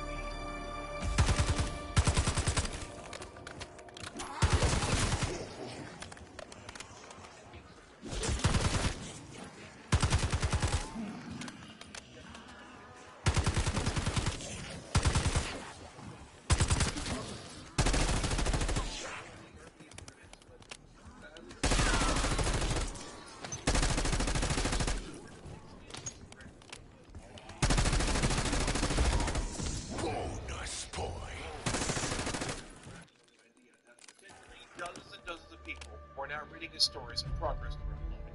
But from everything I've seen, he just continued business as usual, updating the website constantly with more stories, progress on life, and other things.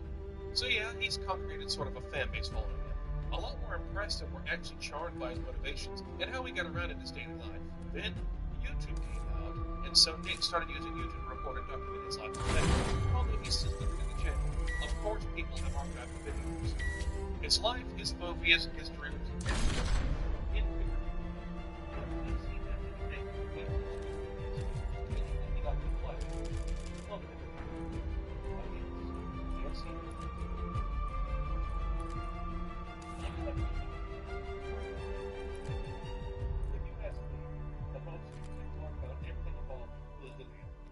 is what he calls his mind game.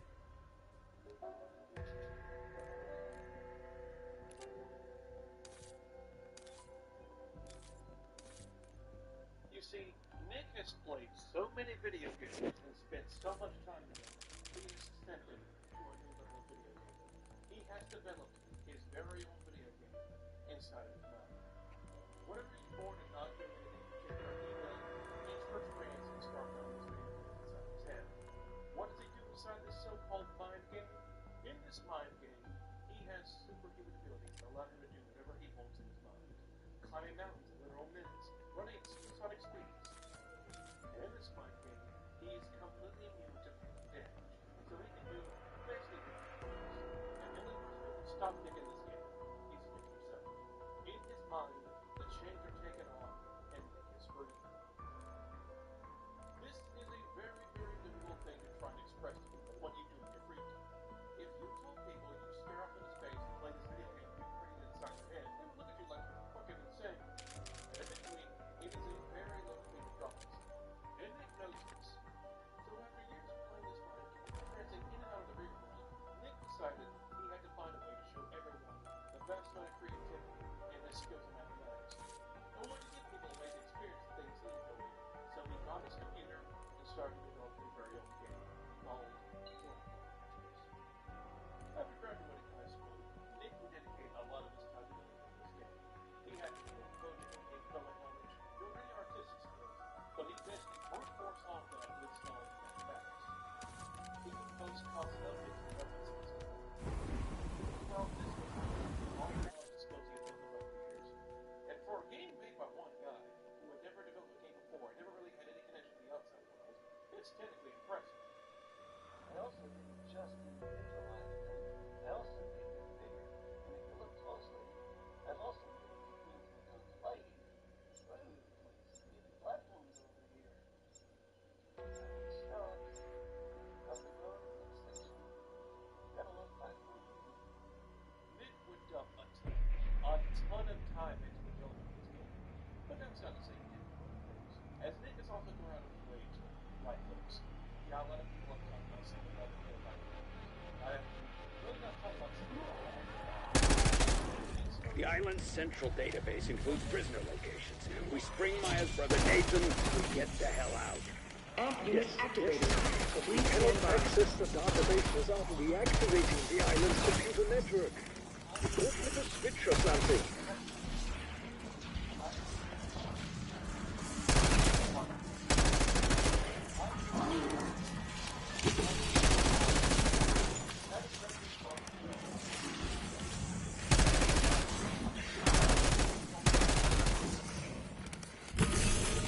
Unit energized. Area 1 online. I love computers. All it takes is an amp, one resentful old German, and voila! Chaos. Knock yourself out, Doc. I'll let y'all know when this bird is ready to fly.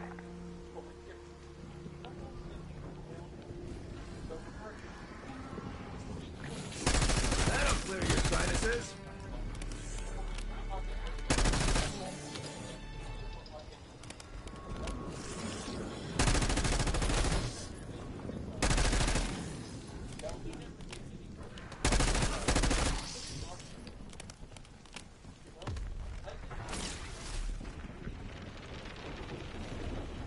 I don't wish to sound ungrateful, Peck, but your timing for this rescue mission was not ideal. Hey, I don't know why this outbreak happened now, but I've spent half my life in the breeze of shit-covered fans.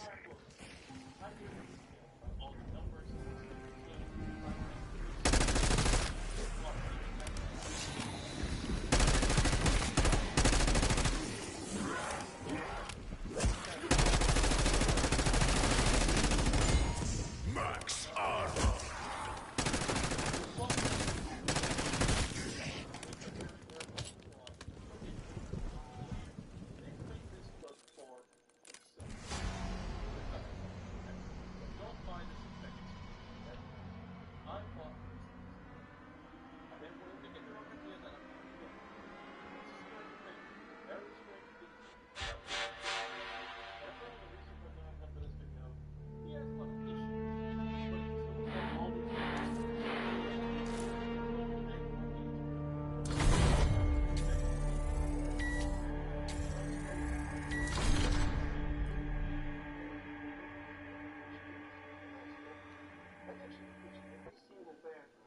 Except for shops and a couple other maybe side story related stuff, but that's about it.